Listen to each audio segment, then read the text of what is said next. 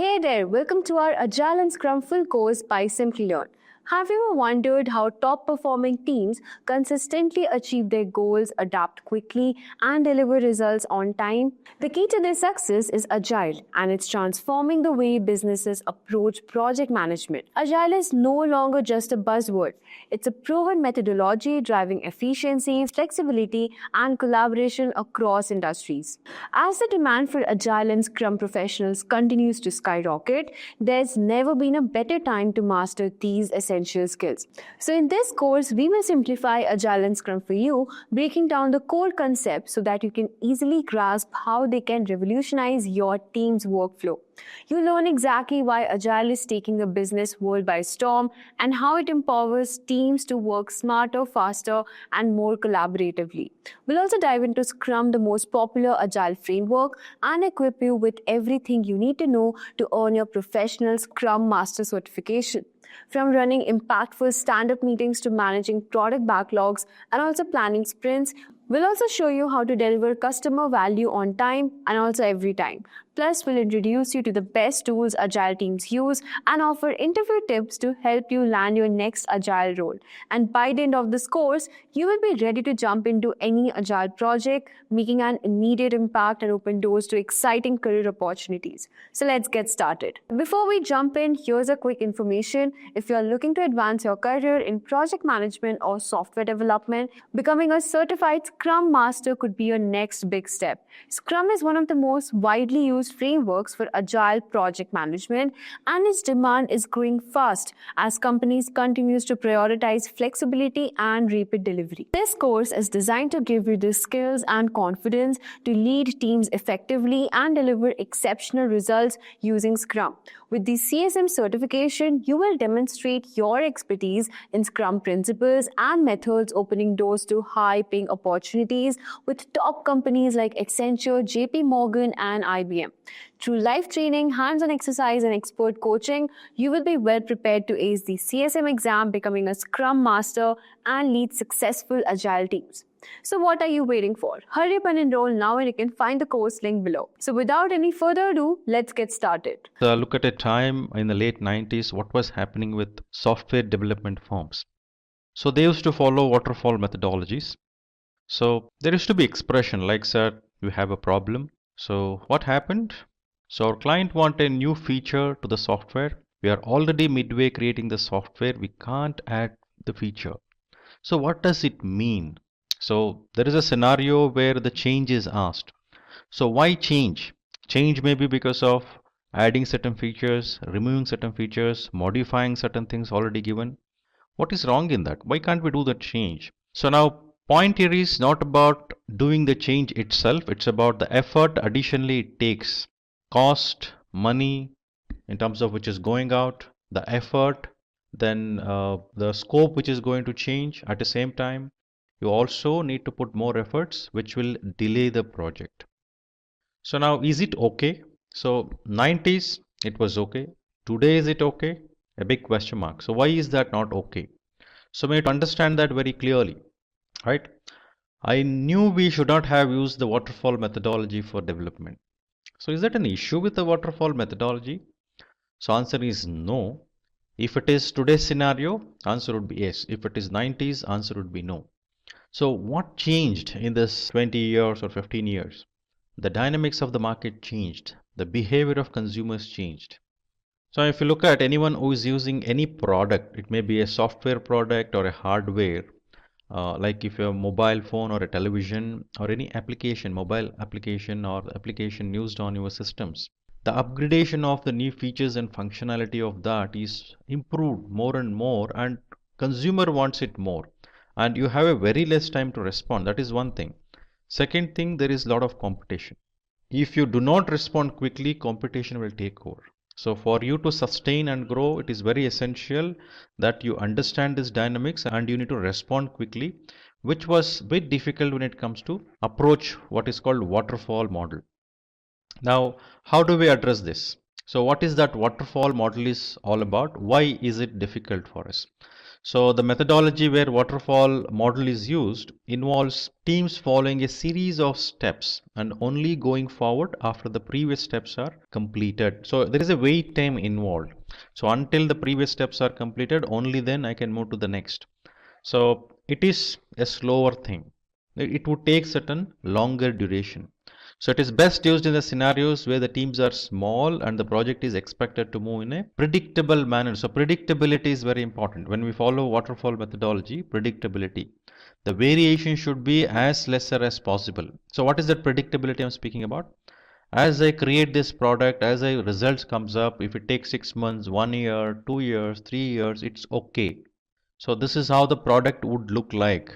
The predictability, how the product would look like, how that particular output would come. So when is that going to come? Is it okay? If I bring that result after 2 years, is that okay? So if everything is okay that way, without any variations as such, very less variations, then it's fine. So because of following waterfall model, uh, what is that methodology? What is that flow? We need to understand that. So requirements gathering and documentation is the first thing what used to happen, which is true in agile methodologies also. But the main difference here is the requirements gathering and documentation happens in detail, a comprehensive one. Now once that is signed off, only then it is moved to the design. Now, based on that requirement which is gathered, which is full, comprehensive, then the design will happen based on that. The consideration of process, the products, the people, the environment, then the design happens, which is again a detailed design. Now, once the implementation starts, if you find any deviations, the correction needs to be done. Since the design is in detail, the deviation possibility is as less as possible. But the challenge comes up when the dynamics in the market, when the dynamics of customer changes. Customer asks for change, then you may require to do the change. Now, when you want to do that change, you may require to do that change only after understanding what would be the impact of this change in the entire output which you're going to create, which is very comprehensive one.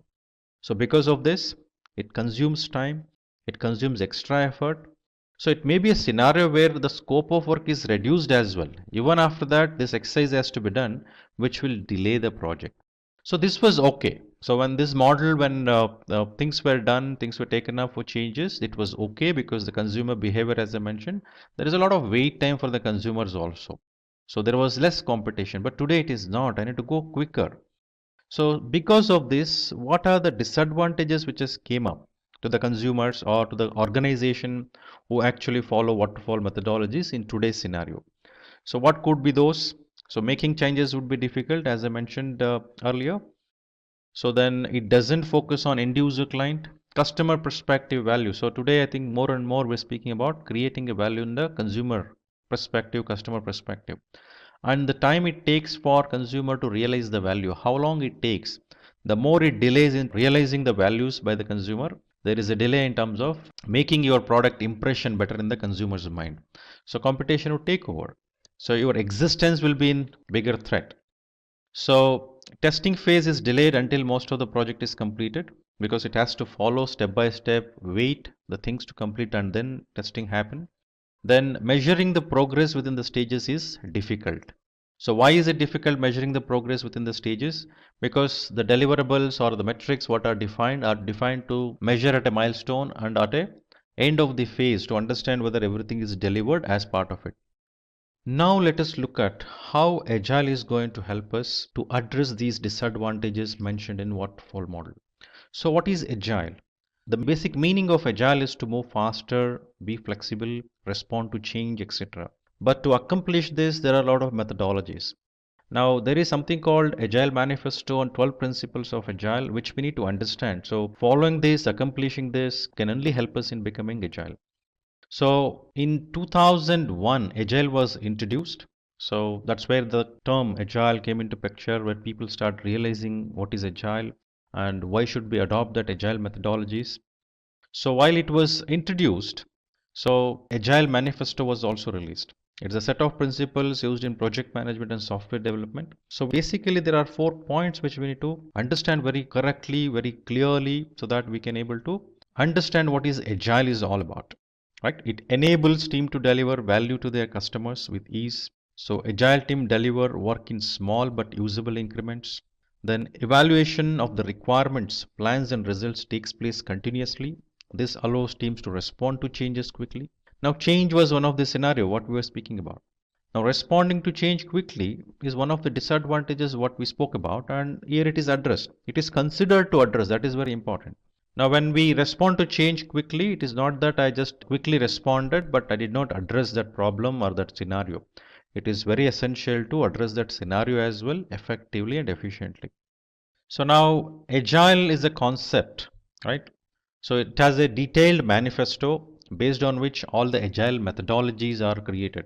So what is this agile manifesto is all about? So it was created during February 2001. So which details out the values and principles of agile processes, which says there are some values which is mentioned in the left, which has more weightage compared to the one which is in the right. Now when we say this, for example, let us go one by one. Individuals and interactions over process and tools. So are we saying we don't value the process and tools? That is not the case. Now let us look at what were the typical issues or challenges anyone would have expressed regarding the processes. So delay, maybe bureaucracy, and they cannot have a flexibility to move faster. So basically delays because of the approval which is not happening because of the processes. Now, how do we address this? So, can I eliminate the process itself? Answer is no, because in the absence of tools and processes, none of the things which we can do easily can exist. So, it should be there. Process and tool should be there. The way it should be defined, it should also ensure there is individuals and interactions, encouraged to have that individuals and interactions while having the process and tools. So, next is working products or comprehensive documentation. So when we say comprehensive documentation, as I mentioned in the waterfall methodology, during the requirement gathering, during designing, there is a detailed documentation which is made. So which take a lot of efforts in creating those. Now while delivering the challenge, what anyone was faced was the change which is coming up and making changes to these documentations, which is an additional effort. Now if we have a working products, if I have a bigger product, in that a module of that I keep creating every small modules of it and start integrating to the base model. Now I will only focus on the documentation for that particular model working piece which I am going to create in the next iterations. Then my documentation changes are less, and also the way I'm making the documentation is initially I would have a full skeleton of the entire product which I'm going to create, the roadmap, and upon that I am going to making the detailed documentation for that only for that working piece rather than the full product itself. Then these working piece documentation which I am going to create, as I create the working pieces I am also getting the feedback because I am doing the interactions with the users, the consumers, the end users. So I get the feedback, I keep making the changes quickly, and then documentation will become accordingly. The small pieces of documentation which happens with those small working modules which are created, and those are consolidated over a period of time. By the time the product ends, you have a comprehensive documentation. The project ends, you have a comprehensive documentation. So it saves a lot of time. So documentation is important, but the way we accomplish the documentation is one by one, not in one go. Next is customer collaboration or contract negotiation. So any engagement or any relationship or any business, can it happen in the absence of contract? Answer is no. There should be a contract. Now how this contract should be when we want to follow an agile? It should allow the customer collaboration. Why are we collaborating? To understand what customer is required, to understand what customer needs is fulfilled, right?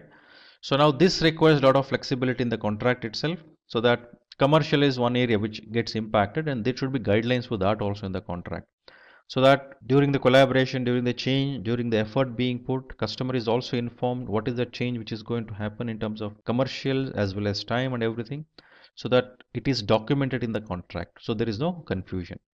Responding to change or following a plan. Now I cannot have a rigid plan, as we were speaking about waterfall methodology, so that we need to go like this only. So based on the scenarios changes, so we may require to change your directions and move faster. So responding to change requires a specific flexibility which is required in the plan, so that I don't have a plan which is very rigid, and that provides some flexibility. That's how I can able to create my plan, so that I can able to move or respond to that specific scenarios which are changing. So this is called Agile Manifesto. And this Agile Manifesto has 12 principles associated with this. Now, keeping this Agile Manifesto on 12 principles, all the Agile methodologies have created their own approaches and framework. Now, let us look at what are those 12 principles, the Agile principles. So, Agile principles. So, here are some of principles that need to be followed to make a processes agile. So, first principle is about customer satisfaction. So, one need to satisfy the customer through early and quick delivery of the product. Now, someone who is hungry, if you give them a water or a food immediately, a piece of bread, at least there is some satisfaction. There is some realization, yes, I got it what I need. So, energy is back. So, it is very much required to ensure seeing things in a customer perspective and customer is satisfied. So customer satisfaction is not a result of the survey what I do. It's about how I deal with the consumer, what is that impact, the perceptions I'm building with the consumer, and what do I know about my customer? Do I really understand the pulse of my customer? How associated am I? How close am I? How am I collaborating with the customer? That will help you to understand how satisfied your customer is. It is very essential to consider customer satisfaction. And the second principle would be welcome change. So changing needs need to be addressed even late in the development process. So change can happen anytime. Now these changes should not become a challenge. So there should be a flexibility in your design itself which will bring in. So that is the reason I think when you move faster, so it doesn't mean that you eliminate or you just keep introducing the defects and move faster. No, that is not allowed. So whenever there is a change in the feature, whenever there is a change to some specific product functionality, accommodating that should become easier. Whatever the methodology I follow, that should help me in terms of accommodating. So I should be welcoming changes. It's okay for me to have the change. So that is not a challenge anymore for me. So principle 3, deliver frequently. So ensure software is delivered frequently, focusing on shorter time scales. As I was mentioning while discussing the manifesto point, like I keep creating a smaller piece of product modules so that I keep putting into the base model and integrating those. And ultimately, once all the features functionalities are integrated, we have a product with all the features and functionalities. So this needs to happen more frequently. So the release of those working piece should happen more frequently, more repeatedly, so that customer is seeing those working piece and experiencing and giving their feedbacks. So quick changes to those working piece, making that will become easier. Then work together. So when I say work together, it is very essential that developers and business individuals need to work together through the course of project, which means involvement of customers, involvement of suppliers, involvement of your own team. Everyone should work together. Each one should understand each other's perspective view. If there is no proper understanding about each other's perspective view, it is quite obvious what was expected, what was delivered would not match. So there should be correct understanding. To have that correct understanding, one should work together, collaborate. So they should speak, express, which is very important. So feedback has to be given by consumers regularly. Similarly, the organization who is doing the project should also keep giving the feedbacks to the suppliers to make necessary changes. And once it works together in a unison, I think that would help in terms of bringing out the results the way it is required. That would help customer to get the value. Motivated team. So projects need to build around motivated individuals and they must be trusted to get the job done. Means when will the team get motivated? When the work what they are doing is acknowledged. When the work what they are doing, the results are seen, experienced, and then feedback is given. There is an opportunity for learning and contribution. Their contribution is acknowledged. Only then team is motivated. When there is a motivated team, when team feels there is someone with whom they can look up to, it is quite obvious team will also come up with certain set of innovation in their mind, giving their feedback as well, involving themselves in terms of getting the results what is required. So it is always essential to ensure the team which is involved in creating the products is always motivated. So I think when we say team, the conflict also come across. There may be a clash between various different thoughts and preferences. So one cannot just shy away. Being a manager, one cannot shy away from it. He or she should involve, sit with the team, resolve those, put things in the right direction. So interpersonal skills are very important here. Next, face-to-face interactions. So which helps in terms of most efficient means of communication, which helps in terms of giving a proper clarity in terms of what is required. So that I sent an email, I expect the person to do it. That is not the case what we're discussing about. So more and more interactions which should happen face to face so that each other understand what requires to be done. And there is a quick feedback which can happen when that particular interactions conversation which keeps happening. So one can understand other perspective view as well. Then working software, so it is a primarily the deliverable which you're speaking about, which has to come regularly. So more and more working piece as it comes. Customer can give feedback based on their experience on this working piece. Instead of just imagining something and then giving the feedback. So it should not look like an hypothesis or something which is in the dreamland. So I told something, the person who heard visualize something else, it should not end up that way.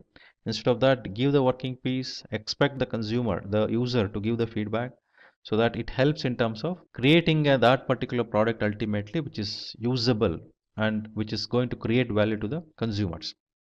So next is constant pace. So agile process promotes sustainable development. So it should not, I did it and I sleep.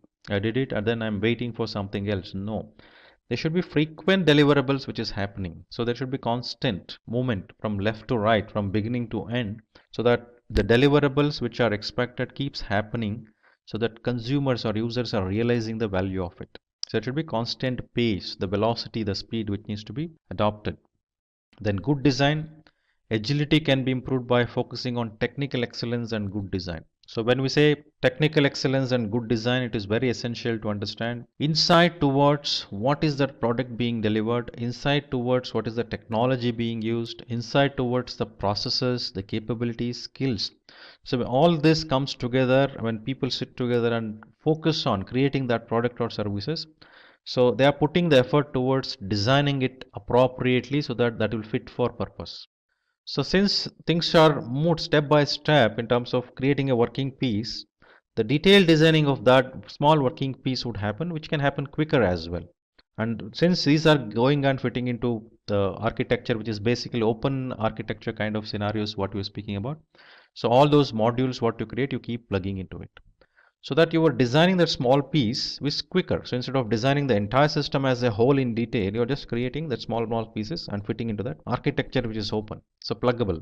So that gives flexibility as well, and changes to the design will become easier if it's not working, and the agility helps in accomplishing that. Simplicity, the amount of work that's not being done needs to be minimized. Meaning when we say simplicity doesn't mean less, right? So the appropriate number of tasks, the minimum number of tasks which needs to be done, and mostly I think all non-value adding activities and processes would be removed. It has to be removed. So the more optimized, more simpler in terms of handling things is always good, so that only those what is required to be done are done. So it is very clearly visible and there will be clarity. Self-organization. So when we say self-organized teams, who is not capable of everything, but when you look at a team as a whole, each one has different skills, many skills, not one or two skills, many skills which they are complementing to each other. So they come together, they discuss together, they focus on the architectures, requirements and design and address it together. So team is also owning. The ownership is one thing when it comes to picture when we say team. So here since team is actually taking up that ownership and organizing themselves to accomplish the results, the products what is required. So then obviously the results will happen the way it is needed and they will become accountable as a team. So they cannot have a blaming scenario where because of one or two members it is happening. They should collaborate better. They should be self-organizing what should happen. So next is reflect and adjust. So when are we going to reflect? Reflect upon what is that happening, learn, understand, keep learning it. Having a reflection to that what is happening means responding to that so that improvement can happen quicker. Effectiveness can be improved by the team regularly reflecting on it. So team is also understanding, team is also having that accountability to ensure that necessary adjustments, necessary actions are taken to make those changes and corrections quickly. So these are about 12 principles. So which supports, which helps that accomplishment of manifesto points, the four manifesto points what is mentioned. So keeping these four manifesto points, four values which is mentioned in manifesto and then 12 principles. So keeping these in mind, any agile methodologies have their own approaches and they accomplish all of this. So further, let us look at some of the advantages, what would be there when following Agile. So we looked at the disadvantages, what we have when we follow Waterfall. So did we overcome those? The disadvantages what we had in Waterfall, did we overcome that using Agile? So what are the advantages of Agile? So Agile is helpful in terms of handling large amounts of interactions between client and project team because it is throwing lights on it. The importance of interactions, the importance of collaboration, the what is that self-organized teams. It is spoken more and more. Then improve transparency to clients in every phase of the project. How this transparency? Because customer is seeing those products. The products with features and functionalities are seen. They're experiencing it, and based on that, they're given the feedback. There is nothing something hidden. Like when I go with Waterfall, till the end of the project, customer don't know what is going to come out as a whole.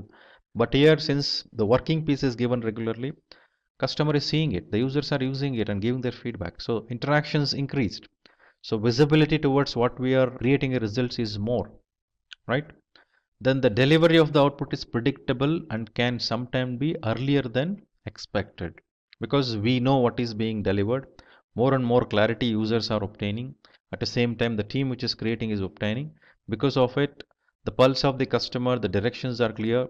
Accommodating changes, which was it was a big challenge in waterfall methodology, has become easier here. So then the cost of the project are predictable and follow a rigid schedule. So it is very easy to handle the schedules because more and more you interact and more iterations or in creation of small working piece of a product, working module of the product.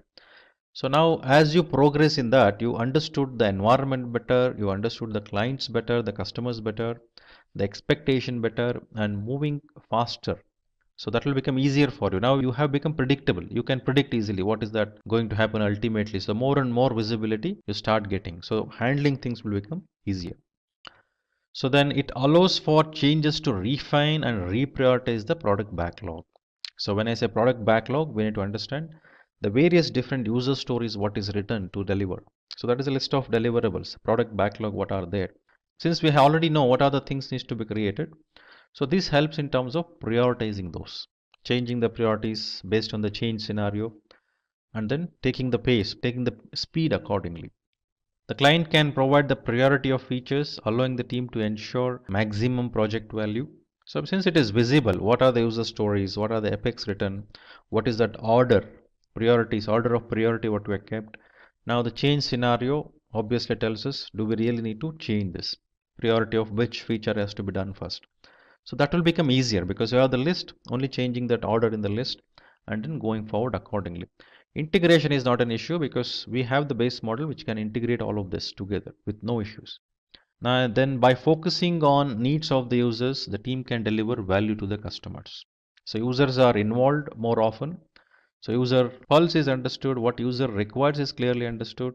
So delivering that value to the customer will become more easier and simpler. So then project is broken into smaller units with high quality development, testing and collaboration because you have that flexibility. So since you have better visibility, you can able to do this and you move one by one, iteration by iterations, you progress further. So those were the advantages of adopting Agile. Now keeping that Agile manifesto and 12 principles of manifesto. So what are the types of typical Agile methodologies we would come across? So there are few which we are going to look at as part of it, which we need to know. So these Agile methodologies definitely considers the Agile manifesto points and then they demonstrate it in their own way. Now Agile methodologies perspective, let us go one by one.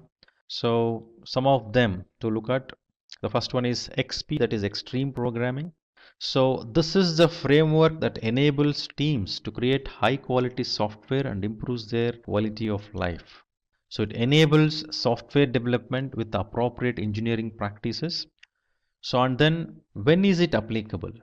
So it is applicable to the scenario where changing software requirements to handle risks caused due to new technology while working with a small extended development team, to use technology to allow automated unit and functional tests. So that is about extreme programming. So next let us look at Kanban. So Kanban is a methodology which is used to design, manage and improve the flow of system. It is actually called as pull system, so visual system. So everything which is actually put on a board and it is visible to everyone, what work need to be done, what is in progress, who has to do, it is very clearly visible. So organizations can visualize their flow of work and the limiting their work in progress. So what is limiting, what is stopping is clearly visible. So generally, if I look at whenever, I'll just take a scenario of a meeting and minutes of meeting, which always discuss about it. Now, when there is a minutes of meeting shared with many people who have participated in the meeting, there are certain action items given to them. For example, now these action items will have a target date to complete, and accordingly, those needs to be closed. Now, when the next meeting happens, when you look at that action item status, majority of them are not addressed. What could be the reason? Is that people are not sensitive about answering or addressing those? So more than that, the prioritization changes. So one important thing we need to understand how Kanban works here is it is a visual system compared to that minutes of meeting which is not visible to us always. The Kanban board is visible to us always. So one which is visible to us always makes us put a conscious effort to close it because our name is indicated on the board. The work need to be completed is mentioned against our name. Then we need to take it up and then close it. So it pushes it. We will put a conscious effort because it is visible. And I cannot build any stories telling that why I did not do, why did I not consider this as a priority rather than consider something else as a priority. So this Kanban straight away addresses it. And then it's also called as pull system because people pull the work from it and then complete. Right. So where is this applicable? It can be used in situations where work arrives in an unpredictable fashion. So that means it gives a lot of flexibility in terms of adapting to the changes which are happening, the dynamics environment. So it is also used to deploy work immediately without waiting for other work items. So since it is visible, I think things can go smoother, easier, so that people are owning it rather than just disowning it. So now let us look at lean. So when we say lean, it is very important for us to understand that value is always in customer perspective and elimination of waste. These are the two things mainly spoken about. So lean is a set of tools and principles that aims to identify and remove waste to increase the speed of process development. It focuses on maximizing the value to the client, ensuring waste is minimized. So when you look at visualize a processes, process interfaces and the flow. So the interface certain way. So unless the output of one process or procedures getting into another process. So that flow should be smoother, like many pipes connected together and water is flowing. So let us assume series of pipes which is of around 1 feet in terms of diameter of each of the pipes. Water is flowing in between if you have a pipe which is of half a feet. Now what happens to the downstream after that half feet pipe? The entire capacity in the downstream, even though it has 1 feet diameter pipe, it leads to the waste, underutilized capacity because this has become bottleneck. Now such bottlenecks, such the one which contributes to the waste has to be eliminated. That is very important. So value should be seen in the consumer perspective and that value would happen only through the series, value streams. Then in this value stream, the identification of the constraints and bottlenecks and elimination of waste. Now what are the contributors of waste? So waiting time, more often changing things, moving from one place to another place, allowing defects to flow which leads towards a rework. So all this, likewise many things which actually end up in giving the waste. So one has to visualize, understand, realize what are those non-valuing activities and eliminating those is very important, right? So now when is it applicable? Lean principles apply to any sector where there is waste of any form. So it can be applied easily. So one is to know that. So that it should be effort which needs to be put with the objective to accomplish. So your ability to move faster, your ability to create that product which is more efficient. So only you can achieve it. The effective results can happen only when there is a lesser delays or lesser waste, non-valuing activities. That needs to be understood and eliminate those. So next, one of the popular methodology would be Scrum. So Scrum is a framework that is used by teams to establish a hypothesis, trying it out, reflect on the experience and adjust. It is used to enable teams to incorporate practices from other frameworks depending on the team's requirement. It's a simple framework which speaks about a product owner, a Scrum Master, a self-organizing team. So some of the terminologies what it uses is a sprint, daily scrum, product backlog, sprint backlog. So it's very essential to understand this framework simpler and able to adopt it is also very easy. When is it applicable? It is used when cross-functional teams are working on product development, when work is split into more than 1, 2 to 4 week iterations. So these iterations are called as sprints, small time-boxed iterations. So this will also help in terms of accomplishing the results, provides that flexibility and able to move faster. Then Crystal.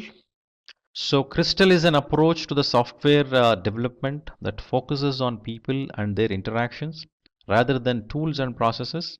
It is aimed to streamline processes and improve optimization.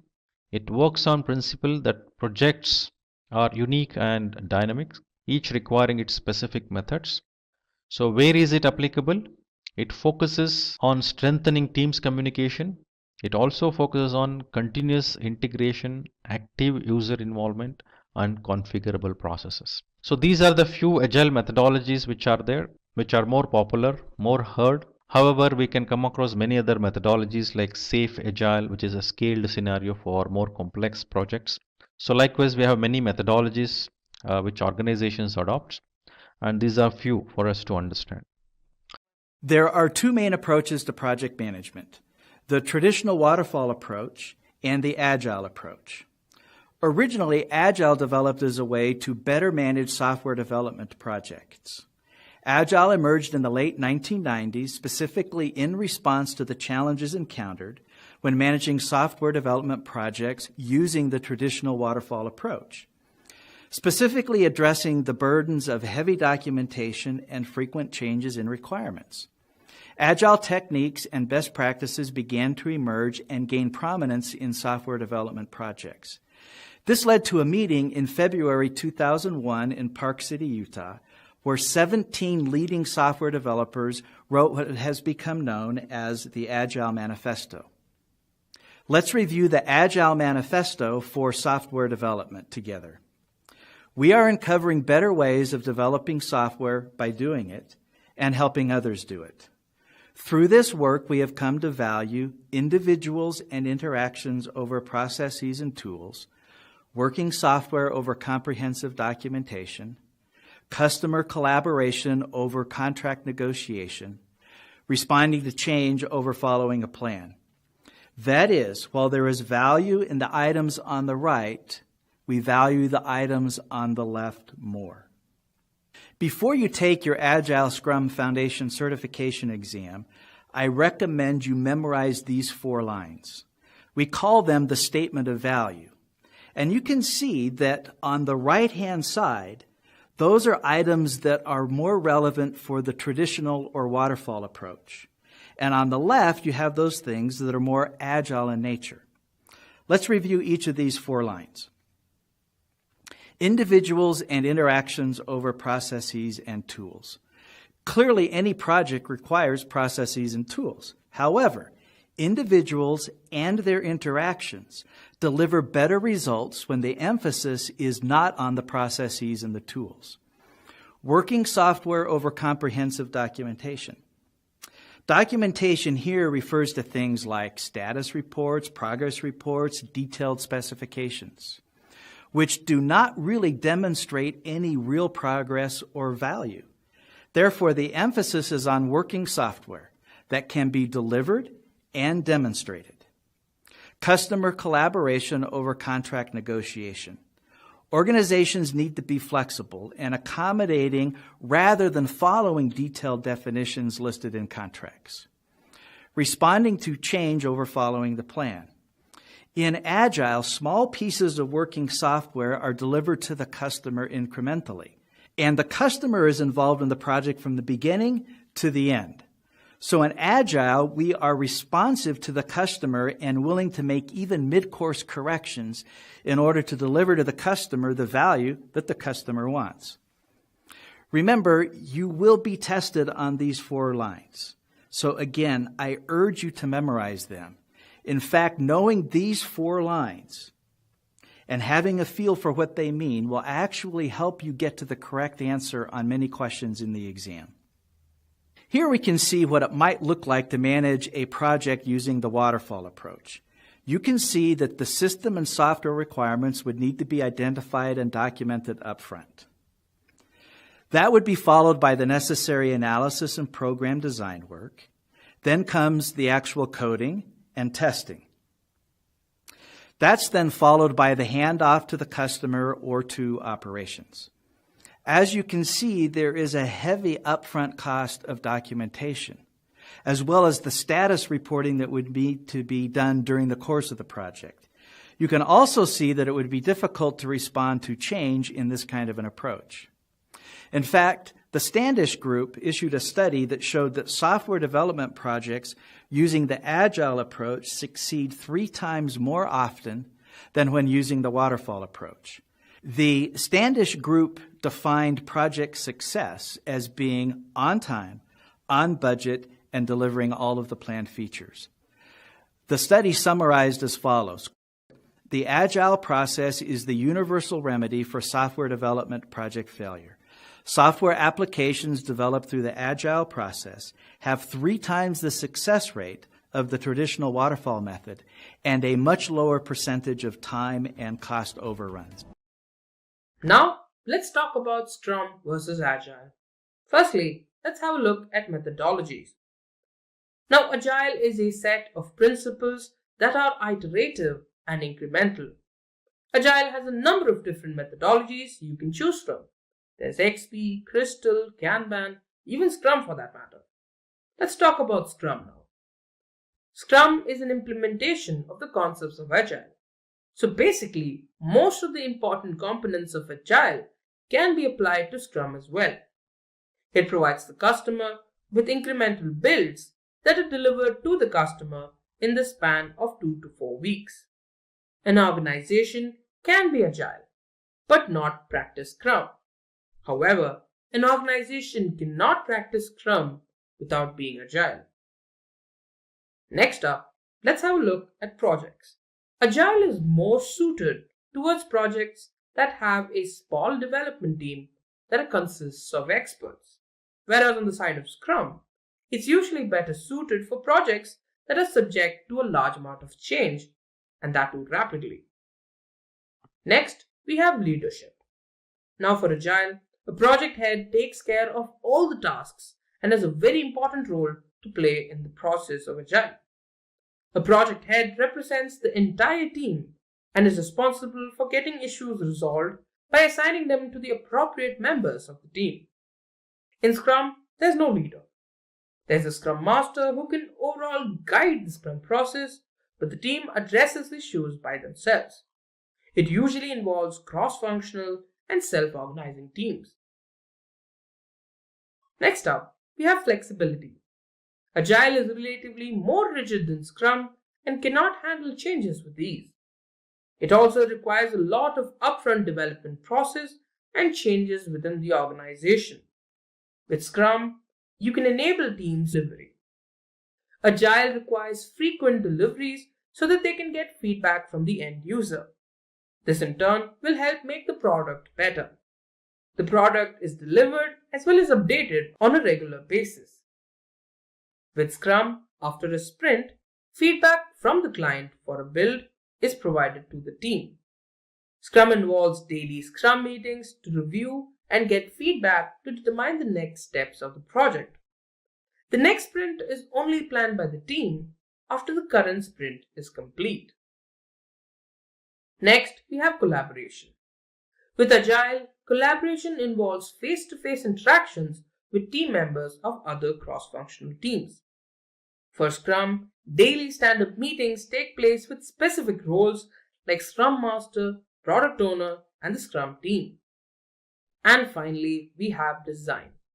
With Agile, the design, as well as its execution, it's relatively simple. With Scrum, the design and its execution can be innovative and experimental. So you might be wondering, which one should you choose? Now, among both these options, there's one thing that will remain common: Agile. Now, what you can decide upon is which Agile methodology you will be choosing. Is it Lean? Is it Kanban? Or is it Scrum? Now, if you do want to know more about how Scrum and Kanban are different from one another, you can check out our video, Scrum versus Kanban. Kanban comes from the Japanese word kanban, which literally means signboard. Like Scrum, Kanban is a popular agile framework that is a visual system by which the work can be managed with ease as it progresses. Kanban uses something known as the Kanban board to make these things possible. With this, you can easily identify bottlenecks and then fix them cost effectively at optimal speeds. The main focus with Kanban is transparency. Since everything related to the tasks are on the board, everyone can keep themselves updated. It also ensures that teams focus on their current tasks until they're done. This limits the amount of work that's in progress.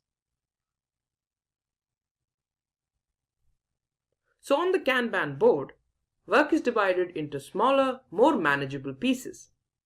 The work that's needed to be done is written on a note or card and placed on a board.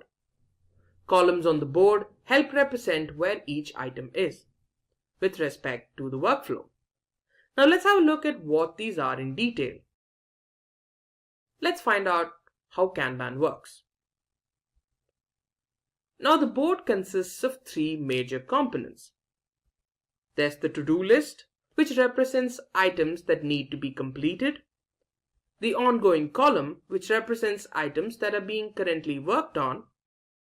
And the completed or the done column.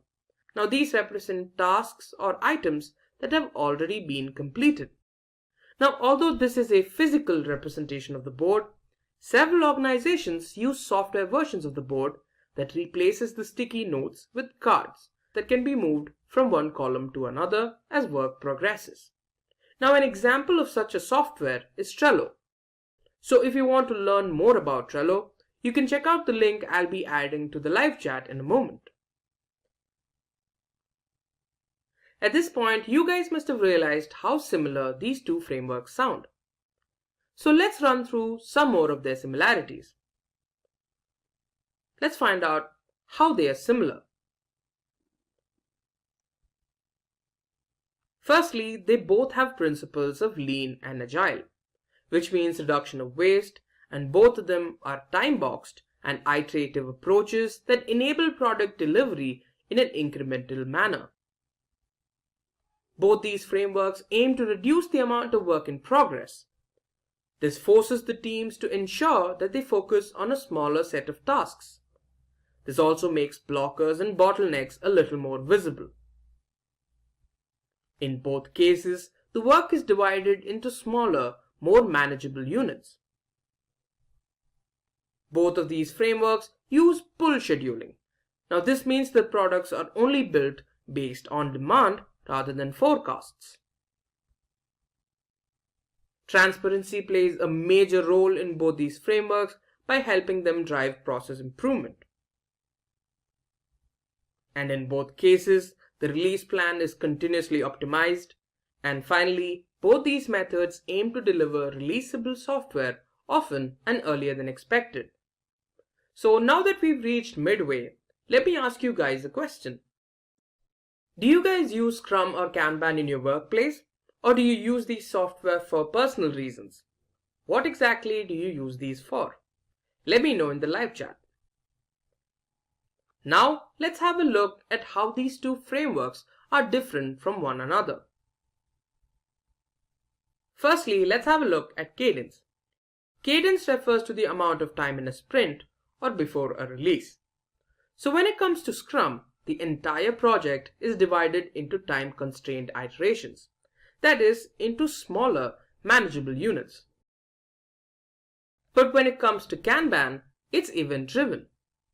The next criteria we're going to have a look at is release methodology. In Scrum, releases take place after each sprint, which usually takes 2 to 4 weeks to complete. For Kanban, releases take place in the form of continuous delivery. They happen in such a way that changes like new features, configuration changes, bug fixes and experiments get to the users in a safe, quick, and sustainable manner. Next up, let's have a look at how changes are addressed in both these frameworks. In Scrum, no change can be made while the sprint is in progress. Once it's complete, changes can be considered in the sprint plan and then added to the sprint backlog. With Kanban, changes can be made at any time and incorporated into the workflow. Now, let's consider the metric that's being measured. In Scrum, for planning and process improvement, velocity, which is the measure of the work that can be completed by a team in a sprint, is the key metric. In Kanban, lead time is the key metric. This represents the period of time between a new task's appearance in your workflow and its final departure from the system.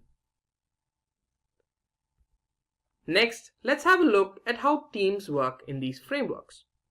In Scrum, you need a cross-functional team to achieve your goals in a sprint. In Kanban, cross-functional teams are optional, but specialized teams that focus on particular aspects of the workflow are required. Now, let's talk about new additions. In Scrum, just like handling changes, you can't add any items between a sprint or an iteration. In Kanban, new items can be added to the board as long as there is capacity available for it. Now, let's have a look at the job roles within these frameworks. Scrum has three major job roles: Product Owner, Scrum Master, and Scrum Team. With Kanban, you don't have any specific job roles. Now, let's talk about representation. Or moreover, let's talk about how data can be represented. With Scrum, the board needs to be reset once a particular sprint is complete. With Kanban, the board stays persistent throughout the entirety of the project. And finally, let's have a look at project length. With Scrum, it's better suited for longer projects. And with Kanban, projects that can be completed in a shorter period of time are better. So which one should you choose? Now, selecting from these two methods is mainly based on the requirements of the team. Do you expect your project to be shorter? Do you want to make changes at any time? You don't want to set up job-specific roles? Then Kanban is the framework for you. Or do you want a long-running project with different job roles and involving cross-functional teams? Scrum is the answer for you. Based on the differences we discussed in the last topic, you can make an informed decision. Now, let's have a look at some of the popular companies around the world that employ both these frameworks. Some of the companies that have successfully implemented Scrum are Facebook, General Electronics, and Adobe. Companies that have implemented Kanban are Siemens, BBC, and SAP. So are you interested in becoming an Agile Scrum professional? Here we have Certified Scrum Master CSM Certification Training course. So hurry up and enroll now. Find the course link in the description box. What I want to do, team, is I want to, before we get into the user stories, I want to go to the whiteboard and I want to just give you a little bit more information that might help us in organizing our discussion that we're about to embark on here. So a word that is not in our slides is themes. Themes are epics and user stories grouped together. You know, similar epics and user stories grouped together for planning purposes. So an epic is big. You would never do an epic a theme in a sprint. It's too big. So it's used for planning purposes. Below that, I would put epics. Epics are low priority, large user stories, meaning that an epic will eventually have to be disaggregated into multiple user stories. The reason it would be low priority is because if an epic was higher up on the product backlog, it would have to be more detailed. That's when you would break it down. So epics are usually going to live at the lower priority levels of a product backlog, and as user stories are completed and the epic rises in priority, it will eventually be broken down into more manageable user stories. So great big low priority user stories. Then we have user stories themselves. User stories are functions or features that the product owner wants to have developed.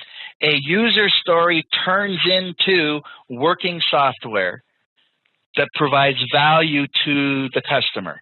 And the product owner is the customer voice. The product owner is the one who would accept or reject completed user stories. And then there are tasks. And a reminder, when we were talking about the sprint planning meeting, we said the sprint planning meeting is got two parts to it.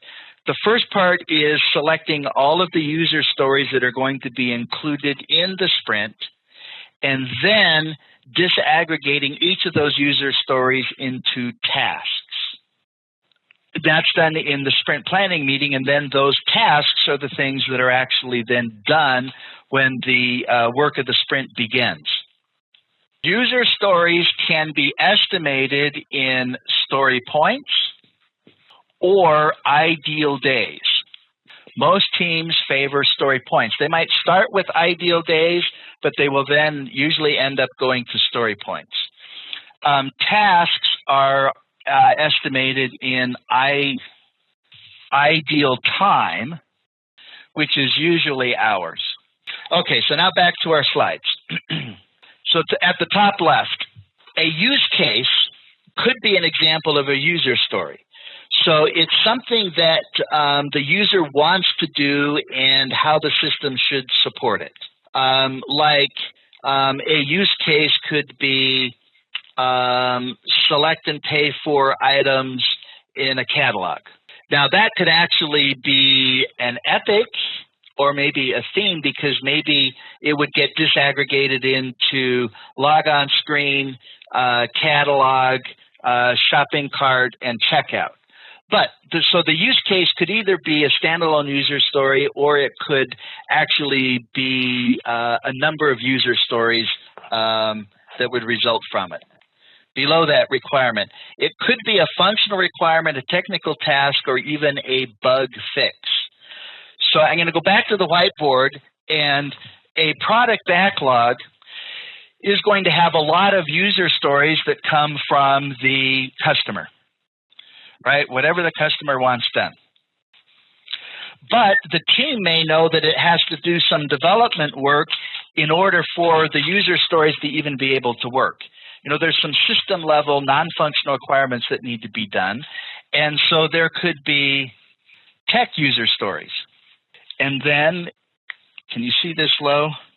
I can't see your chats, but then there could also be defect user stories. There could even be risk user stories. Now, what could happen is that the product owner ranks these in priority. So this one first, then that one, then that one. And the team says, well, the only thing is that we have to do some development work before we can actually do user story 2.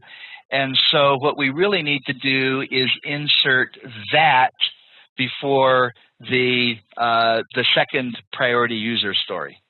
And so the priority of the user stories in the product backlog, while it might start with just being, you know, simple functional user stories coming from the product owner, it will evolve until it includes some other things that are also considerations when it comes to priorities, because of, you know, successor, predecessor relationships, dependencies, and things like that are considerations.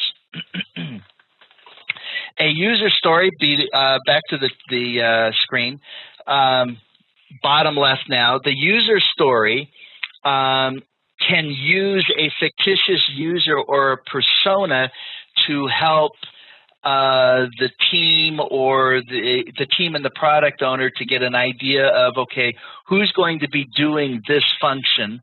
What are they going to need in order to be able to complete the function, etc. So you try and come up with an actual, well, a fictitious, but a person who's actually doing it to kind of get out of the realm of, listing requirements and, specs and things like that and say, okay, what's the user experience need to look like? Top right, template. A portion of a user story is, let me back up. So a user story card is usually going to contain a brief description of the user story using some kind of a meta-language format, like we're suggesting right here. As a user or persona, I want this feature so that I can. So not unlike our estimating session here. As a frequent traveler, I want to eat grapes so I can be healthier. In the one that we didn't do, the inventory system, as a customer, okay, there's a user. I want to get cash back so I don't have to wait in line at the bank. Okay, here's another user story. As a consumer, I want the shopping cart functionality to easily purchase items online. And maybe that could be customer as well. As an executive, right, as a suit, I want to generate a sales report so I know which departments need to improve their productivity. As a buyer, so you can see I tried to come up with these different roles right here, executive, buyer, sales rep, etc. And that's the format. As a type of user, I want some kind of goal or feature, and so that's some kind of a reason. Below that, connect the dots by writing all of the user stories necessary to uncover the entire use case. So like we were talking about right here, if you want to be able to purchase items online from a catalog, that might be multiple user stories in order to support that use case. And so, of course, we would want to be able to connect the dots and see where all the user stories fit into the overall goal of the project or release. And the stories, excuse me, are grouped to form an epic or higher level story, so epic or theme. Stories can then be split into child stories or tasks, and so that's what we were covering before, right? So you have themes up at the top. That's the biggest grouping, if you will, used primarily for high-level planning purposes. So you have your themes, then you have your epics, which are large user stories, low priority, and they're going to have to be broken down into smaller user stories. Like in the question that we had at the end of the last section where the product owner needed something done and the team said, well, based on the size of this user story, it's going to take 3 sprints to do. Well, a user story has to be small enough to be completed within a single sprint. So a sprint can contain more than one user story, but a user story cannot span sprints. So that feature or function that was in the question was probably more like an epic. It was something that would need to be disaggregated into smaller user stories, or perhaps it was more of a use case that would need more than one user story in order to actually deliver the overall use case. Let's see, as a product supervisor, I want to see an unfinished part list at the end of the day so that I can reallocate work the next day. Great user story description. Well done, Viraj. Did you hear that, team? As a product supervisor, I want to see an unfinished part list at the end of the day so I can reallocate work the next day. That is a well-crafted description of a user story. Now, here are some things that I want you to memorize. You were hoping I was done with the memorization part. So I want you to remember that we have to invest in our user stories. And I was going over to the whiteboard and I didn't change cameras, so let me do that. I recommend, figuring out how you memorize best so that you can, not if you wanted to, what I recommend is being able to write out all of this stuff on plain white scrap paper in about 14 minutes, because that's the amount of free time you have in the tutorial when you're at when you're taking the test. Exin does it a little bit different. You maybe won't have a tutorial. The only time you'd have a tutorial is if you were at a center taking a test. Exin has other options, like you can do a paper-based test where you get a third party, a buddy or somebody who will agree to sort of proctor the test for you, or you can do it on your laptop all by yourself. And they have software that watches you while you're taking the test, and they require you to take the laptop and do like a 360 so that they can verify that you don't have any cheat sheets up on the wall or anything like that. But the point is you got to have this memorized, whether you're going to dump it out onto paper or not. When I took the test, I actually did the paper-based option. And that was because of some time constraints, and it was the quickest way to get me into the test. And so I didn't write out any of the stuff I'd memorized, but I had it memorized, and I had it memorized well enough that I could kind of recall it in my mind's eye. Okay, so we're talking about user stories, and you have to invest in your user stories. I like memorizing things by creating these charts that have the first letter of the word or phrase that you're memorizing in a separate column. And then I make up a story, that reminds me that I've got to have INVEST. This one is pretty easy. Probably just invest works. So let's go over that. I stands for independent. Independent, meaning that each user story stands on its own. You don't have, when we're doing Scrum, you don't do a user story that won't result in working software. We just talked about the description of user stories, right? So it's a user that needs some kind of functionality for some kind of a reason, and they're all independent. Will they work together? Of course they'll work together if that's a necessity, but if you developed a logon screen, you could demonstrate working software for the login screen. There might be another user story that is, has to do with displaying the catalog and being able to flag or select items that you want to purchase. But there'd be working software for that. Would they work together? Yes, but each user story would complete or result in some kind of working software, and they have to be independent. Negotiable. Negotiable in the way the user story is going to be implemented. The product owner doesn't dictate to the team. The team doesn't say it's only this way and we don't want to hear anything from you. So there are discussions about the size and implementation for each user story. So the product owner can't make it so detailed that there's no room for discussion and the possibility of the team coming up with solutions other than what the product owner was attempting to dictate. V stands for valuable, meaning each user story has to create value for the customer or the end user. E has to be estimable, as in estimatable, except estimatable is not really a word, it's estimable.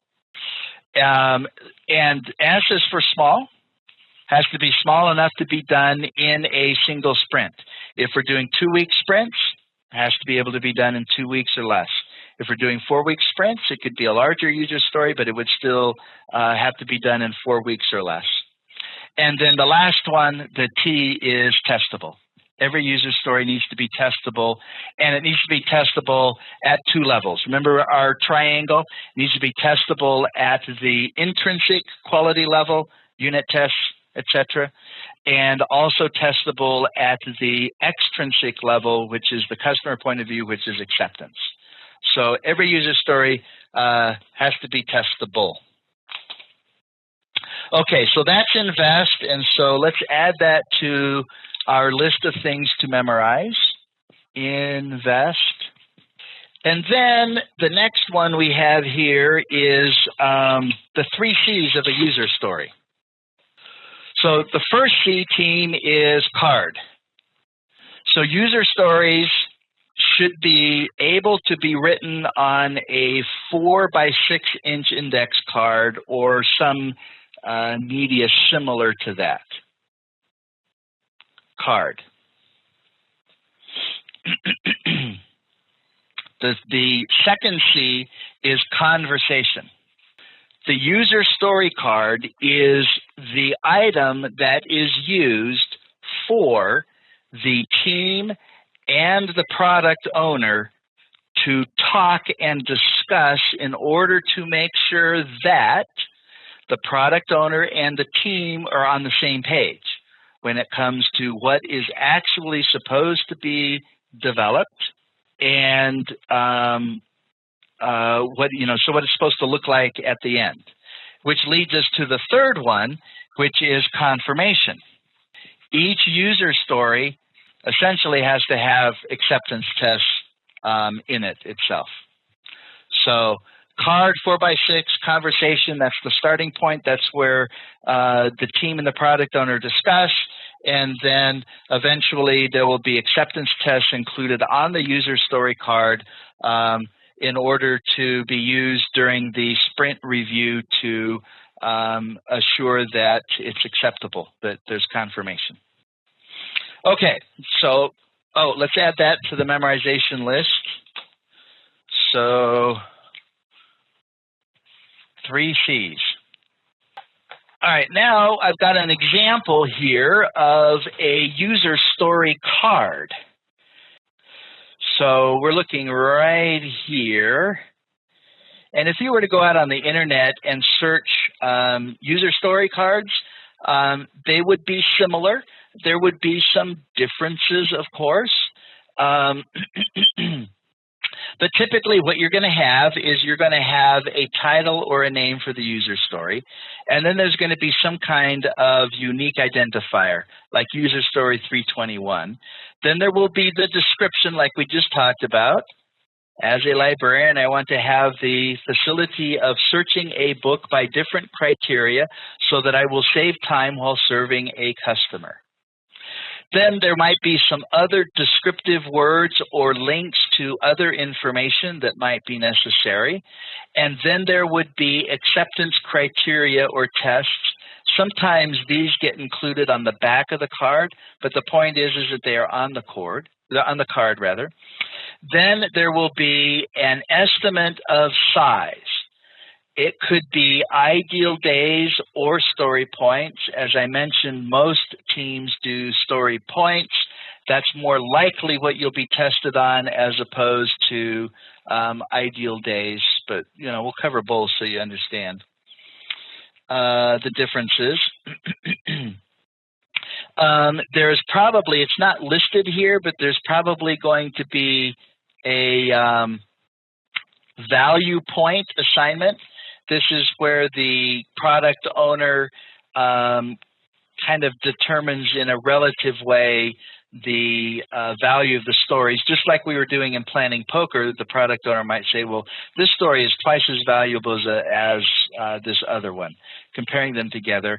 And this is what these value points are what's used to prioritize the user stories.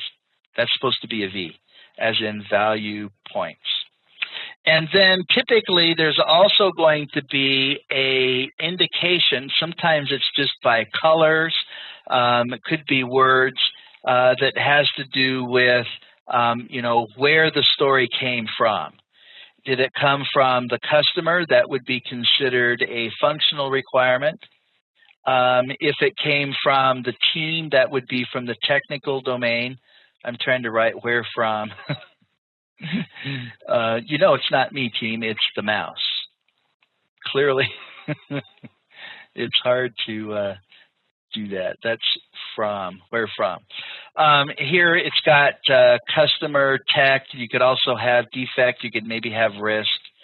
And then there's also going to be an X factor, which would be some kind of word, probably like stable, erratic, incomplete, something like that, to so that the team is designating the user story in respect to the amount of uncertainty or risk that's associated with that user story. And because all of that's a part of the story, right? The story is going to be turned into working software. There may need to be some efforts to actually figure out how to actually do that user story. So that's the X factor. Over to the right here on the same chart, we have some comments about if you are using a software package, excuse me, like Trello or Jira or something like that, excuse me, the user story cards will generally be able to contain more information using, you know, dynamic links and things like that. Could even include things like responsible team member, or depending on how you're doing it, you would break the user story down into tasks, and you might have team members assigned to various tasks for the user story. Okay, so that's typically what a user story card is like. Sometimes they're cards, sometimes they're like on sticky notes, and they're put up on a Kanban board if you're using Kanban to track the project. If you have a story that is too large to be completed in a sprint, it's going to have to be subdivided, or we call it disaggregation, into smaller user stories. And there's 3 ways that we're proposing here that you could go about doing that. You could split it based on operational boundaries. For example, as an operator, one needs to manage reservations, which could be split. For example, there could be one portion that is that has to do with making a reservation, another one that has to do with modifying it, and yet another one that has to do with canceling it. So that could be split into, in this construct here, 3 separate user stories. You could also separate based on exceptions or cross-cutting concerns. For example, in the beginning, develop only one main path, like accept repayment for a loan. Then address exceptions, like what if a person overpays? Then come up with a user story that recognizes that and processes a refund, and or gives the option of allocating the overpayment to a future payment or something like that. And then also adds on other concerns like the check access restrictions or record name of operator. So maybe, you know, when you're working on accepting payments or processing refunds, it's going to check on who the operator is, or track that, so that if at a later time, you know, who was it that gave this refund here? Well, you could look and see, you know, okay, the operator's name was recorded.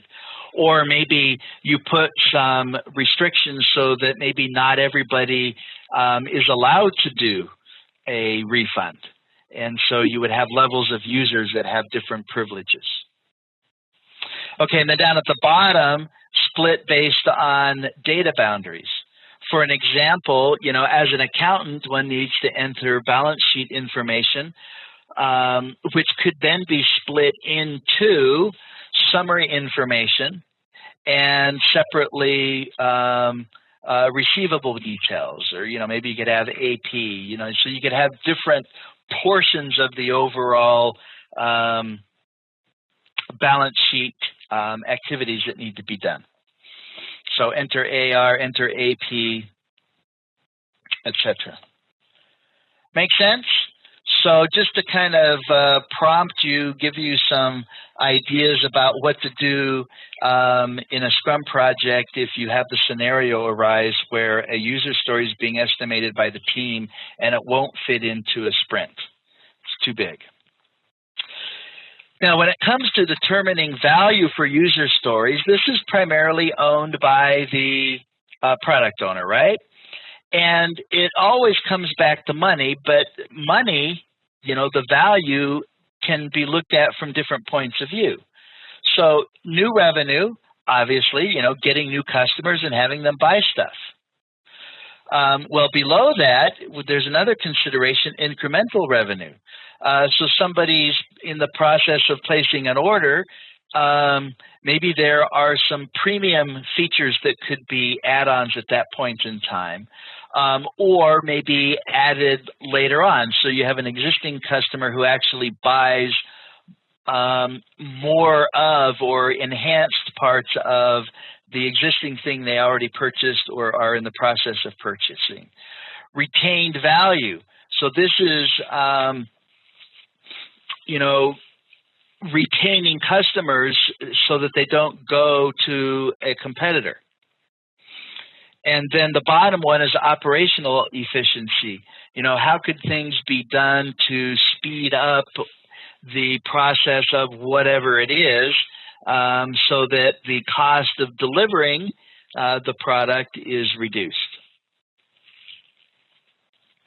So this then leads us to a discussion about priorities, recognizing that there are some priority concerns that come from both the customer domain as well as the technical domain.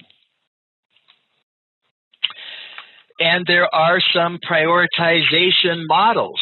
If we look right here, there is value-based prioritization, and the hierarchy of that would be high value, followed by high risk, followed by high value, and then low risk, followed by low value, and then low risk. So, we might have written this a little bit differently, but that's value-based prioritization, and this is primarily the product owner with maybe some input from the team, just simply deciding what he or she wants done most, listening to the team say, well, there's some, greater risks with this user story than that, and so you'd probably want to persuade the product owner to take care of high-risk stuff first, because that would have an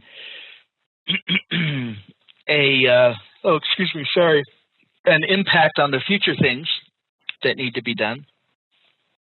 There's the Kano model, which looks at each of the user stories and classifies them as being mandatory, linear, or exciters.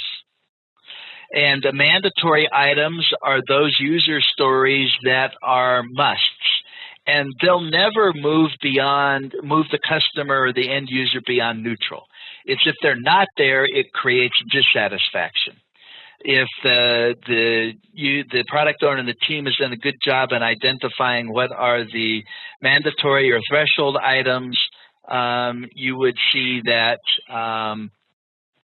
it just gets it to neutral. That's what's expected for the product. Linear items, user stories, are those user stories that as they are implemented progressively throughout the project and added to the feature set, it will linear increase customer satisfaction. And it can be, in their absence, dissatisfaction, all the way up to high implementation, creating a great deal of satisfaction for the customer. And then the third category is exciters and delighters. And those are features or functions, those are user stories that are not mandatory. And the absence of them will never result in satisfaction going below neutral. But by adding them, you could create excitement and delight for the customer. These would typically be things that are features that would be included in a premium version of the product, or maybe add-ons that are promoted, at the point of sale. Have you thought about this because it'll really help you, or whatever. So that's the Kano model, and then there's Uyghur's relative weighting method. And this is all using numbers. So each feature is given a value for its benefit, and its penalty, given a value for penalty, meaning what's the pain if that feature or function is not included. And then there is the cost side and the risk side. And then those are all calculated together, and that results in, a ranking or a hierarchy, which gives you the priority for the user stories. We also talked about Moscow, didn't we? Did we talk about Moscow? Moscow is another prioritization model. Must, could, I said that differently. Must, should, could, won't. Moscow, MSCW. Must, should, could, won't. And we talked about that one. Thank you for that confirmation. Does it seem like a long time ago, or is it just me? I know it was just last weekend, but it's like last year. Okay, so now let's talk about velocity. Priyanka, that is exactly right. So velocity is the capacity of the team to complete work in a single iteration. So the team has estimated the user stories for size or ideal days, and the sprints are going to be 3 weeks in duration. Obviously, not all user stories can be completed in a single sprint and be done with the project. Well, I guess maybe I shouldn't say obviously. When I'm saying that, I'm thinking, well, maybe you had a very small, short duration project, so you could. But the point is that it's the team's capacity to complete work in a given sprint. And it is an observation. It's not a prediction. So if we're working on sprint 5 and we're working on determining what our velocity is, then it would be the average of the previous 4 sprints. If there were any outliers, you would disregard those. And so it's an observation. If we look over to question or box number 2 here, velocity is used to deal with determining how many user stories we are going to include in a given sprint, and also how many sprints are we going to need to create a release or a set of user stories. And here's an example. In box number 3, a team completed 5 user stories that were sized 5, 3, 8, 13, and 2. 2 user stories, each sized 5, were left half complete. What is the velocity of the team? And the answer is either going to be 31 or 36. 31 is the sum of the completed user stories. If you were 36, you were claiming half of the 2 that were 5. So that would be a total of 10. So you claim half of it, which would be 5, would take you to 36. But it's not going to be 36 because the only thing that counts towards progress is working software.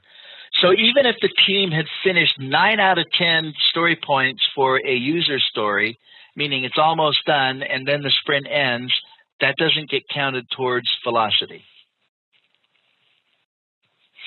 And you don't mess around with velocity.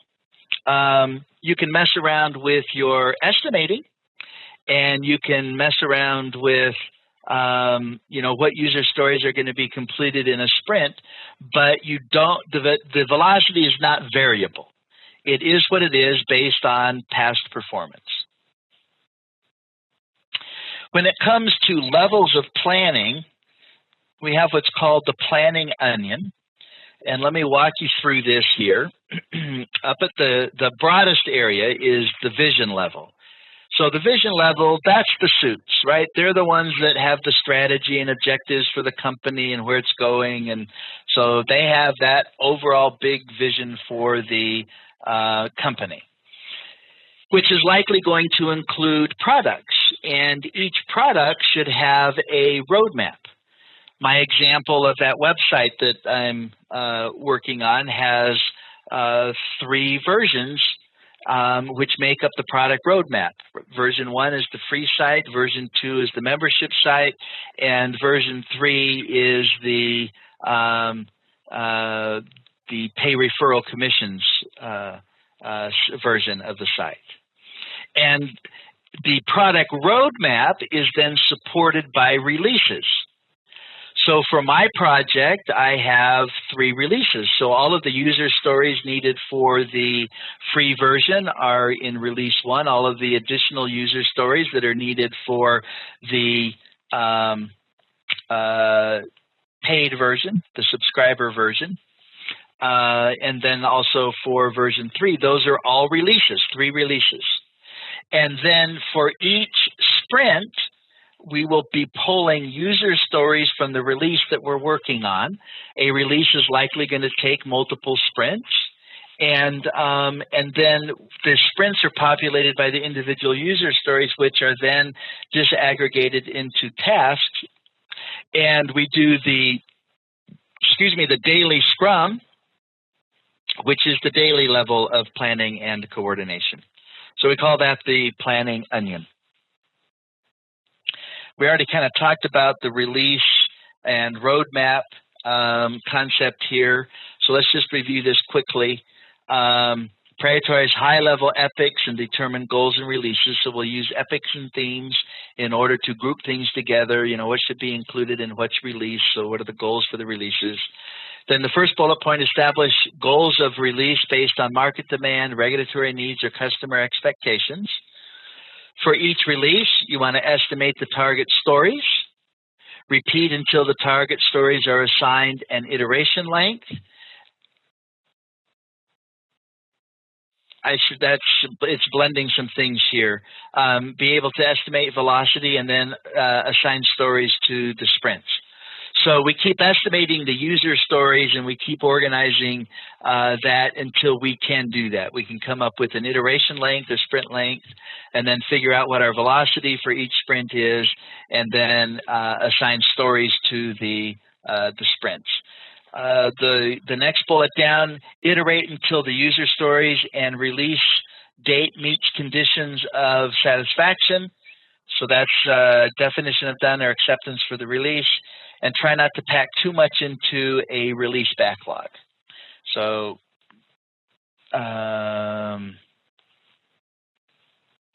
just like you would not want to pack too many user stories into a sprint. You want to have the timelines appropriate and what are included in the events make sense. Okay, so here's a bit more about release planning on this slide here. You've got the product backlog here on the left, and then we might come up with a release plan, which could be flipped and could be looked at horizontally. And you probably plan about 3 releases in advance, or at least you're doing more of the detailed planning on that. Because things are going to emerge when we do, sprint 1 that's going to help in sprint 2, and things that happen in sprints 1 and 2 that are going to help release 3. And then you've got, your subsequent releases where we're just doing very high-level planning. It's called rolling wave planning, where we do detailed planning for things in the future in tandem with doing high-level planning for things in the future. Did I say that right? Detailed planning for things in the near term in tandem with high-level planning for things in the future.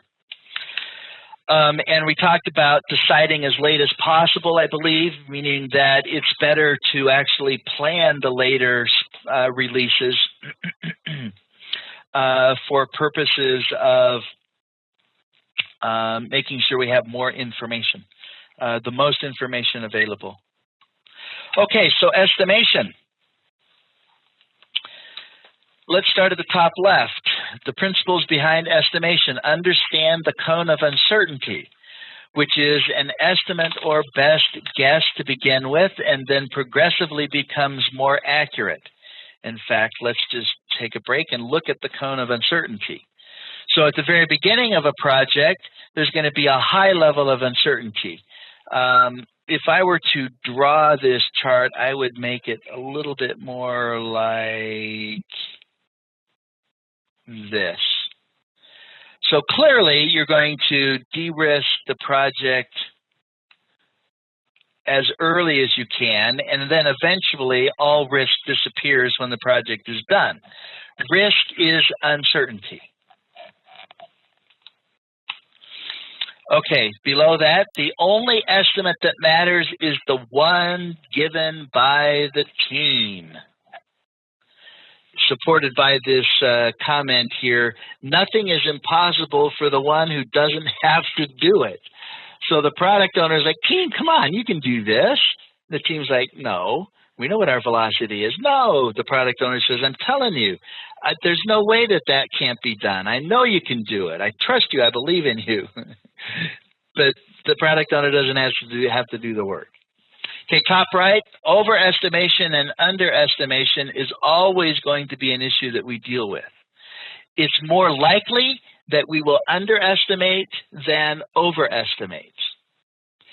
And by looking at our velocity from iteration or sprint to sprint, there could be some information that is showing us that we're underestimating, for example, meaning we're thinking the user stories are smaller than they are, and that we can get, a certain number done in a sprint, and then there's a fail. Well, that would mean then that would be discussed during the retrospective, and then we would do something different going forward, which might include doing some re-estimating. Scrum estimating is not necessarily more difficult. However, Scrum exposes bad estimates sooner, which is a good thing. When we were doing our planning poker, you could see that the first time as a team, we didn't know each other. We didn't know everybody's thoughts and concerns. And those kinds of things, get shared and absorbed as a project goes on. And so there's a higher awareness of that. So what we would say is that using estimation techniques, Scrum estimation techniques, might be more inaccurate at the beginning of a project, but they will quickly become very accurate as the project advances forward. Let's see, there's a question here. Can velocity be increased over a period of time for the project? Yes, it can. Now, it's not that it will increase if the team is learning how to work together better and better. You would expect that, if I can just use my mouse here, if we were tracking velocity, so this would be points completed over here. Let me just do PTS for points. And down here is time.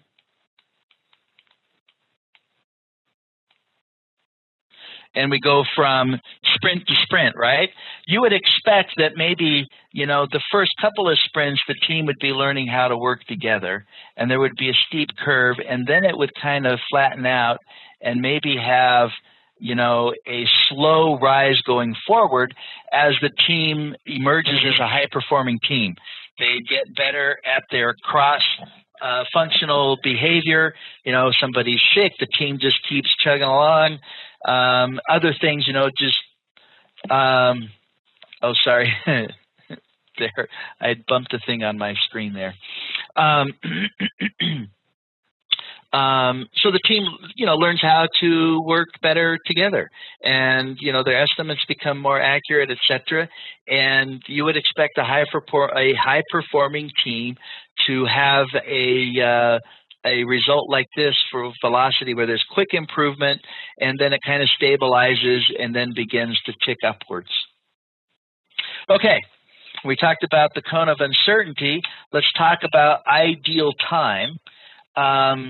When we do estimating for user stories, we do it in ideal days. When we do estimating for tasks, we do it in ideal time, which means hours. I think that's on the whiteboard, or it was on the whiteboard. Oh, it was on it. So ideal time is the amount of time it takes to complete a piece of work.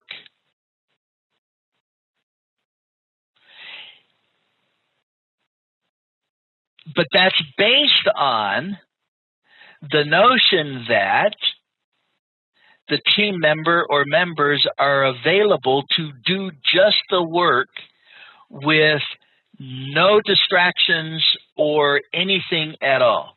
So assuming that Priyanka could sit down at a keyboard and code for 8 hours without taking a break for lunch, no phone calls, no discussions, no meetings of any kind, just work 8 hours, how much could be done in that 8 hours by Priyanka? That's what ideal time is. But the thing of it is that there is no such thing as somebody being able to spend every minute of every day only doing work. There will be distractions. So it has to be converted into elapsed time. Now, we don't convert it to elapsed time at the user story level, but we do convert it to elapsed time when we are dealing at the task level. And what that looks like is, you know, for each team member, you're going to have to do it separately because some team members have more distractions than others. Some might have other duties that pull them away. Whatever the case may be, you determine how much time in a given day a team member is available to do work. So say it's 5 hours out of 8 for one. Maybe it's 6 hours out of 8 for another. Maybe it's 4 out of 8, but you figure out what it is, and then you take the average, and that average availability is used then to convert ideal time into elapsed time. I should have circled this box here because we talked about this as well. And then I already mentioned this here, only considers actual work time, not the distractions. So that's the concept of ideal time. When it comes to story points, it's different than that. They are a measure of size relative to each other. So we were doing planning poker this morning where we were looking at grapes versus apples, and then we were looking at oranges and what else do we have? Watermelons and coconuts. And we weren't trying to figure out how much time it would take to eat grapes as opposed to how much time it would take to eat a coconut. It's clear that it's going to take longer to eat a coconut because there's more effort involved. So we have a sense that it's going to take more time. But comparing the coconut to our baseline of 2, right, we came up with a baseline of 2 for the smallest user story. We compare eating coconuts to that baseline and we say, okay, you know what, it's going to take more effort to eat the coconut than it is to eat grapes or apples. So you can do it like we did. You can also triangulate. For example, when we did our planning project this morning, or this morning for me rather, at the beginning. Oh, that's not it. That is the daily stand-up. Here it is. If I had said, team, I want you to pick a small user story, a medium user story, and a large user story. And then we would then compare other stories to those 3, and so we would kind of triangulate on it. Let's say that we did, 2 was small. I'm sorry, I'm saying that wrong. Grapes was small, apples were medium, and coconuts were large. Well, if we then looked at orange and we said, well, you know, orange is smaller than apples but bigger than grapes. So we would know this would fit in between grapes and apples. And so let's say, you know, we had apples at 5 and grapes at 2, then we would say an orange is probably going to be 3. And the values, you know, now I used, in our example, the modified Fibonacci series. What we do in Scrum and Agile, if we're using story points, we're going to use a nonlinear scale for the values. So down at the bottom here, there's the modified Fibonacci sequence. The way the Fibonacci sequence works, by the way, it's the value is the sum of the two on the right. So let me break this right here because this is a modified Fibonacci. So 13 is 5 plus 8. 8 is 3 plus 5. 5 is 2 plus 3, and 3 is 1 plus 2. If we were doing the real Fibonacci series, this wouldn't be 20. It would be 13 plus 8, which would be 21. I don't know why some use modified Fibonacci and others not, but that's just kind of a common thing to do. If you're doing planning poker, you give everybody 7 cards, 1, 2, 3, 5, 8, 13, and 20. Another nonlinear scale is doubling, 1, 2, 4, 8, 16. You typically don't go too far to the left with the values because that either means that you're being too granular or you've got stories that are probably too big and they need to be disaggregated. Now, somebody just chatted here, should some buffer time be included in the actual estimates? Let me answer that question first by going back to ideal time, and then I'm going to come back to story points and answer the question. When we're estimating in ideal time, we don't add a special amount of time that we would call a buffer. We just allow for the distractions and the interruptions, which could look like a buffer, right? You're saying, Priyanka, if based on your duties in the organization and our workday of 8 hours, you're typically available to be doing your project work 5 out of those 8 hours. So when we are converting ideal time to elapsed time, we will be building in extra time based on distractions and interruptions. We would not call it a buffer, but that's essentially what we're doing. Now, when it comes to user stories that we're using story points, it is different. The points are for the entire amount of the work. And why might we need to have some extra time for a user story? Well, it's likely going to be driven by uncertainty. There might be other things that impact it, but that's the main thing. Sorry, team. So when the team is estimating the size of the user story, they will be including in their discussion and estimates any extra time or buffer time that would be needed for that user story to be completed. So do we accommodate uncertainty when we're using story points? Yes, we're looking at the X factor, and if we've got an unstable user story, then we're probably going to say, this is going to be a bigger user story than one that's similar but has a much lesser level of uncertainty.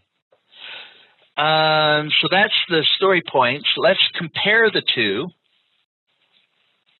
Ideal time uses things like hours and days, which is easier to explain outside the team, right? The suits like things in days and hours. Everybody's estimate may be different, not a bad thing. It's easier to do at the beginning because we're oriented to think about time. And it does kind of shine a light on wasted time. Story points are harder to explain outside the team. The suit says, well, how long is it going to take to do user story 301? And our answer is, well, that's a 10 user story point user story. And the suit's saying, what does that mean? Tell me how long it's going to take. So the suits have to be converted to story points. Now, here's the thing. It's a lot easier to get consensus when we're estimating in story points. And once we get good at it, it's going to be much faster. We have to remember it's not comparable across teams. So, a team working together will have its own kind of system for sizing the stories, and another team that might even be working on the same project will have a whole different scheme. And so if the velocity of one team is 25 and the velocity of another is 50, it doesn't mean that the team with the velocity of 50 is able to do more work than the teams whose velocity is 25. And we did, when we got our day going, we started with a planning poker exercise. And so, we used all of the team members. So we selected the team. The product owner was there to answer any questions. The team discussed each of the story cards and then decided what their vote was going to be. And then everybody voted at once. If there were outliers, they were discussed. And the reasons for that, those variances, those outliers, were then part of the discussion, and then we did another round of voting. And we would keep doing that until we had our estimates converge or we reached consensus on them.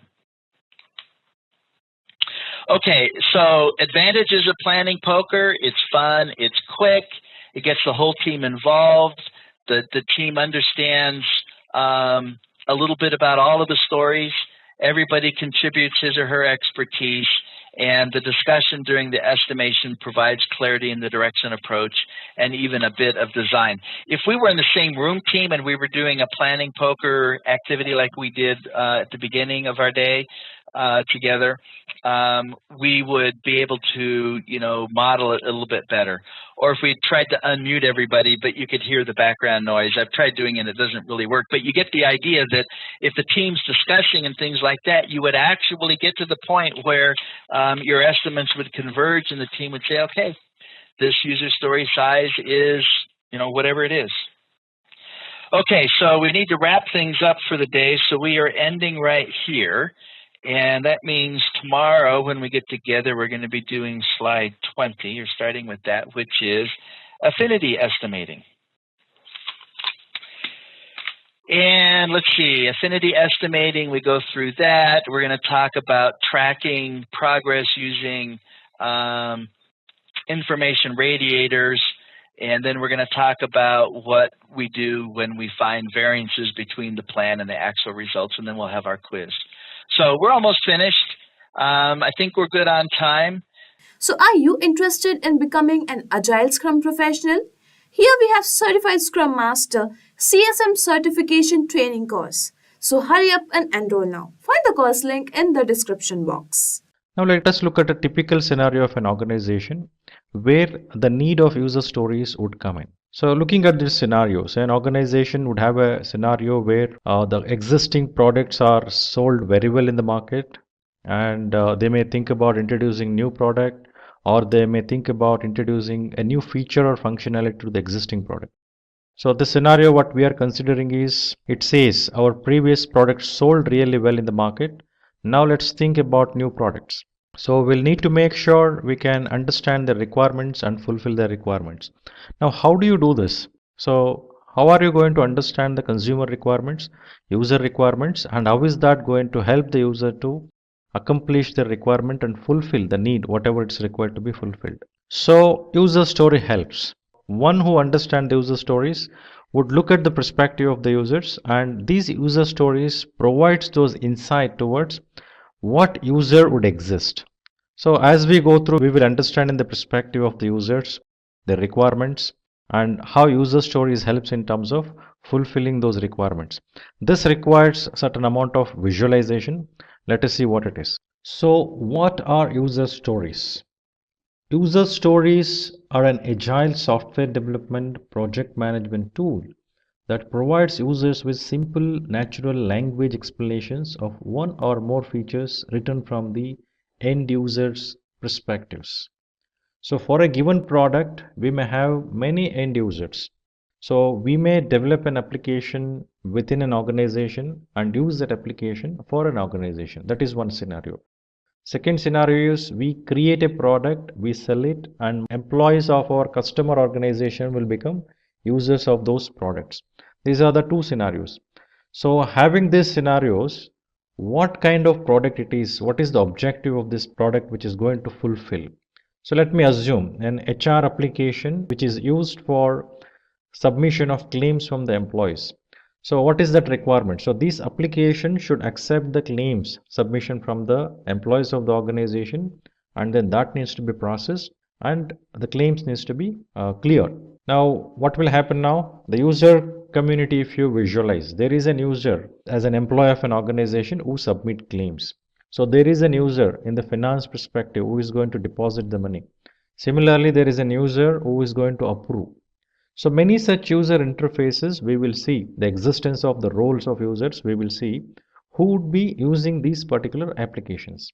So in their perspective, there should be an interface provided, there should be some privileges provided through which they would do their transactions and activities. When we write the user stories, we don't write them in detail. So a user story doesn't go in detail, it just mentions how a certain type of work will bring value to end user. So what is this role specific end user would be doing at that particular role in this particular product? What is the transactions involved? So the end user in this case could mean external end user or even internal customer or colleagues within the organization. So looking at these points, if I look at the same application, HR claim processing application, who are these internal users? The employees of organization. So who are these external? Maybe the people who sold this particular application to our organization. So they have installed it, they manage it. There is an administration role for this particular product. That is a role.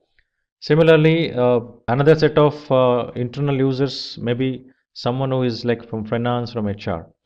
So in each of these roles perspective, this particular product should provide the interface, and then there should be a transaction in their perspective, which is very important.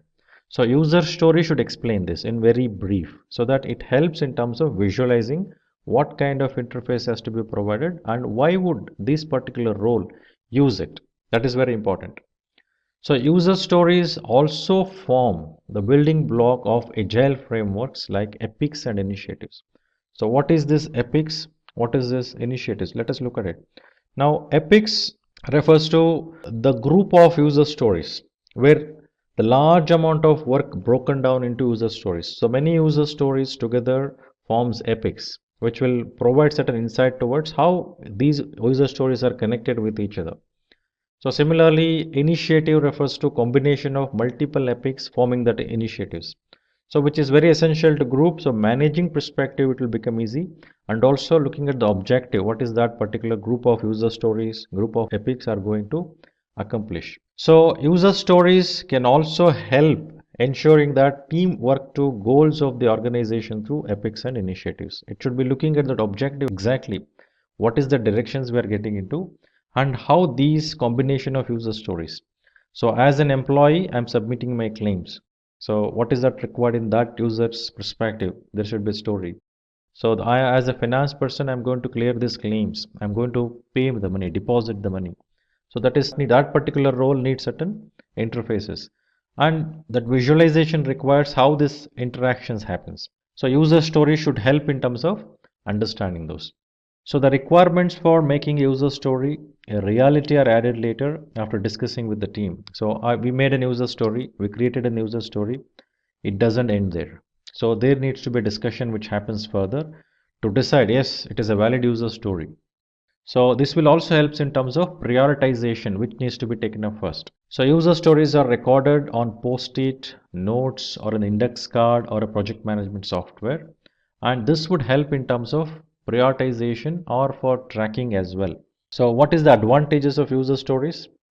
So advantages of user story involves, it helps in delivering high quality content because what is required to be accomplished in the user perspective, that will be very clear.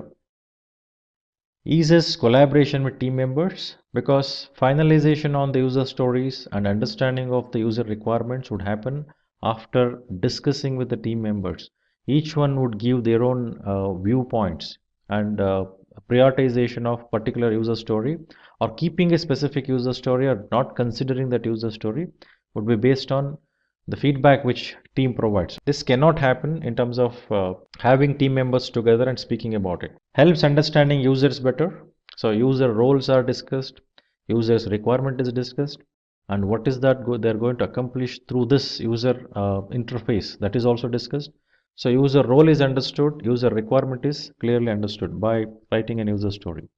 This will also help in improving transparency because since the collaboration is happening, since the user story is not just taken just like that, the discussion happens and that will have an interaction and collaboration.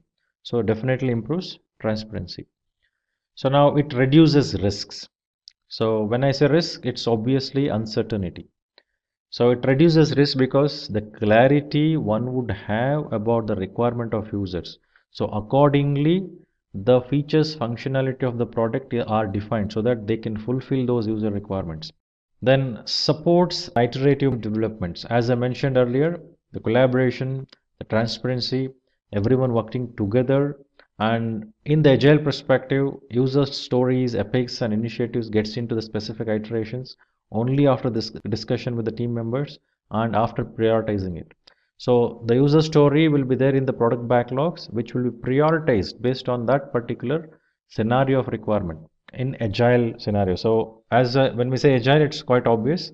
We need to be flexible to the changing scenarios. So since we're working together and when we go for an iterative mode of approach, it is quite obvious we're going for it to get adapting to the changing scenario so that we can select that particular features functionality by pulling that particular epic or user story as a priority in the given list. So that prioritization making will also become easier. Focuses on vocal communications means lot of interactions happens while discussing on user stories. So since people are doing it vocally, so there is some personal touch also established. Good collaboration can get established. So user story also provides that visibility because of that people working together in a collaborative manner. Invest in user stories. So what is invest? So investing in user stories. So what does that mean? So it is a concept that helps creating meaningful user stories. So it stands for independent, negotiable, valuable, estimable, sized appropriately, testable. So when I say independent, so whenever we write the user story, that should be self-contained, if at all possible, to avoid dependencies on other user stories.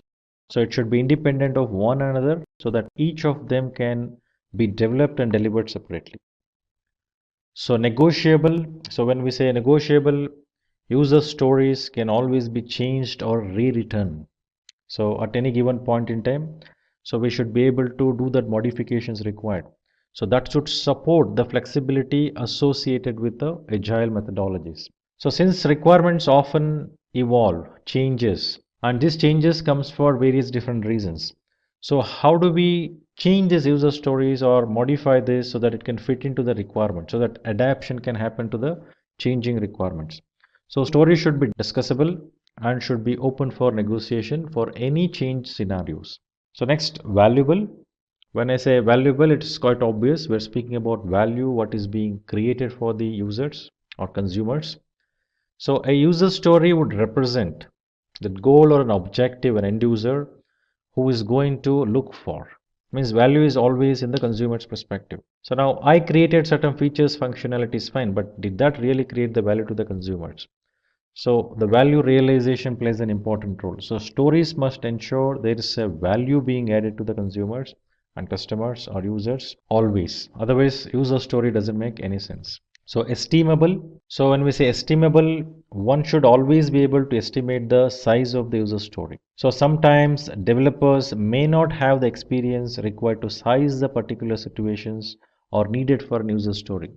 Reasons may be anything. It may be not having specific insight towards it or don't know how to estimate. There may be someone specific who needs to understand that scenarios and then come and discuss.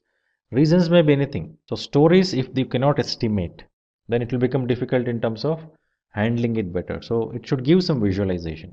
So it should be estimable and can be divided into tasks. So now small means sized appropriately. So user story should not be very big or should not be too small. And then how do we decide on this size? So now when we say any user story that can be completed by a developer in single iterations, then can we call it as too big? Quite obviously that is again indicative. So user story should be subdivided into two or more small stories into multiple pieces, multiple stories, small stories so that it can be handled better. So story should not be too big and should be completed within 40 hours or 3 to 4 days. These numbers are indicative. So not necessarily you should be fixing with this number. So just an indicative to show you that what would be the focus? When I say user story, in what is that effort it would take to accomplish that? Now, testable. So when we say user story is testable, one has to ensure that development is complete and has been done correctly. So means once you create a user story, so that needs to be articulated in such a way so that it becomes measurable. When I say testable, obviously there should be metrics, a target metrics which can be created, which will help me to state, yes, this particular requirement is accomplished. So they should have an acceptance criteria that can be tested to check if they fulfill the customer's need. So then how to write user story? This is very important point to look at. So how to write the user story? So writing user stories comes up with a specific template with a simple language. So what is it? So now as a role, I want to so you keep filling it. So typically role means what? The specific user role who would be using that particular product and their requirements which are being fulfilled. So that is the role. The name of the role we are going to put it here. So the role refers to an individual that would be interfacing or interacting with the system.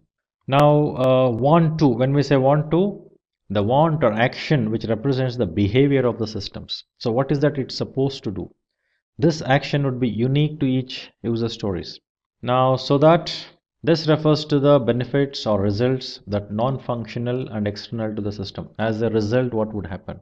What is that we are trying to accomplish out of it? So let us look at an example. How does it look like? As a CEO, I want to track my subordinates' progress to ensure organization's goals are met. Similarly, if we take the reference to those examples what we discussed earlier, like we took the example of HR portal, so claim processing requirement. Now this can be same user story. As an employee of an organization, what can I write?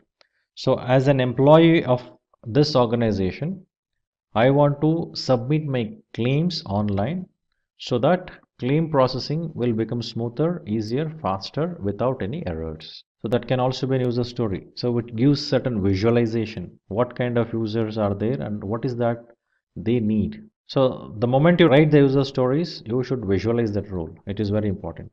So there is 3 C's of user stories, which we call it as card, then conversation, and then confirmation. So when we say card provides a written description of the user story. So what do I mean by written description of the user story? So same thing, the user story what we just saw as an example. So that can be written on a card.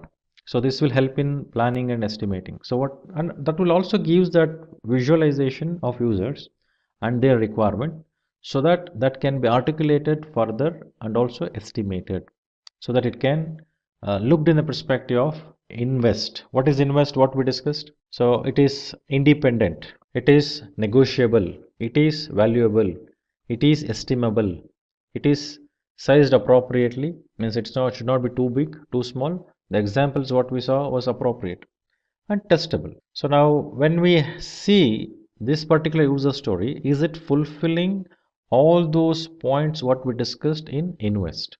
That is very important. Now this card, whatever the description is provided, should elaborate on that very clearly. So then further what happens? Conversation. After the user story is written in a card and given, and it is shared with every individuals who is participating in that conversation.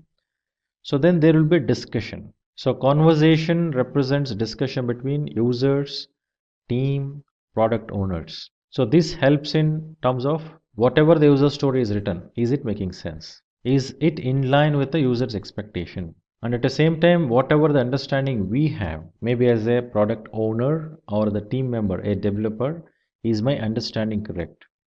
Then user perspective, so whatever the user story is written, is that user story is speaking about the requirement which needs to be fulfilled as they require. So this helps to build a shared understanding between all those individuals so that there is no confusion further. So once people converse together, once the stakeholders converse together, then you will confirmation. So this represents the condition that need to be satisfied to ensure that the story meets all requirements. So you are confirming. So all the stakeholders are agreeing to that. So firstly, To summarize this, 3Cs refers to card, conversation, confirmation. Card provides the user stories which actually represents, as we took an example, so which will capture that, so that it also fulfills the thought of invest. Then conversation is required to understand what is this user story speaking about. Is that a real requirement? So confirmation further in terms of confirmation from users as well as all the stakeholders before you go and develop or execute that.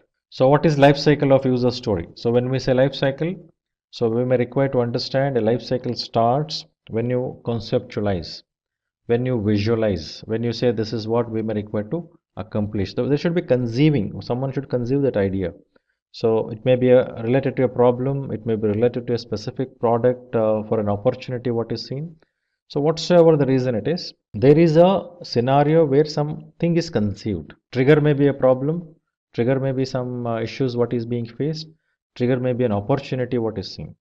So then the initiative, the trigger which actually push towards creation of the requirements and user stories. So the life cycle of user stories starts from there. So how does it go? So it involves right from the point pending to do, then discussion, then developing, confirming, and then finished. So when I say pending, I'm basically saying user stories in their most basic forms, where they are created after communicating with the user and the project team. These acts as the reminder for further discussion. So first level of understanding on user stories in the basic form. So which will help in terms of further discussion and taking a call on that. So will there be a possibility that this user stories will be modified as we progress? Answer is yes and no, both. So it may be modified, but discussion is further which goes on from this basic understanding of that particular user story. So further discussion is to elaborate on that, make sense out of it and confirm. So then after discussion with the stakeholders, users stories that need to be addressed are decided and put into sprints. So in between the point where we said pending to do. So in between this, there is a lot of discussion. So where decision is happening here. So decided and put into sprints means there is a prioritization also which is happening. So now discussion. At this stage, users confirms the requirement and acceptance criteria. So acceptance criteria helps in terms of once you test that particular user story after executing, you will check based on these acceptance criteria so that you can conclude the requirement is fulfilled. The end users are shown a preview of upcoming features so that they understand, yes, this is what we were expecting. They can provide their feedbacks, necessary feedbacks or insights, whatever is required to be provided. So then once the discussion is complete, the team would be able to design and implement features to fulfill user requirements. So once user concludes, yes, this is what we were expecting, and there is a sign off during the discussion, then features are developed and implemented so that it can goes to that product which can be used. So then after developing, confirming. So the end user confirms the user story, features are confirmed to testing environments, alpha versions and acceptance criteria are looked at before saying yes, it is confirmed, user is accepting. So that will happen as part of confirming, means that features or functionality what was written in user story, so that specific users are using it and concluding or acknowledging, yes, this is fulfilling our requirement and this is according to the acceptance criteria what we discussed and agreed. So that is very important. So we write a user story, fine, but users are not agreeing to it. That is not a good scenario to be with.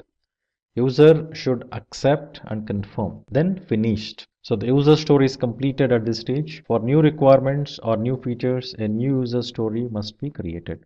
Any new features or new functionality I am required to add to this particular product, then I would write another user story and the same life cycle continues. And this is not an ending thing. So as I keep modifying the features, as I add new features, as I look at improving the performances, so I keep writing the user stories. Now one question keeps coming to me. So we write a user story while fulfilling the requirements. Fine, as a specific user, I want this. Easy to narrate that. So how are we going to look at a scenario where there is an improvement of something? So whenever we are going to discuss about improvement of something, it is quite obvious. We need to look at it. What is that improvement user is looking at? Now, when I am submitting a particular request or accessing something, it is taking some time. Means there is some delay. Now, user experience can be enhanced by reducing that particular time. That is improvement. As a user, the user story, basic user story doesn't change. But in the performance perspective, you may require to visualize that. So problem statement has to come in. Accordingly, user story has to be articulated. Then once the user story is written, it is required to put the user story mapping. So user story mapping represents and arranges user stories that help with understanding the system's functionalities, the system's backlog, planning releases, and providing value to the customers. So typically this involves arranging or organizing user stories based on the priority along the horizontal axis. So I will horizontally when you move, so I will say which one is the priority, which user stories are priority, first thing which I need to focus on. So vertical arrangements represents how in a given specific user story, how the activities perspective, task perspective, sub-task perspective, further down how it gets elaborated to improving the levels, how it goes forward. So now let us look at an user story mapping with an example of, let me say, net banking services provided by a bank for account holders. When I say net banking service, it is quite obvious. It is also has to be provided through having a product which banking application would use. So, but here we need to visualize the user's journey while accessing the net banking portal, viewing the account details, paying bills like utility bills, doing a lot of transactions within that particular portal, net banking access the moment they do, like generating statements or transferring money to one of the beneficiaries, etc. So all these transactions, so what is being done? So in this user story map, let us see how does it look like. So few activities are considered here, like logging into the account means net banking portal will come in, then one would input their credentials and then they log in. Now that journey of the users in a specific activity, what they do is visualized. Now log into account in the sense, obviously one has to go to that portal. So go to login page, then enter credentials, login ID and password. So once that login ID and password is entered, obviously there is a process engine which runs behind to provide the necessary access. Now, if that credentials are not working, or if I don't remember it, reset password is an option immediately. Now, as I go through further from this subtask, in all the particular columns which I have given here, as you go through this, as I deep dive into it further, it goes on. So until the person gets an access to the account and then start doing the transactions, it goes up to that level. So I can keep writing the subtasks further. So manage account. So you would go to account page once you access it. Then you'll select the specific account because you may have many different account types which is there with the bank. You may be having one or many. So in the scenario you have more than one, obviously you will select that account and account details will be displayed to you. So this user will not do, but user will get that. So we are visualizing that. And further, after account details are displayed, what user would do, then further you would keep visualizing that. So some of the transaction like generating statement, transferring money, so even for that the steps are written. So going to statement page, then selecting the account for which you need a statement, then selecting the period from when to when the statement one is requiring, and then further clicking on it and downloading that particular statement, or choosing an options mentioning that I need this in an email or I need an hard copy of this. So similarly transferring money, so you will go to that specific page where you need to transfer the money. So you may have the beneficiary there in the list already added if you have added earlier, or newly you're adding a beneficiary. So there are various types of transfers, like so international transfer you will have, local domestic transfer you will have, within a bank, accounts being within a same bank. Bank A to consumers. So from me, if I am a consumer transferring money to another consumer of the same bank, and vice versa. That is one of the options.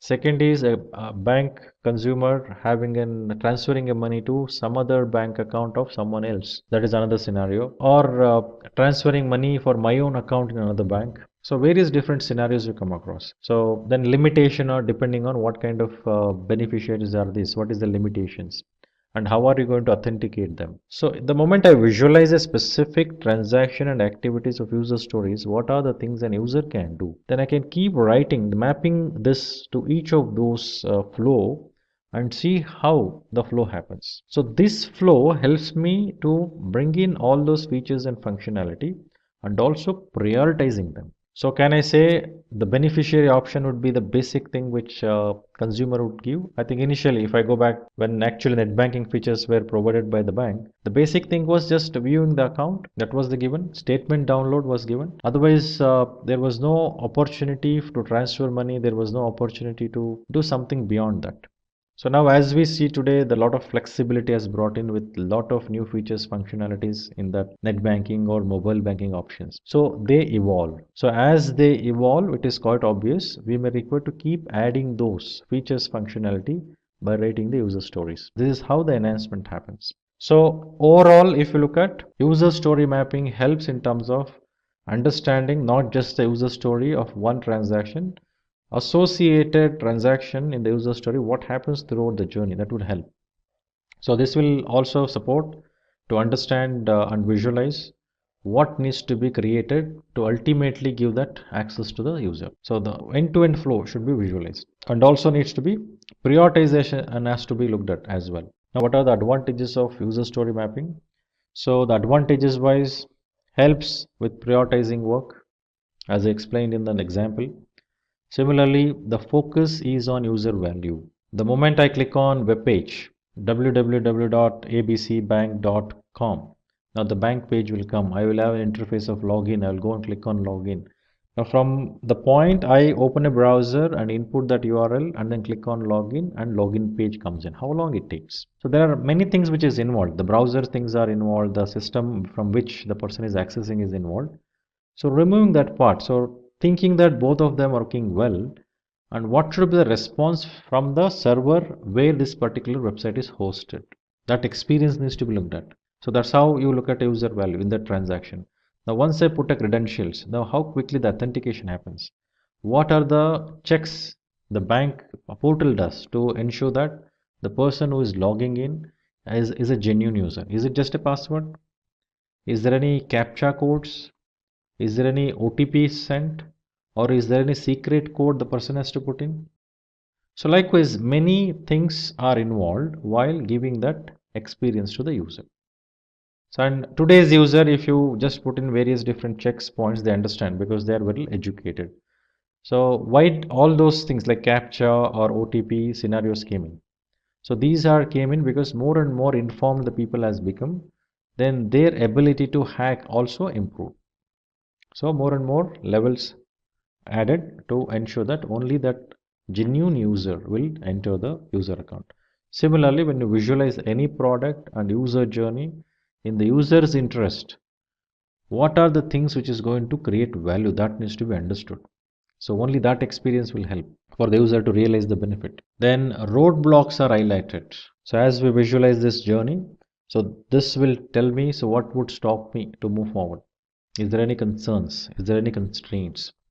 Like for example, if you want to activate a beneficiary, but for some limited period, you can only send the limited amount of money. Why is that done? By chance, if the beneficiary is added by that individual who is not a genuine user, so we are actually holding it, right? So by the time that freezing time, whatever is given, so by the time the message goes to the actual consumer telling that there is a user activated like this, and if at all, if it is not a genuine user, obviously the person can call to the bank saying that this is not the beneficiary which I have added, there's something which is not correct. So they are giving that space. So how did they visualize this has to be done? So as we looked at the journey of adding a beneficiary, it's quite obvious when beneficiary is added, if by chance someone who is not authorized adds it. So who is going to disbenefit? Obviously user will be disbenefited. So that blocks, that constraints are visualized.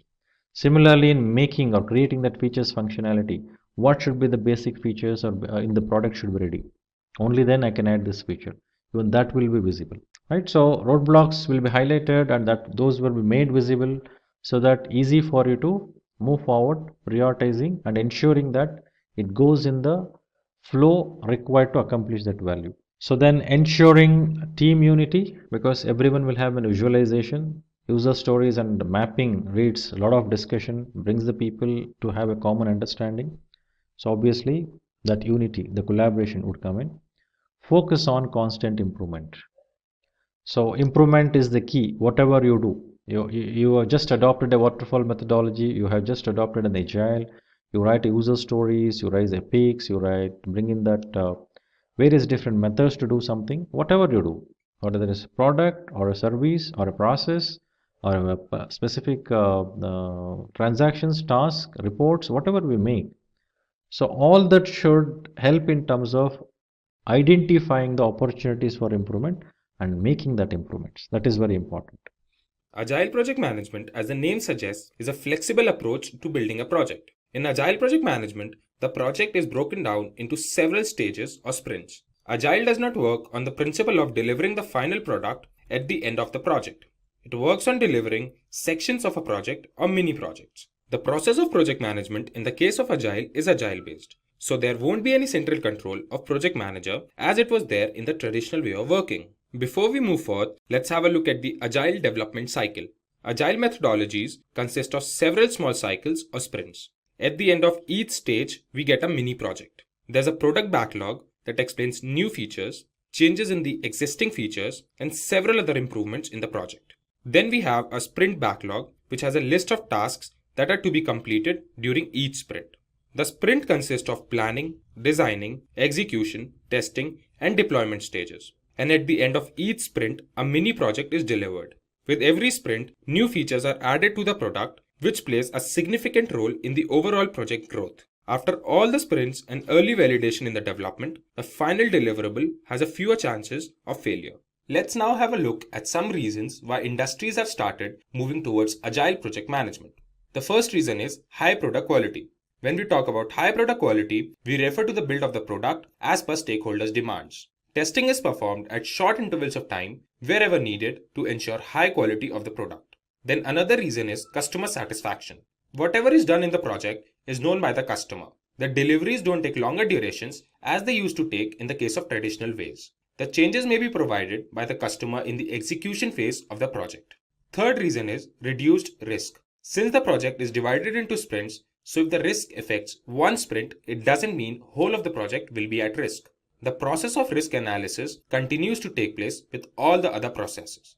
Another significant reason for Agile project management is better and faster return on investment.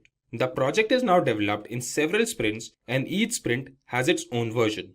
Therefore, the project becomes market ready after a few sprints only. Since the projects can now be released with ease and in shorter duration, this helps the organization to stay ahead in competition with respect to other organizations which have still not moved to Agile methodology. Now we shall check the principles of Agile project management. There are 10 principles for successful Agile project management. The first principle is the satisfaction of the customer by delivering the project fast and with least number of errors. The next principle refers to decreasing the amount of time between the phase of planning and delivery. The third principle states that the team of managers and developers work together and increase the productivity of their work. The next principle states that the changes requested by the stakeholders can be taken into consideration and worked upon during the development phase as well. The fifth principle pays attention to the factor of coordination among the team members. Then the sixth principle refers to the process of monitoring and tracking the progress of the project at the end of each sprint and making amendments wherever needed. Moving on, the next principle states that there must be a feeling of trust and support towards the team to complete the project's objectives. The next principle emphasizes on face-to-face conversations with the development team. The face-to-face conversation helps in both solving problems and easy knowledge sharing. Then the ninth principle emphasizes on finding solutions and maximizing the amount of work done with simplicity. This ensures timely completion of tasks by all the team members. The last principle states that Scrum tools like Monday.com or Zoho Sprints must be used to simplify the complicated codes, which further helps in saving time. Introduction to Agile Manifesto. The Agile Manifesto is a seminal document in the field of software development, created in 2001 by 17 software developers who sought to outline a more flexible and efficient approach to project management and development. It emphasizes individuals and interactions, working software, customer collaboration, and responding to change over traditional processes, documentation, contract negotiation, and plan following. This manifesto has since become the foundation for Agile methodologies, promoting a flexible, team oriented approach that values adaptability and customer satisfaction above rigid adherence to plans.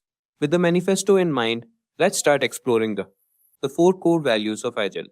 The four core values of Agile focus on people and results rather than rigid processes, individuals and interactions over processes and tools, prioritizing teamwork and communication above strict adherence to tools and processes. Imagine a team deciding together how to solve a problem instead of just following a manual. It's like choosing a group discussion over filling out forms. Working software over comprehensive documentation, valuing functional software that meets user needs over detailed paperwork. Think of it as cooking a meal that tastes good and serves its purpose, rather than writing a detailed recipe book before the meal is even made. Customer collaboration over contract negotiation, emphasizing ongoing engagement with customers rather than sticking strictly to initial agreements. It's like working with a home builder who listens and adapts to your changing needs during construction instead of sticking strictly to the original plan. Responding to change over following a plan, being open to change and adapting plans as needed instead of rigidly following a set path. Picture a road trip where you're open to taking a more scenic route based on new information rather than sticking to the fastest route Google Maps suggested initially. These values guide the Agile methodology towards flexibility, efficiency, and customer satisfaction. The 12 Principles of Agile Software Development. The 12 Principles of Agile Software Development, as outlined in the Agile Manifesto, advocate for customer satisfaction through early and continuous software delivery, prioritizes getting a functional product to the customer as soon as possible, then updating it regularly. Example, a team releases a basic version of an app to meet initial user needs, then adds new features based on feedback, welcoming changing requirements even late in development. It is time consuming to handle large and complicated work while managing project activities. Therefore, a better strategy is to break the task into manageable, sizable chunks. In addition, it would be simpler for the team members to see possible bottlenecks and deal with delays if the clients were always kept informed.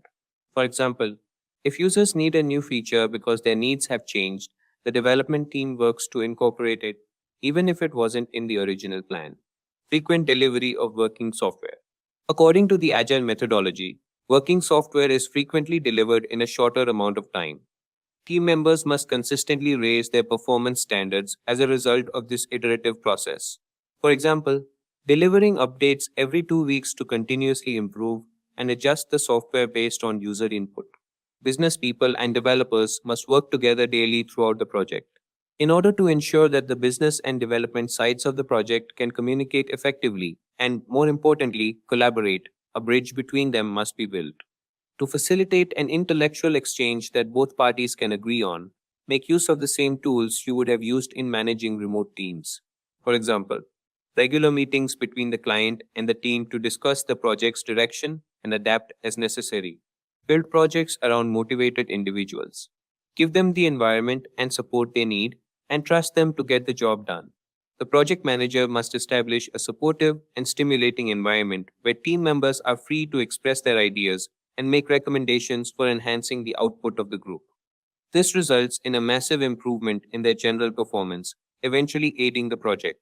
For example, allowing a developer to choose their tools or method of working to solve a problem can lead to more innovative and effective solutions.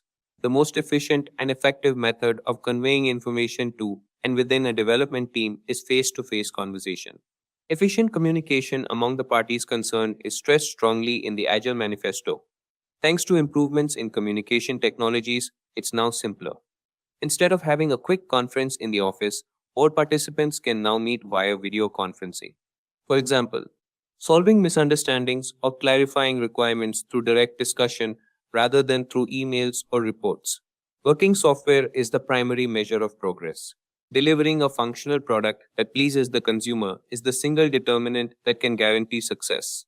Before Agile, numerous success metrics decreased the quality of the finished product. For example, a team focuses on delivering a basic but operational piece of software first, rather than ensuring every document is perfect. Agile processes promote sustainable development. The sponsors, developers, and users should be able to maintain a constant pace indefinitely. Burnout will occur if you work on a project for a long time. It's inevitable. Avoid placing too much of a workload on your employees. The value of your project will be affected. So, assemble the best team for the job that will work hard but refrain from overworking themselves and endangering the project's quality. For example, instead of pushing for long hours to meet an unrealistic deadline, the team sets a realistic timeline that allows for steady progress without overtime. Continuous attention to technical excellence and good design enhances agility. Any agile team's main goal should be to provide value to the client. Therefore, a multi-skilled team that can manage all the project's technical components and offers the chance for continual improvement is crucial. For example, regularly refactoring code to improve its structure without changing its external behavior. Simplicity, the art of maximizing the amount of work not done, is essential. You should avoid adding extraneous complexity to a project if you want to complete it swiftly. You can accomplish this in various ways, including by using agile tools, which eliminate busy work and offer you more significant influence over all project-related decisions. For example, developers decide not to add a feature that only a few users would use, keeping the system more straightforward and easier to maintain. The best architectures, requirements, and designs emerge from self-organizing teams. Simply said, a self-organized workforce with decision-making autonomy would function better since each team member would be responsible for meeting client expectations rather than a lone project manager. For example, a team decides who will work on what tasks based on each member's strengths and current workload rather than having a manager assign tasks. At regular intervals, the team reflects on how to become more effective, then tunes and adjusts its behavior accordingly. Agile techniques are constructed on the notion of iteration, where teams consistently enhance their game by learning from their previous wrongdoings. Project managers should inspire team meetings where everyone evaluates their work and discusses how to develop their management and technical skills. For example, at the end of each development cycle, the team needs to discuss what they can change to work more efficiently in the next cycle. With core values and principles in mind, let's have a look at implications of Agile values and principles. The implications of Agile values and principles revolve around fostering a culture of flexibility, collaboration, and continuous improvement. They lead to enhanced adaptability to change, allowing teams and businesses to respond swiftly to market shifts and customer needs. Increased customer satisfaction by prioritizing customer feedback and delivering value early and often. Improved product quality through iterative development and a focus on technical excellence. More efficient and motivated teams due to empowerment and a focus on individuals and interactions. These points underline how adopting Agile can transform organizational workflows and outcomes. Now, let's see some real-world applications of Agile. Innovation in tech. Companies like Spotify utilize Agile to foster innovation, rapidly testing and deploying new features. Adapting to market changes. Netflix applies Agile principles to quickly adapt to user preferences and technological advancements, maintaining its market leader position. Banking sector agility. Banks have adopted Agile to improve their digital services, making customer transactions smoother and more secure.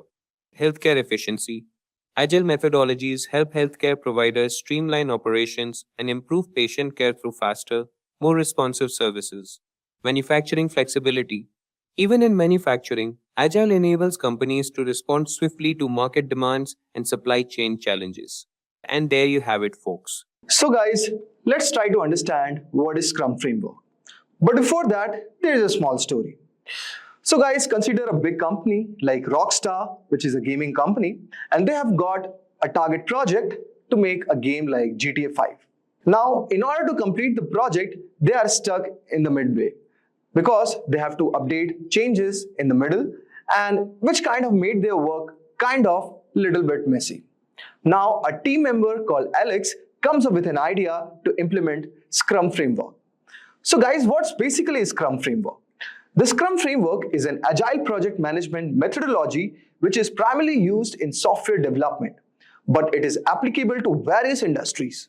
It operates on the principle of iterative and incremental progress, aiming to deliver high-value products efficiently. At its core, Scrum revolves around small, self-organizing teams working in short time frame called sprints, typically lasting 2 to 4 weeks. So guys, overall Scrum framework provides a structured yet flexible approach to project management, allowing teams to respond to change and deliver high quality products incrementally. And this is how the company made a very fantastic game by implementing the Scrum framework. Now let us try to understand what are the events in Scrum. The first one is daily Scrum.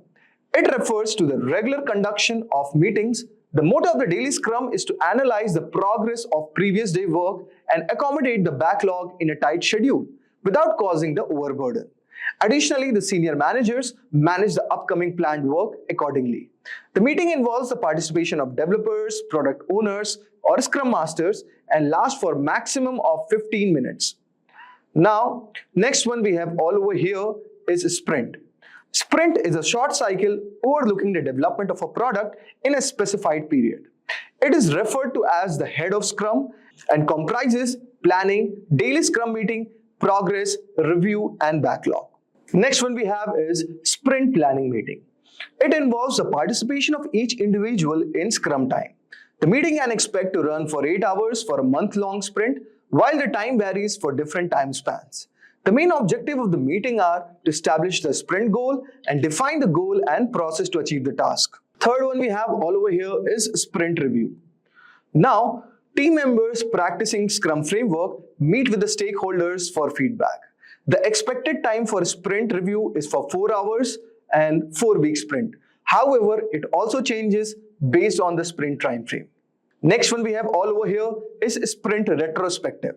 Again, involving the participation of each member, the ideal time is 3 hours. It focused on understanding weaknesses and strength of the team and its action. Now moving ahead, let us discuss about what are Scrum artifacts. So guys, in Scrum, artifacts are the tangible items or documents created and maintained throughout the project to provide transparency, track progress, and support decision making. These artifacts serve as valuable tools for communication and collaboration within Scrum team and with stakeholders. The primary Scrum artifacts include, the first one we have is product backlog, which is a prioritized list of all the features, enhancements, bug fixes, and other work items that need to be completed for the product. It is managed by the product owner and represents the requirement and vision of the product. Next one we have is sprint backlog, which is a subset of product backlog that contains the list of users, tasks, stories, or backlog items that the development team has committed to completing during the specific sprint. It is owned by the development team and guides their work for the duration of the sprint. Third one we have all over here is increment, the sum of all the completed and potentially shippable backlog items at the end of each sprint.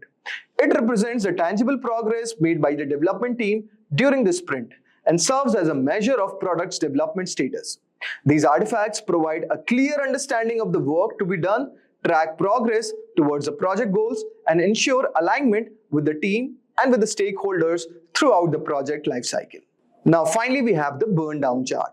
So guys, the burn down chart tells how we have progressed till now and what are the obstacles we have faced and how our product development has been achieved, or what is the status. So guys, I hope so you would have got a brief idea regarding Scrum artifacts. Now let us move forward and try to understand Scrum and Agile. Basically, Agile is a mindset or a philosophy that emphasizes the iterative development, collaboration, flexibility, and customer feedback. It prioritizes delivering valuable software frequently and adapting to change rather than following a rigid plan. Where on the other hand, we have Scrum, which is a specific Agile framework for managing complex projects commonly used in software development. It provides a structured approach to Agile principles by defining roles, events, artifacts, and rules that teams follow to deliver increments of valuable product. Now here are some of the key points illustrating the relationship between Scrum and Agile. First one is framework versus philosophy. Agile is a set of guiding principles, while Scrum is a concrete framework that operationalizes those principles into specific practices and rules. Second one, we have iterative and incremental development. Both Agile and Scrum promote iterative and incremental development with a focus on delivering working software in short cycles. Third one we have is customer collaboration. Both Agile and Scrum emphasizes close collaboration with stakeholders, including customers, to gather feedback and adapt the product to changing needs. Finally, we have these self-organizing teams. Both Agile and Scrum advocate for self-organizing teams that are empowered to make decisions and adapt their process to maximize productivity and value delivery.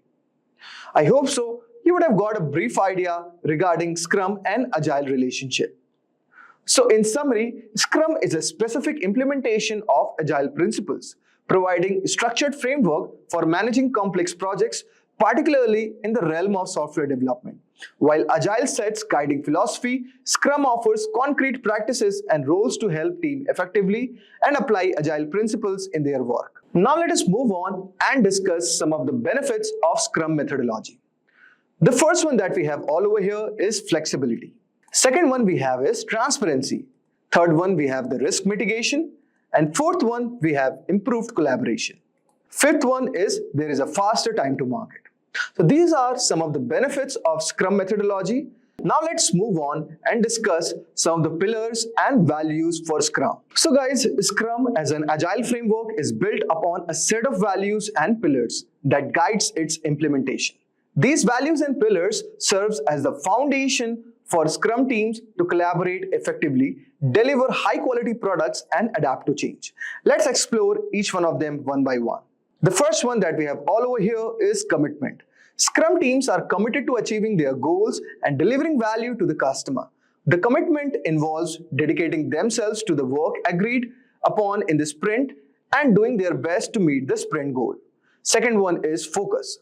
Scrum teams maintain focus on the work at hand and strive to avoid distraction. By concentrating on the most important tasks and priorities, teams can deliver valuable increments of work consistently. And the third one is openness. Transparency and openness are essential in Scrum. Team members are encouraged to share information, challenges, and progress openly with each other and with stakeholders. This fosters trust, collaboration, and effective problem solving. Now let us move on and discuss some of the pillars for Scrum. The first one that we have all over here is transparency. Transparency is one of the core pillars of Scrum. It involves making all the aspects of work visible, including progress, impediments, and risk. By maintaining transparency, Scrum teams and stakeholders can make informed decisions and collaborate effectively. Next one is inspection. Inspection refers to the regular assessment and evaluation of the product and processes. Scrum teams inspect their work and progress continuously, looking for opportunities to improve quality, identify issues, and adapt to changing requirements. Third one is adaptation. Adaptation is the ability to adjust course based on the insights gained from inspection. Scrum teams embrace change and use feedback to make informed decisions about the product and processes. This flexibility enables them to respond, this flexibility enables them to respond quickly to new information and deliver greater value. By adhering to these values and pillars, Scrum teams create framework for collaboration, continuous improvement, and successful delivery of products in complex environments. So guys, that was all for today's video. I hope so you would have got a brief idea regarding what is Scrum framework. Hey there fellow entrepreneurs. So picture this, you have got this killer product idea, right?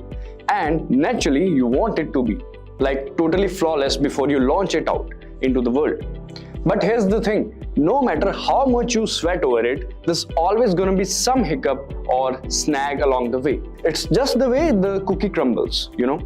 But fear not my friend, because there's a game changer known as MVP. But what exactly is MVP and why does it matter? Well, let's start with numbers. Did you know that 42% of startups fail because there's no market need for their product? Shocking, right? That's where MVP swoops in as a game changer. By focusing on the core features and functionalities, MVP allows companies to bring a product to the market quickly and test its viability with real users. And get this, Companies that prioritize MVP development are 3 times more likely to experience success with their product launches. In fact, 78% of businesses say that MVP helped them learn what customer really wanted, leading to more successful iterations down the road. So whether you're brainstorming your next big idea or fine-tuning an existing project, stick around as we unravel the mysteries of MVP. Also, if you are interested in advancing your career, consider SP Jain's Professional Product Management course, led by industry experts. This comprehensive program equips you with essential skills and insights to excel as a product manager. Dive deep into the latest industry trends and advancements through live sessions, from strategic planning to product development and marketing. Gain a thorough understanding of the field. Receive practical guidance and certification to stand out in the competitive market. Take the next step towards success and enroll now to unlock endless opportunities in the dynamic world of product management. So without further ado, let's start. So what is MVP? A minimal viable product or MVP is a strategy used in product development where a new product is launched with basic features enough to attract consumers' attention. It's the simplest version of the product a company aims to bring to the market, whether it's a car, website, TV or laptop. By offering the basic version, companies can gather feedback from the potential user to improve the final product before its full release. An MVP typically includes 3 key elements. Firstly, it offers enough features for consumers to consider purchasing it, making it easier for the company to market. Secondly, it includes a feedback mechanism allowing users to provide input on the product. Lastly, it provides future benefits to early adopters, encouraging them to try out the product ahead of others. Some of the fine examples of MVP is Amazon. Believe it or not, Amazon began by selling used college textbooks. Their first version of the product was a basic website for delivering books to students. As time passed, they grew their business to become the huge online store we see today. Similarly, another fine example is Airbnb. Airbnb's journey began with a bold idea: renting out air mattresses. Yes, you heard it right. They kicked off with a simple website connecting travelers with hosts offering makeshift accommodations. This quirky start was their MVP, that is minimal viable product. Slowly but surely, they listened to user feedback, fine-tuned their problem, and expanded their horizons. It's a tale of humble beginnings turned into a global phenomenon. Who knew an air mattress could spark a revolution in travel? And there are many more examples like that. But implementing the minimal viable product approach requires more than just having an idea, doing the basics and launching it. It involves strategic planning to ensure its effectiveness and value. Now let's understand the benefits that companies get from MVPs. Creating a minimal viable product can assist you in avoiding many potential mistakes that you might overlook when deeply passionate about your product. Understand the preferences of your target audience. When a company builds a minimal viable product, they make a basic version of their product to see what people like. By doing this, they can learn what features or things their consumers prefer. It's like trying out different flavors of ice cream to see which one people like the most. Helps create a better product. Yes, making an MVP lets companies test their ideas quickly and see what works and what does not. This helps them make improvements and build a better final product. It's similar to making a rough sketch of a drawing before making the final detailed version. Next is it helps to analyze the demand. With an MVP, companies can see how many people are interested in their product. If lots of people like it, they know there's a big demand.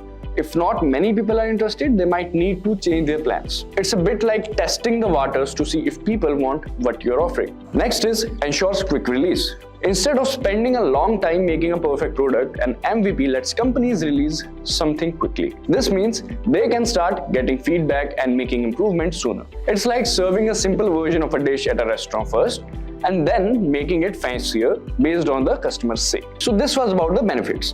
Now let's talk about how to develop a minimal viable product.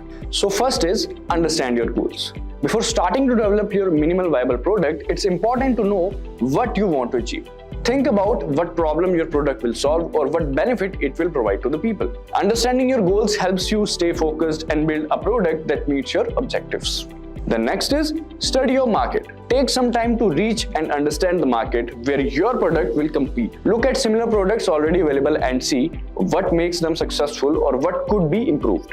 By studying the market, you can identify opportunities and challenges, helping you tailor your MVP to better meet the needs of your target audience.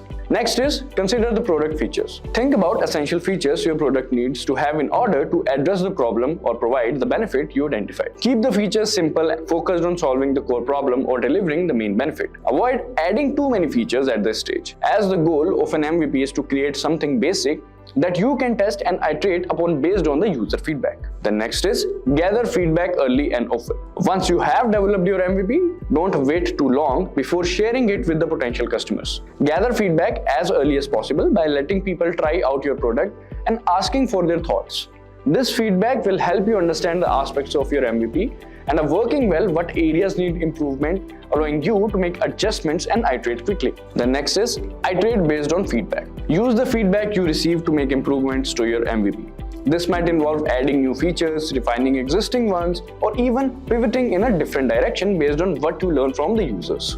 The key is to be flexible and open to making changes based on the feedback you receive, as this will help you create a better final product that meets the needs of your target audience. By following these steps, you can develop a minimal viable product that efficiently addresses a specific problem or need in the market, while also allowing you to gather valuable feedback and iterate towards a more refined and more successful product over time. Alright guys, with that, we have come to the end of this video.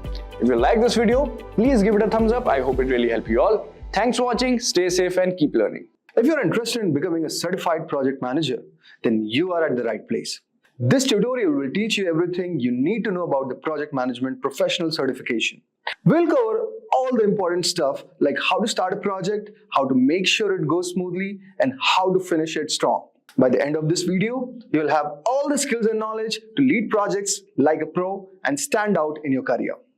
Now, before we move on, let us discuss our agenda for today's session.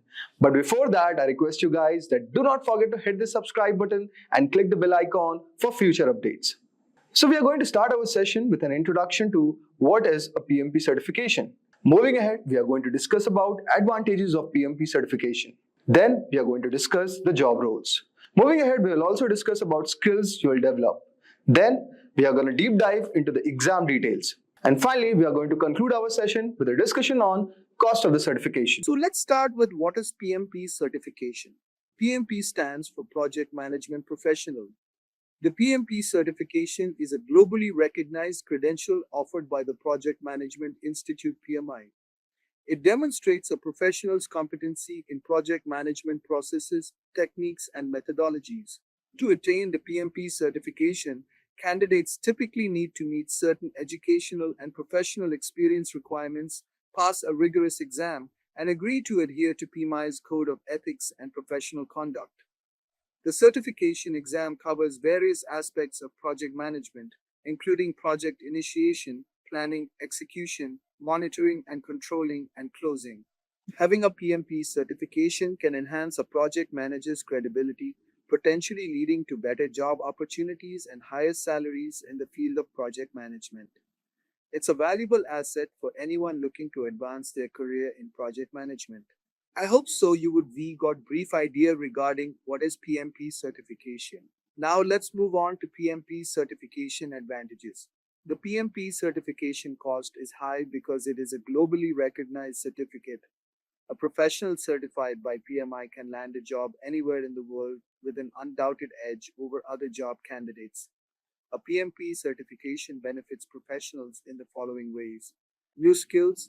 Preparing for the certification forces you to brush up on previously learned project management skills while introducing you to the latest industry tools, concepts, and skills that are in high demand. Professional development.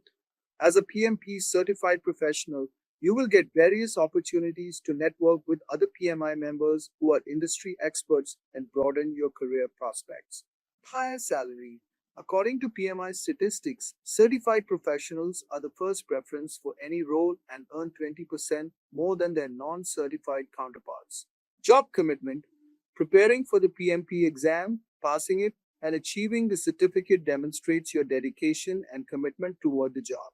I hope so you would got brief idea regarding certification advantages. Now let's move on to job roles.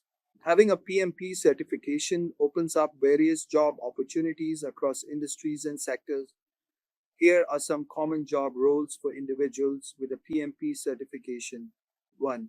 Project manager.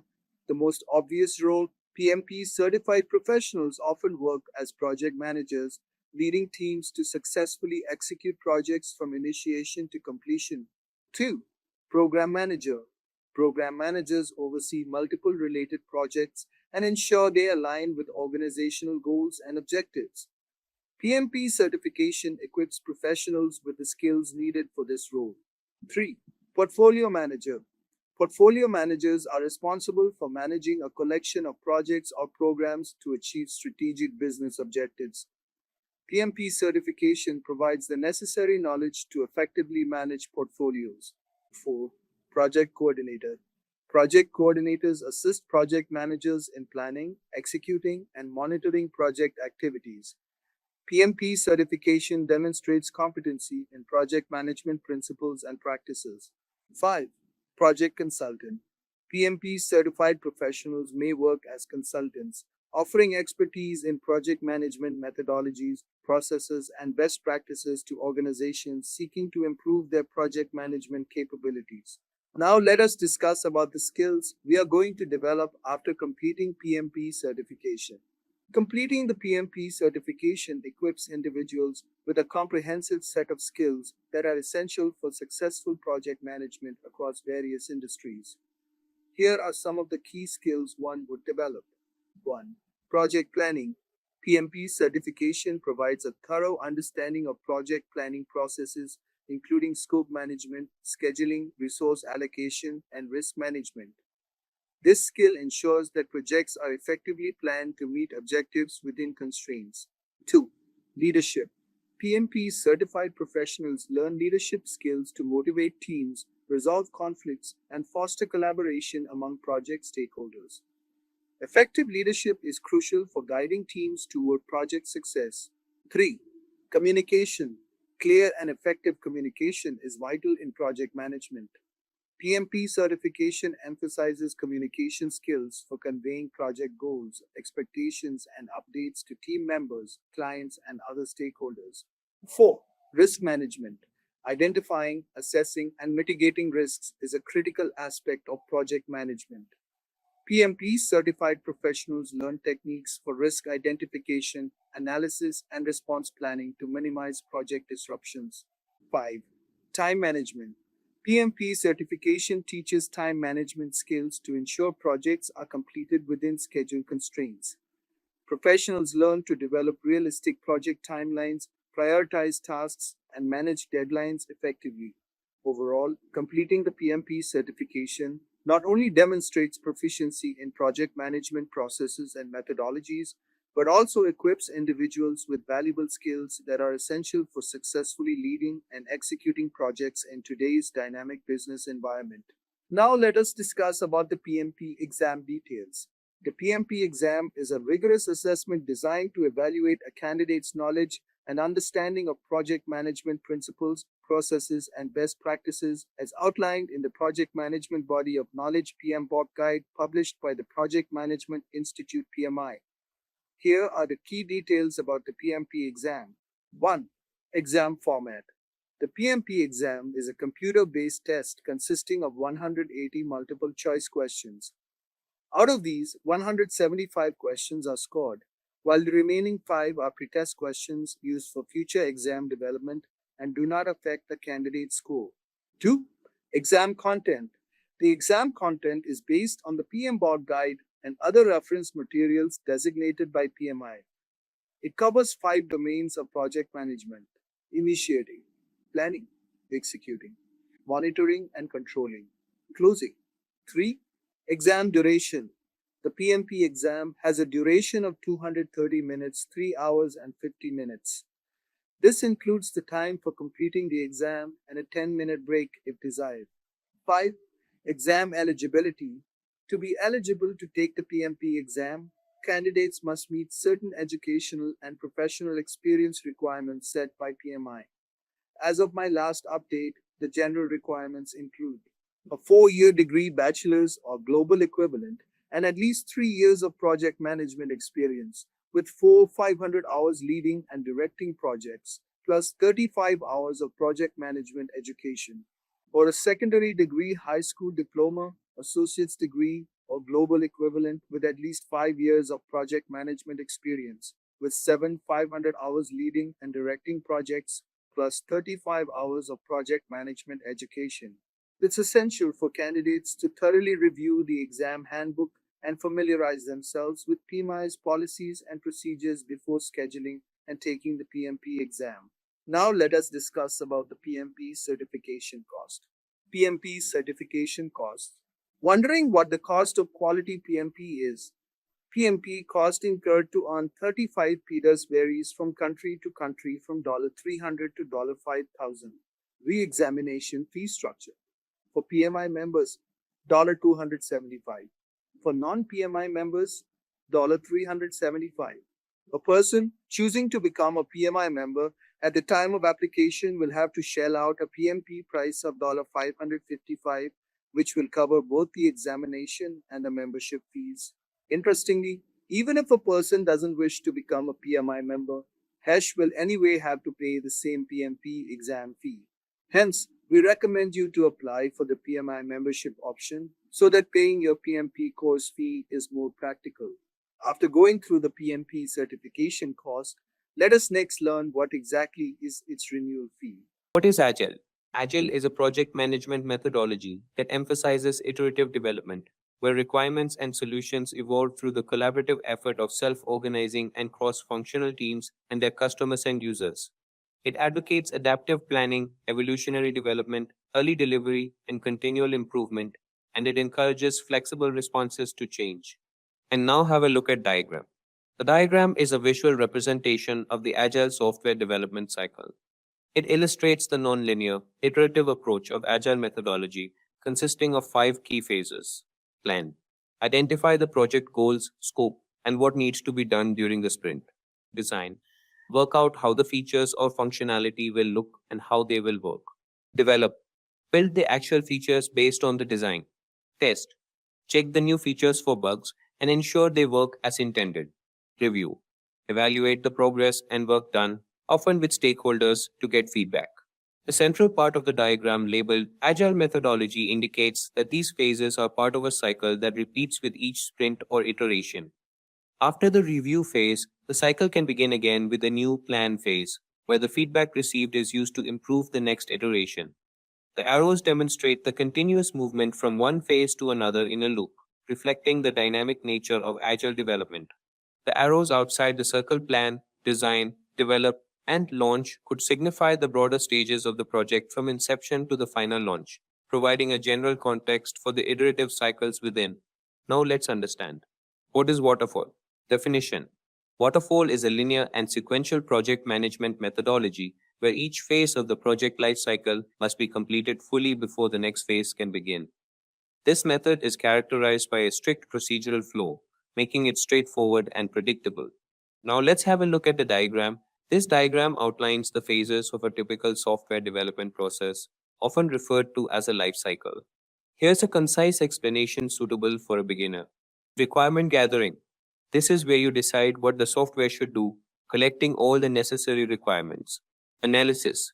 In this step, you examine the requirements to understand them thoroughly and to identify any potential issues or areas needing more clarity. Design. Based on the requirements and analysis, you create a blueprint or design for the software, detailing how it will work and what it will look like. Coding. This is where developers write the actual code for the software, turning the design into a functioning program. Testing. The software is rigorously tested to find and fix any errors or bugs to ensure it meets the original requirements and is of high quality. Operations. Finally, the software is ready for use and goes into operation. This stage also includes maintenance and updates as needed. Now let's start with the difference between Agile vs. Waterfall methodology. First, on the basis of process. Agile. The process is iterative, which means it repeats with adjustments over time. Development is cyclical, allowing for revisiting and revising any step as needed. Waterfall. The process is linear, proceeding through a sequence of steps that flow downwards like a waterfall from requirements gathering to deployment, with no return to previous steps. Flexibility. Agile. Agile is very flexible. It not only allows but expects requirements to evolve and change, which it can accommodate at nearly any stage of the project. Waterfall. Waterfall is inflexible after the initial stages. Once requirements are defined and the project has begun, changes are disruptive and often lead to increased costs. Customer collaboration. Agile, continuous customer involvement is crucial for Agile projects. Regular feedback is sought to ensure the product meets the customer's needs and expectations. Waterfall. Customer involvement is typically limited to the beginning requirements gathering and the end acceptance testing of the project. Delivery. Agile. Agile delivers work in small, usable segments validated by the customer, often resulting in a series of incremental releases that build up to the final product. Waterfall. Waterfall delivers the complete product at once after it has passed through all the sequential phases and is fully complete. Team structure. Agile. Teams in Agile are usually made up of members with varied skills that collaborate throughout the project. This cross-functionality encourages innovation and rapid problem solving. Waterfall. Waterfall teams often work in phases or silos, where each team's work is dependent on the previous phase's completion. Collaboration across different functions is more structured and formal. Testing. Agile. Testing in Agile is ongoing and occurs concurrently with development. This allows for immediate feedback and issue resolution. Waterfall. In Waterfall, testing is a distinct phase that happens after the development phase is complete, which can delay the discovery of issues. Documentation. Agile. Documentation is kept as lean as possible to save time and resources, emphasizing the working product over comprehensive documentation. Waterfall. Waterfall requires thorough documentation before any design or development begins, serving as a blueprint throughout the project lifecycle. Embrace of change. Agile. Agile methodologies embrace change, viewing it as an opportunity to improve the end product continuously. Waterfall. Waterfall methodologies resist changes post the initial stages due to the high cost and time required to accommodate them. Risk management. Agile. Agile allows for early detection of issues and risks due to frequent testing and customer feedback, facilitating more effective risk management. Waterfall. Risks in Waterfall are usually identified and managed during the testing phase, or if a risk becomes a reality, often leading to more significant overhauls at a later stage. Focus. Agile. Agile focuses on delivering a product that satisfies the customer's current needs by accommodating changing requirements throughout the process. Waterfall. Waterfall focuses on strict adherence to the initial project plan, with an emphasis on delivering the project within the planned schedule and requirements. These explanations should provide beginners with a clear understanding of the two methodologies, highlighting not just what they are, but also the practical implications of choosing one over the other for a given project. Now let's examine. Choosing between Agile and Waterfall methodologies depends on the specific context of the project, the requirements of the stakeholders, and the nature of the work to be done. Here's a guideline on when to use each. Use Agile when requirements are unclear or expected to change. If the project scope isn't fully understood, or if you expect changes during development, Agile allows for flexibility and adaptation. Client collaboration is important. Projects where frequent client feedback is desired or necessary benefit from Agile's iterative approach. The product needs to go to market quickly.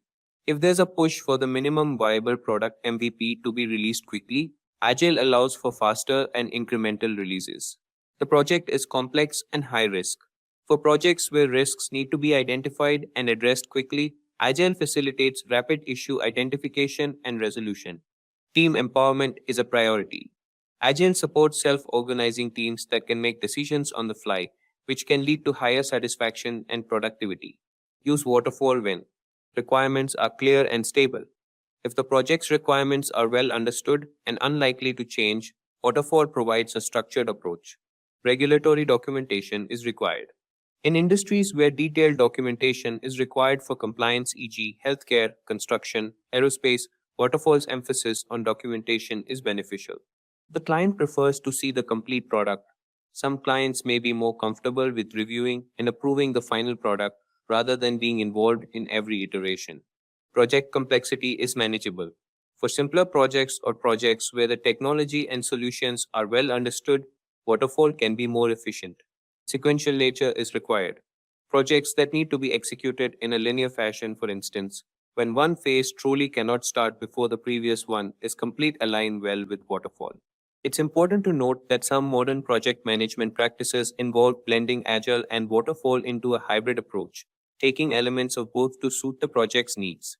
For instance, a project might begin with a Waterfall approach for establishing clear specifications and then switch to Agile to develop incremental portions of the product. This combination can leverage the strong planning foundation of Waterfall with the flexibility and adaptability of Agile. We shall now see the steps in Agile project management. The goal of Agile methodology is to produce shorter development life cycles and more frequent product releases than traditional Waterfall project management. So we will now check 6 steps in Agile project methodology. The first step in the process is project planning. Project planning includes feasibility study, development of scope, breaking the project into executable tasks or sprints, and then estimating the amount of time needed to complete those sprints. The second step is the step of roadmap creation. A roadmap is a plan of action that shows how a project shall evolve over time. A list of all the features that the final product should have is created, and the steps to achieve those features are taken. The next important step is release planning. Since we are doing the project keeping in mind the Agile project methodology, the project will complete in sprints. That means there will be the release of features at the end of each cycle. And unlike the traditional waterfall model, the development cycles will be smaller. The fourth step in Agile project management is sprint planning. The sprints are made keeping in mind what all is to be accomplished in that particular step. At the beginning of each sprint, the goal of that sprint is decided and steps to achieve that goal are taken. The next step in the process emphasizes on daily meetings. There are short meetings every day to discuss if the team was able to finish the task for each sprint and check if there are any amendments that are required. Each team member talks about what they achieved in the last sprint and what are they going to work on in the next sprint. The last step is the step of sprint review and retrospective. There are 2 meetings after each sprint. First meeting is for the sprint review. This meeting is with the stakeholders to show them the finished product. This helps both sides to build a relationship and discuss if there are any issues in the end product. The second meeting is for having a sprint retrospective. This meeting involves the stakeholders to discuss what went well and what went wrong during the sprint. Sprint retrospective takes place after the sprint review and before the next sprint planning. Now when we know the steps needed for Agile project methodology, we must understand some Agile project management frameworks. There are several frameworks available today. Here, we will be discussing some of the most popular frameworks. The first framework we will discuss is the Kanban framework. Kanban framework is a well-known framework for implementing Agile software development.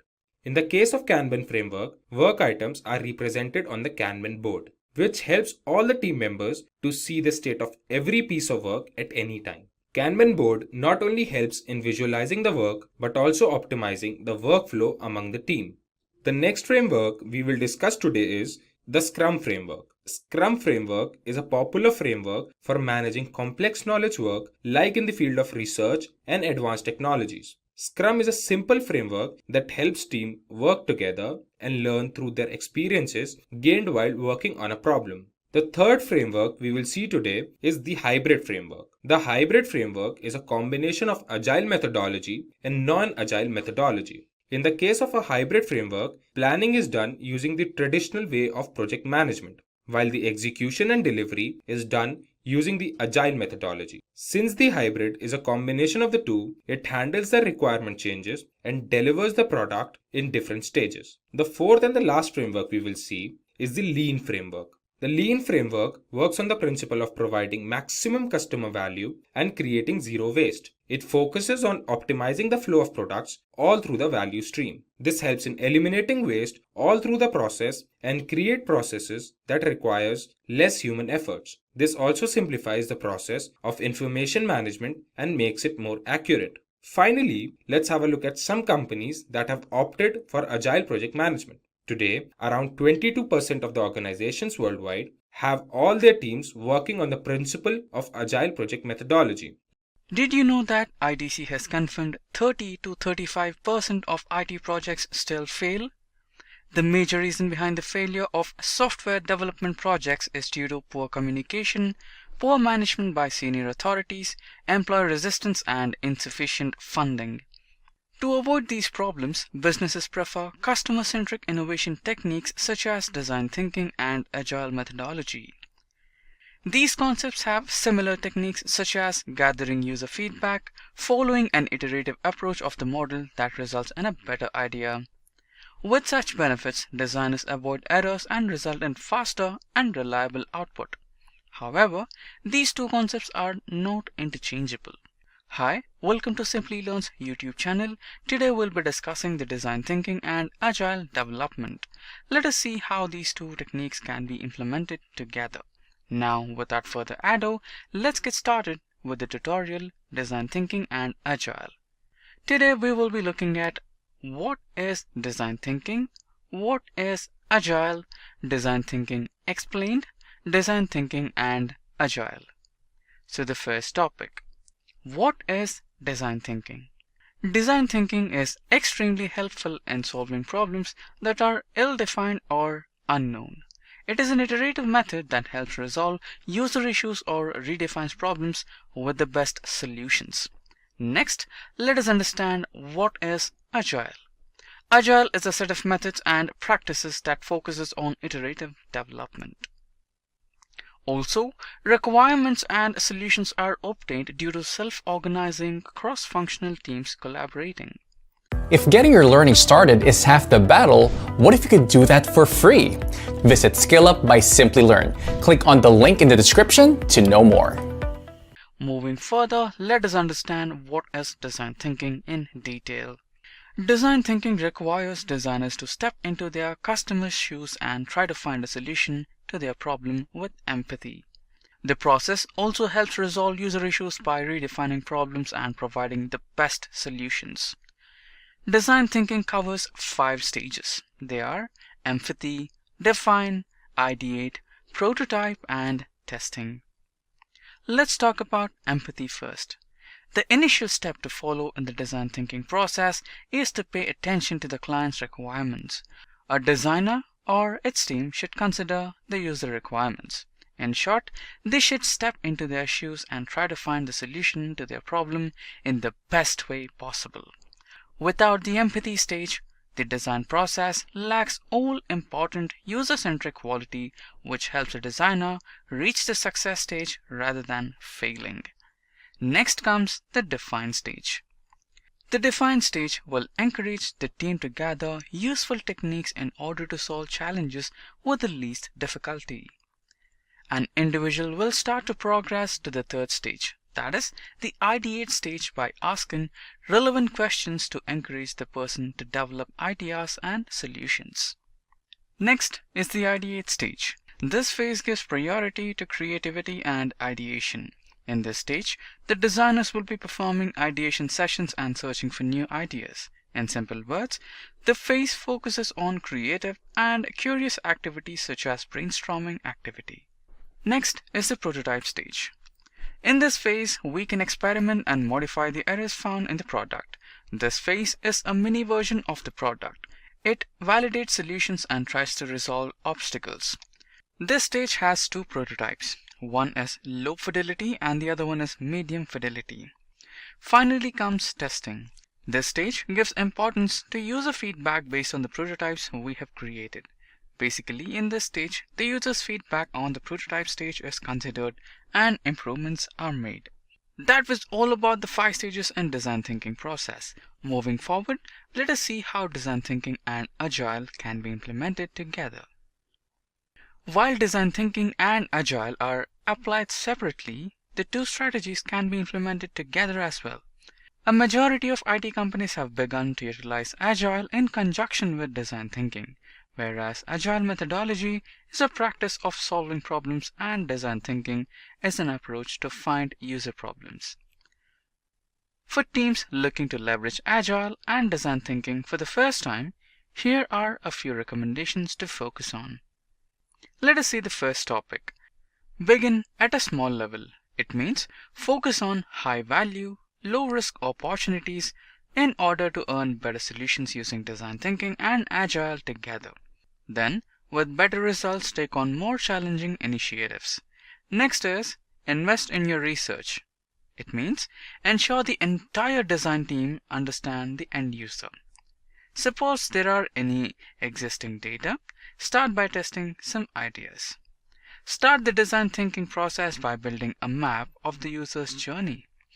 As a result, it encourages team members to focus on empathize phase and discover new solutions. Next, focus on a clearly defined problem statement with sprint. Start design thinking in sprint 0. Encourage the entire team to understand the problem statement and build a useful design framework. Then, build a production team culture. Form a core design and development team. Teams such as decision makers, UX researcher, designer, visual designer, Scrum Master, developers, and quality analysts. Do not exceed the team to more than 10 members and make sure every professional has an equal say. Create an environment that supports collaboration across departments, like a successful design solution. Next is optimal use of design thinking. Use design thinking during the first stage of project development and then apply it whenever an important feature has to be developed. Next comes design patterns and maintain a good user experience. This stage helps in minimizing design and development time. Design patterns work as building blocks encouraging team members to remove lower level design decisions. The patterns created should be accepted by the entire team and should be easily implemented. Finally comes periodic testing. Based on the characteristics of the project, set up a testing schedule.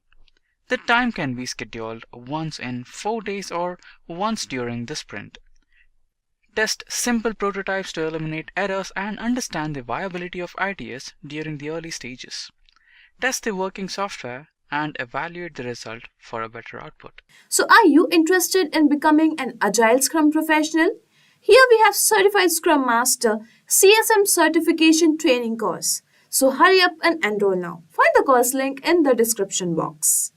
So this would help the people who actually needs to know some important details about Agile and associated details, so that can help them to understand the Agile and Agile methodologies, the tools related to Agile better. So explain Agile in brief. If this is the question, what would be the typical answer? So the term Agile refers to ability to move quickly and easily by becoming more flexible and adaptable. So most of the times I have seen people say, whenever I ask the question what is Agile, they say Agile is a methodology. The term Agile itself is not a methodology. It actually refers to this flexibility, adaptability. So all those methodologies which are there defined for Agile, for example Scrum, so they have an approach towards to become Agile and do the projects in an Agile way. So this requires adoption and adoption of continual changing scenarios in modern dynamic business environment, which means the flexibility and adaptability is required because of the changing business environment, the dynamics. To quickly adopt to that change, to become flexible, Agile approaches are required. It is very essential for organization to become Agile for their sustenance and growth. There are various Agile methods and practices that focuses on iterative development. Typically, any Agile methodologies follows iterative approaches. Requirements and solutions are obtained through self-organizing, cross-functional teams collaborating. So collaboration is very important. Any of the Agile methodologies we come across, we speak about cross-functional, self-organizing teams. So this is the basic details one should know when they hear the term Agile. So question number 2, explain the difference between a traditional waterfall model and Agile testing. So when we say Agile and Waterfall, it has two different dynamics altogether. So Agile model is a continuous iteration lifecycle model for developing and testing software, whereas Waterfall is linear sequential lifecycle model for developing and testing the software. So similarly, the rigidity. So Agile methodologies is flexible way of building a software which provides a lot of flexibility. Whenever there is a change, adopting to the change will become very easy, adapting and adopting for the change scenario. Whereas in waterfall methodology, it is a bit difficult, it is rigid, because it is very much structured. Any changes which comes in, adopting that and changing things to according to the change dynamics requires changing many things, which makes it very tedious and rigid. So thirdly, collaboration. So Agile model is highly collaborative, that's what it approach considers mainly towards software development, where involvement of all the members like customers, maybe the team members, the project managers. So their active involvement is very much required so that things can be handled better.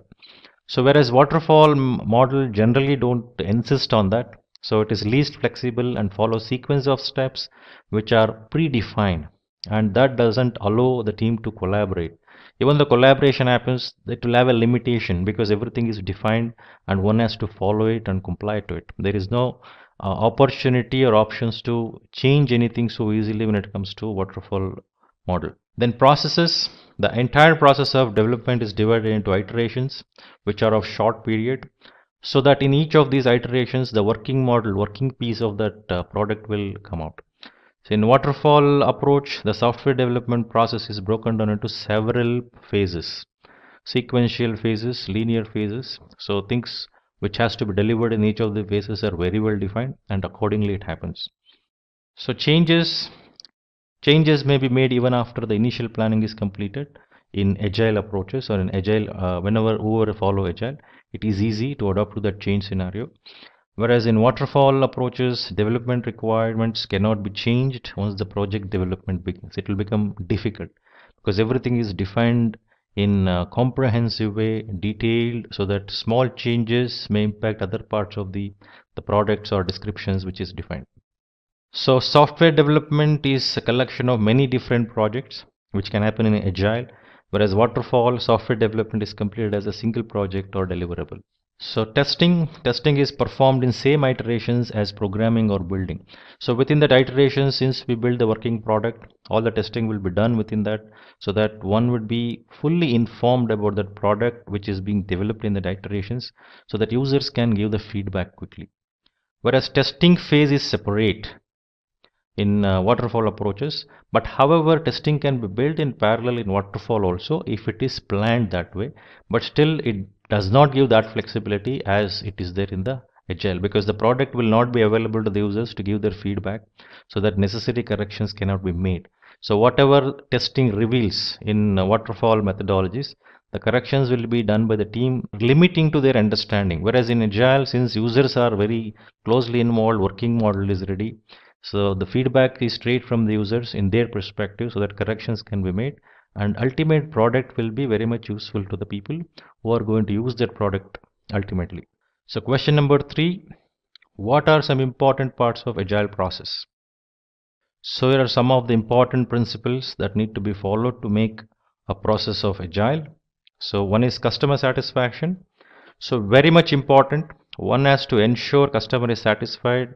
Customer sees the product, gives the feedback, they uses it, gives the feedback, necessary corrections are made in time, so that quick delivery of the product can be made according to the requirement of the customers, which would result in high customer satisfaction.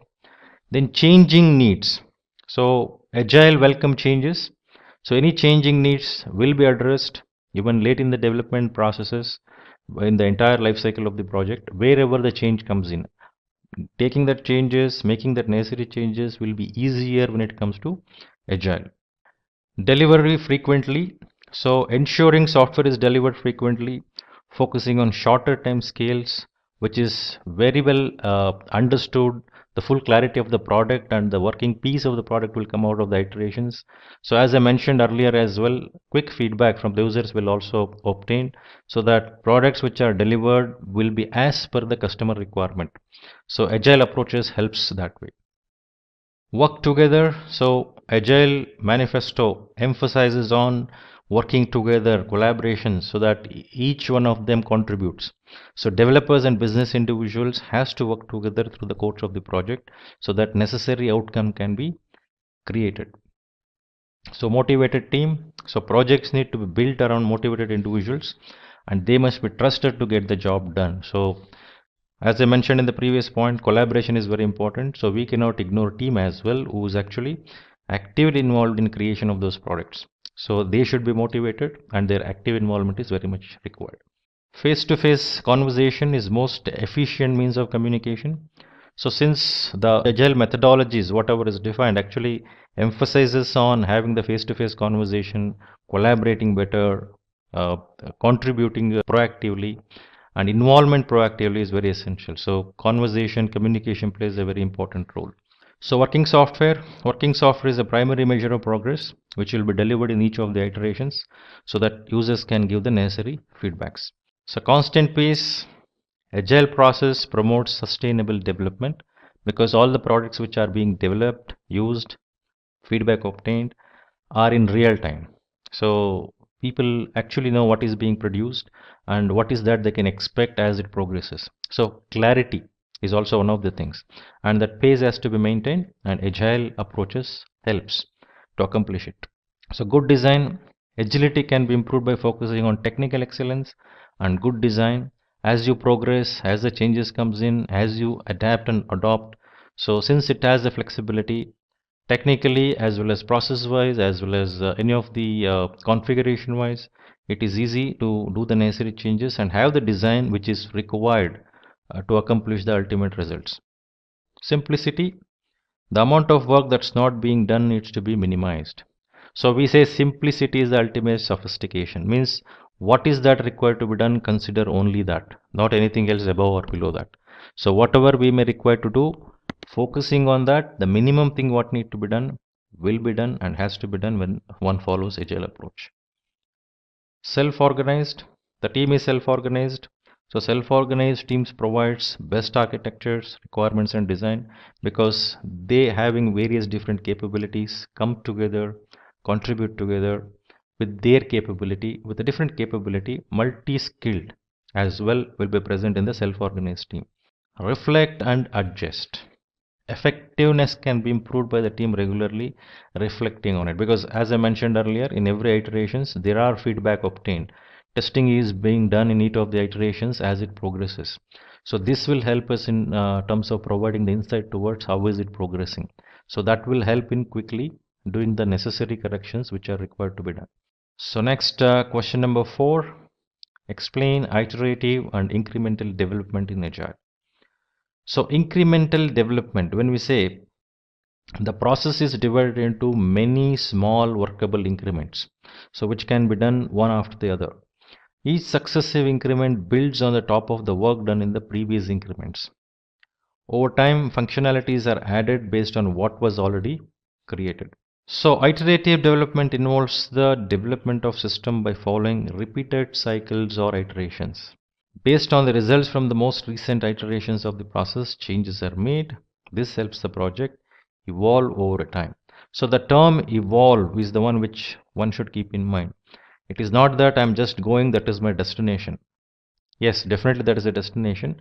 While progressing, there are a lot of variations which happens. Those variations has to be considered, and accordingly the necessary deviations or corrections, adjustments has to be made and things to be progressed further, which is very important. Because of this iterative approach, it helps to become adaptable and flexible to adjust to these varying conditions. So that's where project should evolve. It cannot go in a straight line. It has to evolve based on the variations while progressing towards the destination or the results what we are supposed to accomplish. So agile, definitely iterative plus incremental. So agile involves consideration and creation of working product in an iterations, which is part of the overall final product. So the consolidation of all the products which are produced in each of the iterations will become part of the ultimate results, ultimate product. Each iteration is an enhanced working increment of the final product. This process continues until all the product's functionalities are satisfied. So organizations and user can use and experience the product and provide feedback that can be incorporated into next iterations. So each iterations when the working product is produced, those things are used by the users, experience, they will look at the features and functionality, and based on the requirement what they're supposed to fulfill, they may also give the feedback for necessary corrections or they add new requirement to it, because the minimum requirements what is being fulfilled by this product, maybe some requirements which are not expressed earlier, there is an opportunity to express at this point in time to state we can involve some of the features of this kind in the next iteration so that we can able to make this product better. So such a conversation, the incremental iterative approach helps or allows or provides that opportunity to express. So causing product roadmaps to be built, produced, tested, and confirmed before the next iterations. So that's where before we move to next iterations, there will be better clarity in terms of what is produced, what we are supposed to produce further, and what is that modification we are supposed to do so that product can ultimately fulfill the requirements. So question number 5, what are the different types of agile methodologies? So there are various kinds of agile methodologies. Some of them are briefed here. So let us go through them one by one. Extreme programming. So it is a framework that enables team to create high quality software and improves their quality of life. It enables software development with appropriate engineering practices. So next is Kanban. This method is used to design, manage, and improve the flow of systems. Organizations can visualize their flow of work, limiting their work in progress. So basically, Kanban comes from the Toyota system. So here, when we use the term workflow, the work in progress, so this will help in terms of monitoring what is happening, what work is in progress, what work is completed, and it uses a visualized system. So one can see it, what is happening. So it also enables the individuals who are doing it to know what is that pending against them, and they can pick it up, pull it up, and then complete it. Lean is a set of tools and principles that aims to identify and remove waste to increase the speed of process development. It focuses on maximizing value to the client, ensuring waste is minimized. So lean principles, lean approaches says the flow. In a flow, if there is any bottleneck, that tends to be removed. So this bottleneck would limit the flow, and that would add towards the waste. So identification of the waste, the reason for that creation of the waste, or who is the contributor of the waste, and eliminating those causes and moving forward. This will help in smoothening the flow, at the same time improving the system for better outcome. So that's where lean has become popular and well acknowledged. So Scrum is a framework that is used by teams to establish a hypothesis, try it out, reflect on experience, and adjustments. It is used to enable teams to incorporate practices from other frameworks depending on the team's requirement. So that's about Scrum. Scrum is a bit popular and it is mostly used for smaller projects. The bigger the project, more complex, I think Scrum would not help. But Scrum is very popular in software development organizations. So where it has a simple 5 events, 3 roles, and 3 artifacts. So it helps to adopt and adapt to the changing conditions, and it has become a proven practice. Now Crystal is an approach to software development that focuses on people and their interactions rather than tools and processes.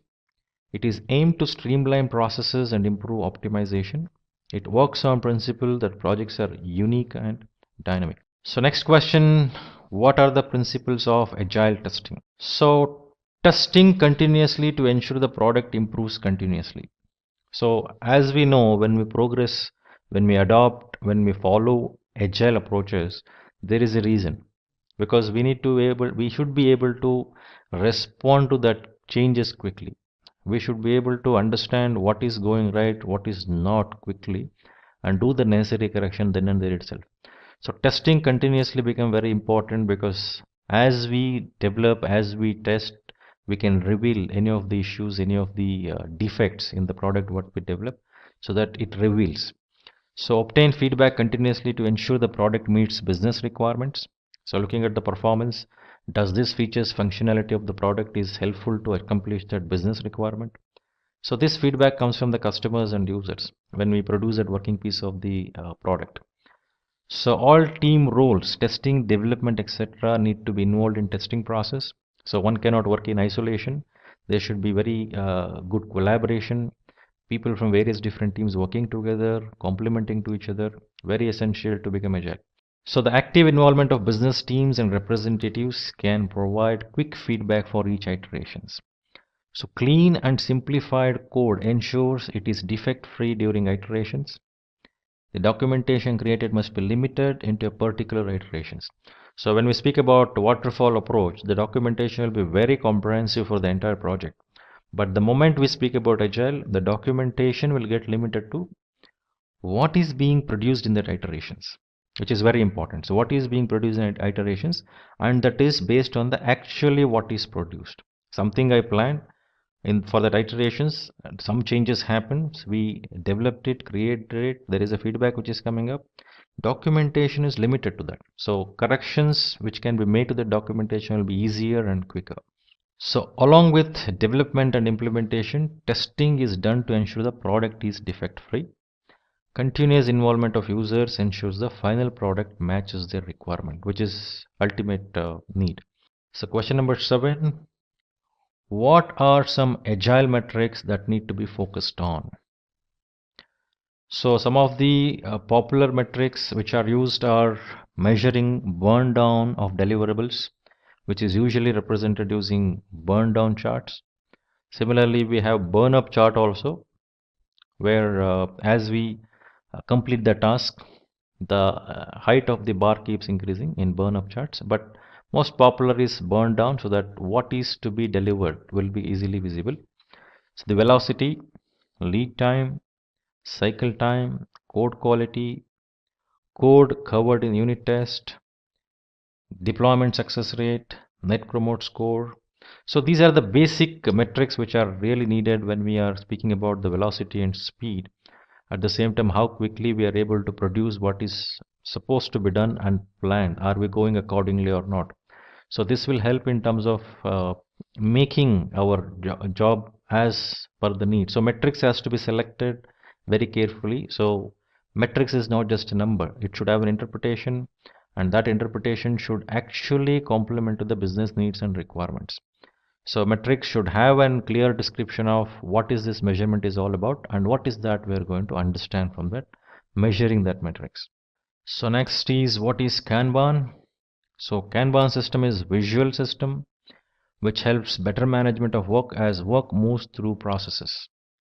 So it visualizes and provides visibility into the process, workflows and works passing through the processes. So when you say it is a visual system, so there will be board or a display system where each of the tasks which needs to be accomplished are displayed there, and the person who is supposed to complete it and what is the status of it. So people would look at it, pull the work and complete it. So since people pull that work, it is also called as pull system. So because the new works are pulled in, taken up from the list for execution and move them from in progress status to done. So Kanban, since it is a visual system, it also makes people more conscious about what is pending against them, what work is pulled, that is also visible. So there is no reason for anyone to say that I did not do this because of XYZ reasons. Since it is visible, it is my job. Since I pulled that task, it is my job, my ownership to complete it. It becomes like that. So that discipline comes into place. So tracking the work will also become easier as the workflow is clearly visible and put on the display board.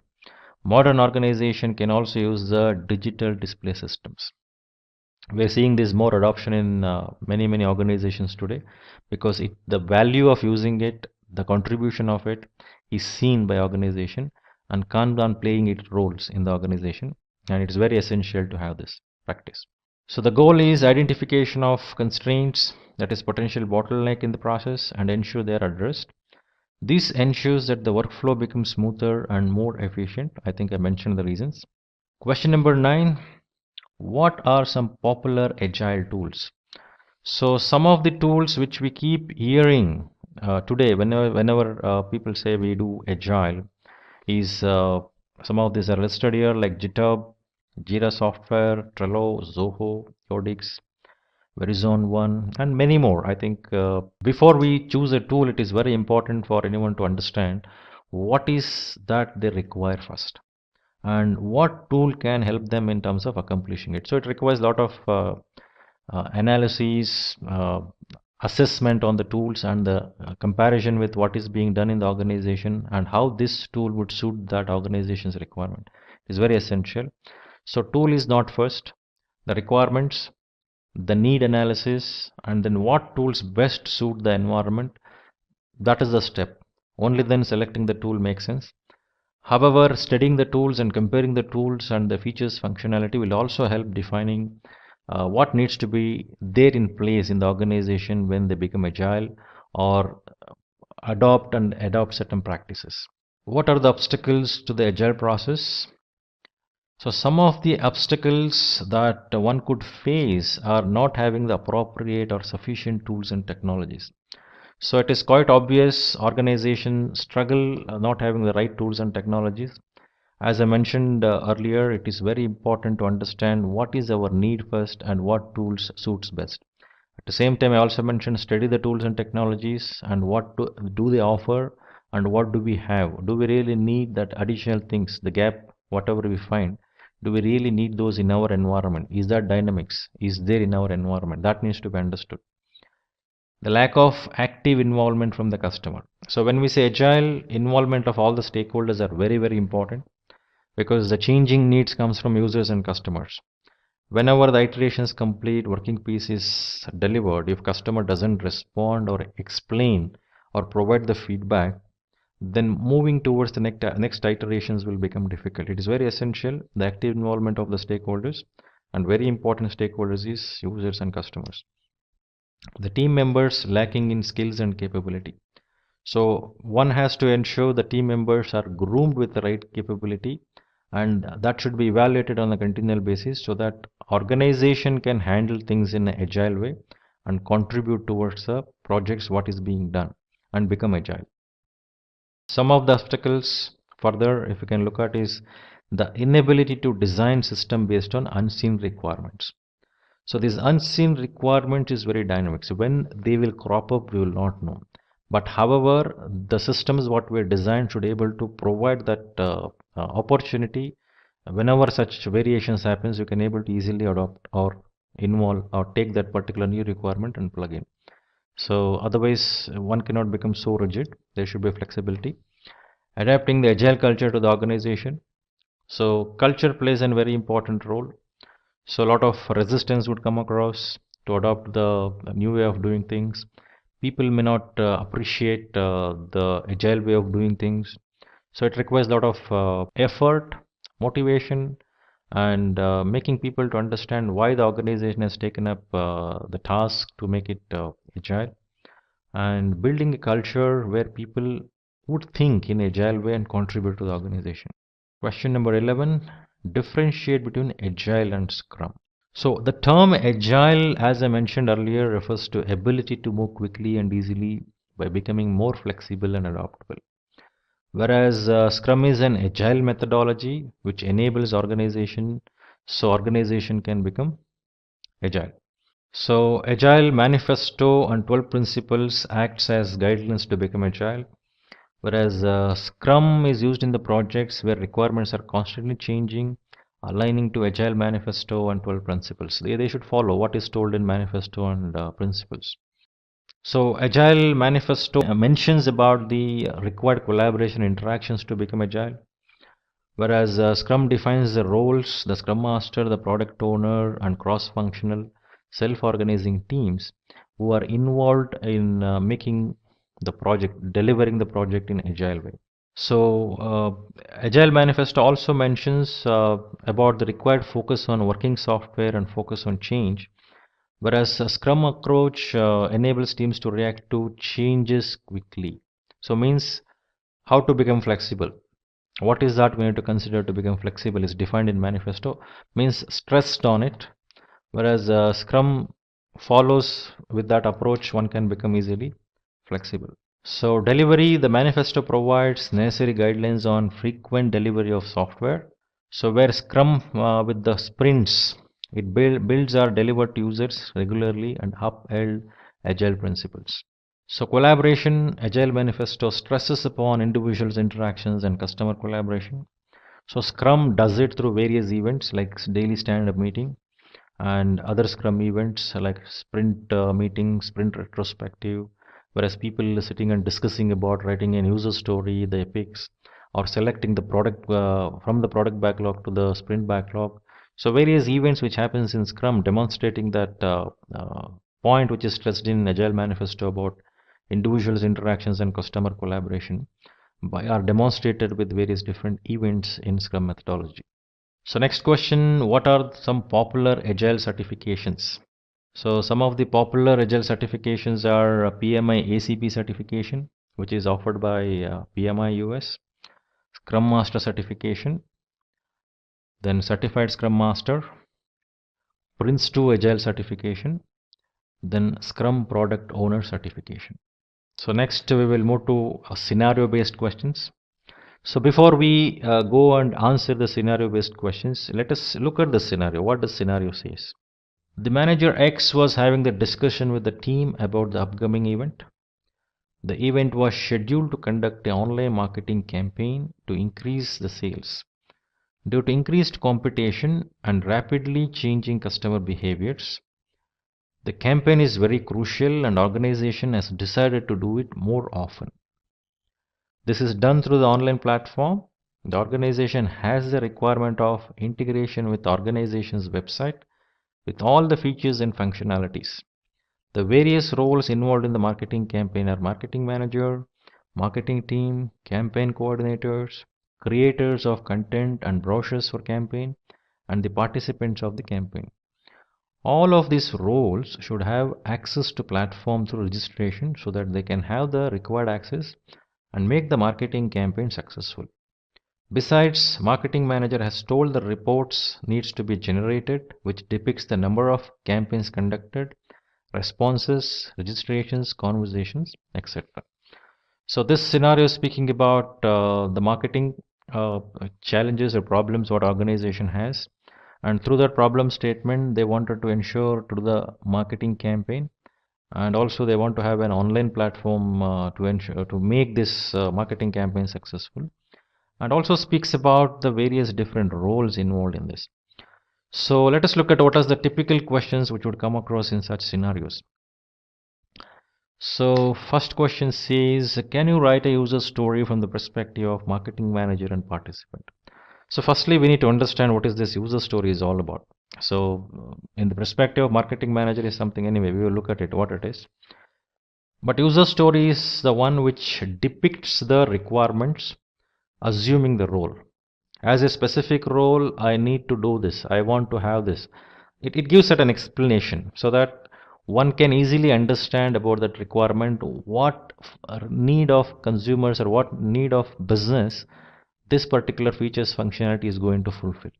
So let us see what is that user story relating to marketing manager and participants.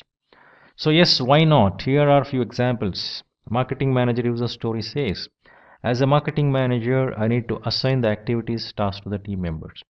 So now whenever we develop that platform, there should be an access to marketing manager, and marketing manager can able to assign the activities to the team members.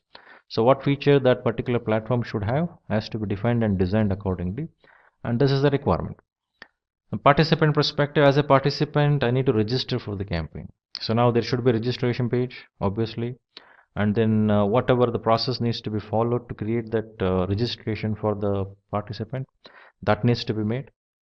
And this simple user story helps into visualize what features functionality has to be there when we go and create that product and services. So this will help understanding the requirement thoroughly and creating the designing the features accordingly and visualizing the flow as well. So next question, is Agile the best approach to make a marketing campaign and why? So now a question arises, when we do marketing campaign, why should I follow Agile? Why not I do just like that?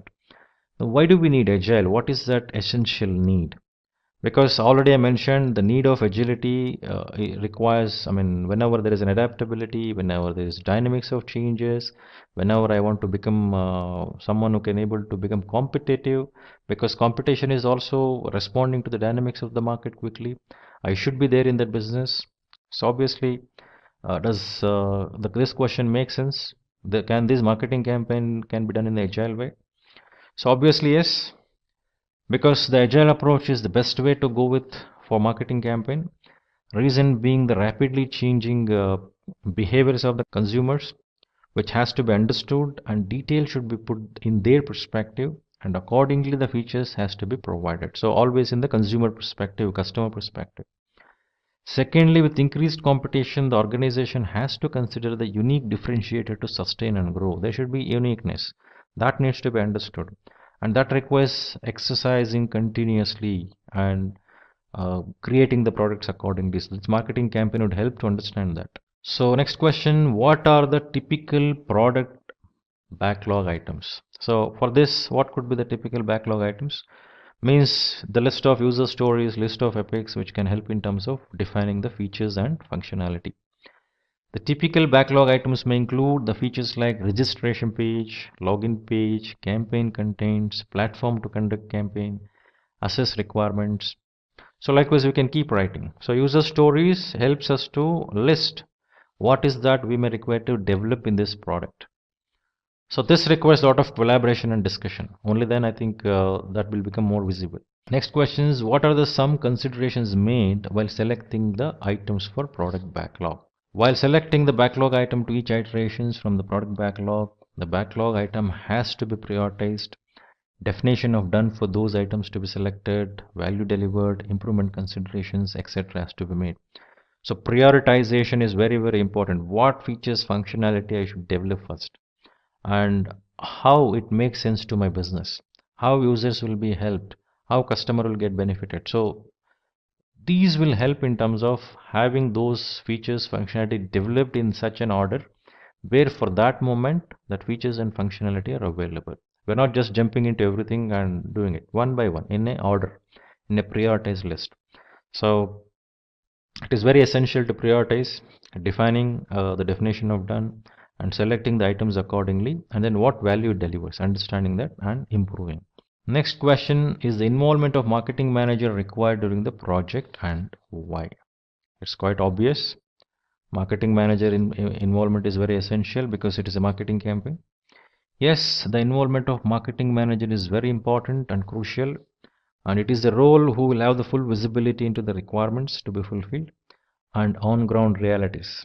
Besides, one cannot become agile without the active involvement and collaboration of customer users with agile teams. So what is project management? Now, as defined in PMI's PMBOK, project management is application of knowledge, skills, tools and techniques to project activities to meet project requirements. So every project will have an objective to accomplish. Similarly, the objective of project management is to make the final deliverables in a finite time and budget. This involves having clear understanding about the deliverables of the project, required resources for the project, resource in terms of human resources, technical resources, financial resources, etc. Project manager should have a full picture of those aspects. We can call it as constraints or aspects and manage those throughout the project life cycle, for which a project manager should have a full view about a project and what is that this project has to accomplish. That objective should be clear. So as part of project management, the 6 constraints which project manager should look at are scope, time, quality, cost, risk and resources. So each of these areas has very important role to play in project management.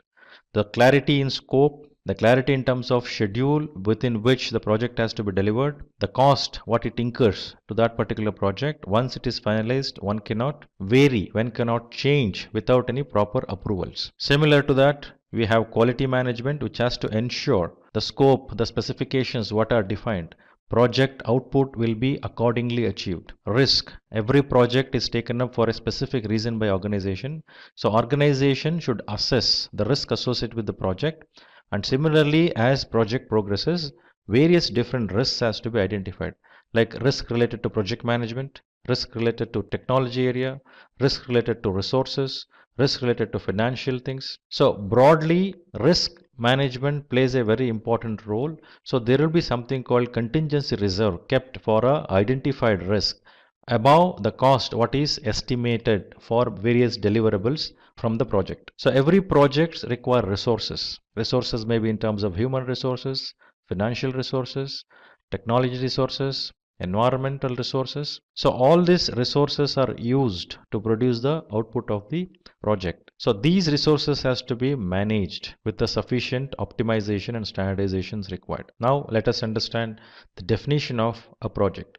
So what is a project? PMI defines a project as a temporary endeavor undertaken to create a unique product, service, or result. The temporary nature of a project indicates that a project has a definite beginning and end. So when I say product, unique product, it means every output, it may be similar products you are producing with the same features and functionality.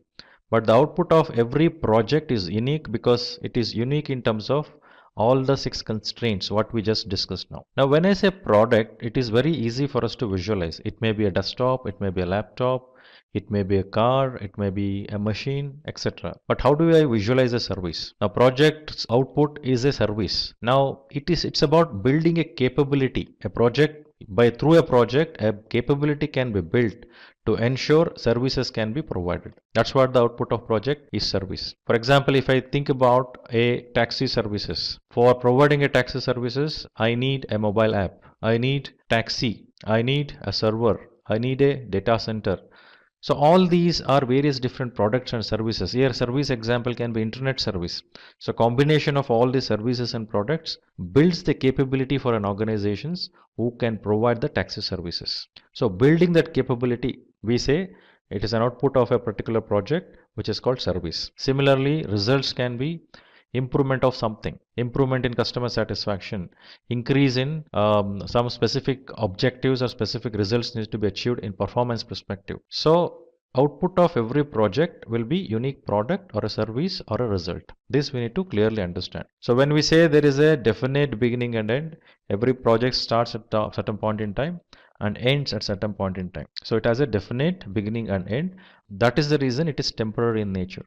It is not an ongoing business activity. Before we begin, let's have a look at an incident where 2 project managers, John and Ted, are talking to each other. John is a senior project manager while Ted is a part of his team. John finds Ted to be upset. So he asks him, is there anything he can help him with? To which Ted replies that his project failed.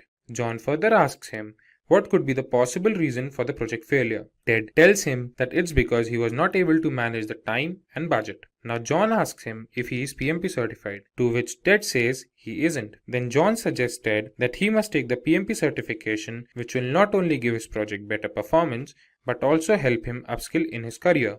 So today we will discuss about PMP certification in detail. Let's first have a look at all the topics we will cover. We will begin with what is PMP, then we will check top 10 reasons to get PMP certified, followed by the basics of PMP. Then after we know the PMP basic concepts, we will check who can get this certification and pattern for the PMP exam. Then we will learn about the PMBOK guide, which is an integral part to prepare for the PMP exam. Finally, we will see the cost and the validity of the certification. So without any further ado, let's begin with what is PMP. PMP, or Project Management Professional, is the world's most renowned project management certification for project managers. This certification is provided by the Project Management Institute. Now, when we know what is Project Management Professional or PMP certification, let's have a look at some reasons why you should get PMP certified. Today, I will give you top 10 reasons to take PMP certification. PMP certification helps you become a better project manager. The process that helps us acquire the certification goes to several phases like gaining project management experience and passing the PMP exam, which helps you in bringing sanity to the project manager. The process helps project managers to learn different industry trends, have practical knowledge, and several other project management constraints. The second reason that we have is project management certification makes a resume more valuable. As we have discussed earlier, that PMP certification is the most renowned project management certification, so having it on the resume will definitely help the interviewer recognize our skills. There are companies that only accept project managers who are PMP certified. PMP certification not only helps in switching the job or finding a new one, it helps in progressing in the current company as well. The third reason that we have is it provides more job opportunities. When one acquires the PMP certification, it proves that one has expertise in completing the project effectively and efficiently. So the certification increases the trust factor of the interviewer in you and increases your probability of getting that job. The fourth reason that we have is salary hikes. PMP certified project manager is one of the highest paid jobs around the globe, and this trend will continue to grow. The global survey by the Project Management Institute shows that PMP certified project managers tend to get 20% more salary than the non-certified project managers. The next reason that we have is PMP certification validates your dedication to the job. The certification requires several months of training. It requires several hours of project management experience and exposure. This experience and exposure explains the seriousness of a project manager towards its career path. Then, sixth we have is PMP certification is globally acknowledged. PMP certification is the most renowned certification all over the world. It helps project managers to be a part of different types of industries all over the globe. PMP certification is the most renowned certification all over the world. Project managers who are PMP certified may get jobs in different types of industries all over the world. PMP certification not only provides theoretical knowledge but also helps in gaining practical knowledge, which further helps in increasing the confidence of a project manager. The next reason that we have is better project performance. PMP certified project managers tend to deliver better projects than the non-PMP certified project managers. This is because PMP certified project managers are well aware of 5 process groups, 10 knowledge areas, and 49 processes, which helps them have a clear picture of different aspects involved in a project. The eighth reason that we have is it increases your networking opportunities. There are several communities that one becomes a part of when they sign up as a PMI member. These communities have meetings regarding new job opportunities, and this helps in having a professional network. The ninth reason that we have is job security. Job security is a major reason that a professional thinks of before opting for a particular profession. Today, in the world of recession, where companies are drowning, the demand for PMP certified project managers goes on increasing. The last and the 10th reason we have is expertise in practical application. When one appears for a PMP exam, they need extensive preparation. They need to have thorough knowledge of process groups and knowledge areas, which help them develop several essential skills and move ahead in their career. Now, as we move further, we will look into the PMP basic concepts. The PMP basic concepts are the 5 project management steps. These project management steps start from the day we begin our project to the day we end our project. They begin from initiation to closure. The first step that we have is initiation, planning, execution, monitoring and controlling, and closure. Now, let's have a look at each of them in detail. The first step we have is initiation. Initiation involves defining the project scope. This is the step where we explain what our project will have, for whom we are making that project. It helps us to identify our stakeholders, who all will be the part of that project, and determine the project feasibility. After the step of initiation, when we have decided the scope of our project, the second step that comes is planning. In the planning phase, we define a flow to all the activities of a project. We define this flow keeping in mind all the constraints of a project like time, resources, and risk. After we have defined the flow of these processes, it is time for us to look at the execution. In the execution phase, we evaluate the plan and the sequence of the tasks we have made. We finally put the plan in action and the project tends to start. After the project building has started and the process of execution has started, it is time for the monitoring and the controlling phase. In monitoring and controlling phase, the progress of the project is tracked and important steps for quality assurance are taken. In monitoring and controlling phase, the work being done is compared with the work as defined in the project plan. In this phase, the progress of the project is tracked and important steps for quality assurance are taken. Finally, we have the closure step. In this step, the deliverables are delivered to the client, the documentation of all that took place during the project lifecycle is done, and project is fully evaluated. Now, when we have seen reasons for getting PMP certified and we know the basic concepts of PMP, it is time for us to know who can get PMP certified. For getting PMP certified, there can be 2 cases. The first case says you must have a secondary degree. A secondary degree means high school diploma or an associate degree or a degree that is globally equivalent to all of these. Then you need to have 7,500 hours of leading and directing projects and 3,500 hours of project management education. There can be 2 cases. First case can be you must have a secondary degree. That means a high school diploma, associate's degree or the global equivalent degree. Then you must have 7,500 hours of project management experience and 35 hours of education in project management.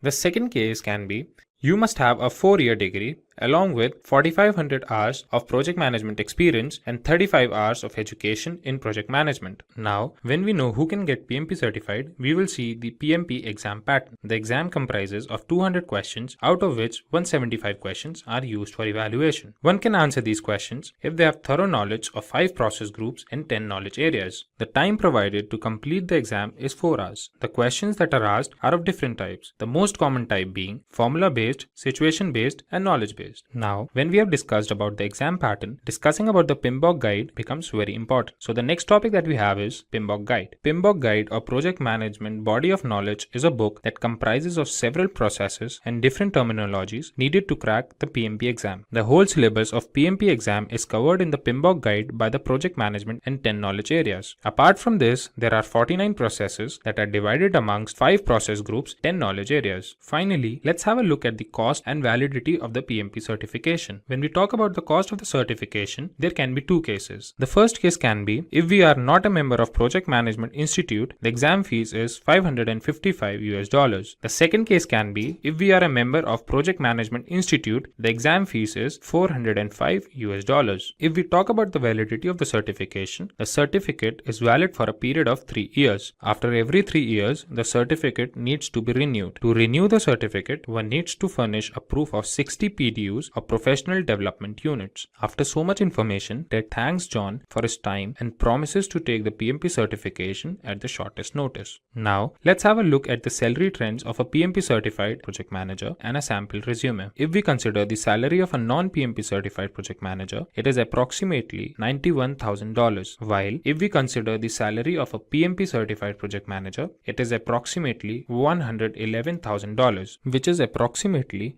20% higher than the non-certified project manager's salary. Now, let's have a look at the resume of a PMP certified project manager.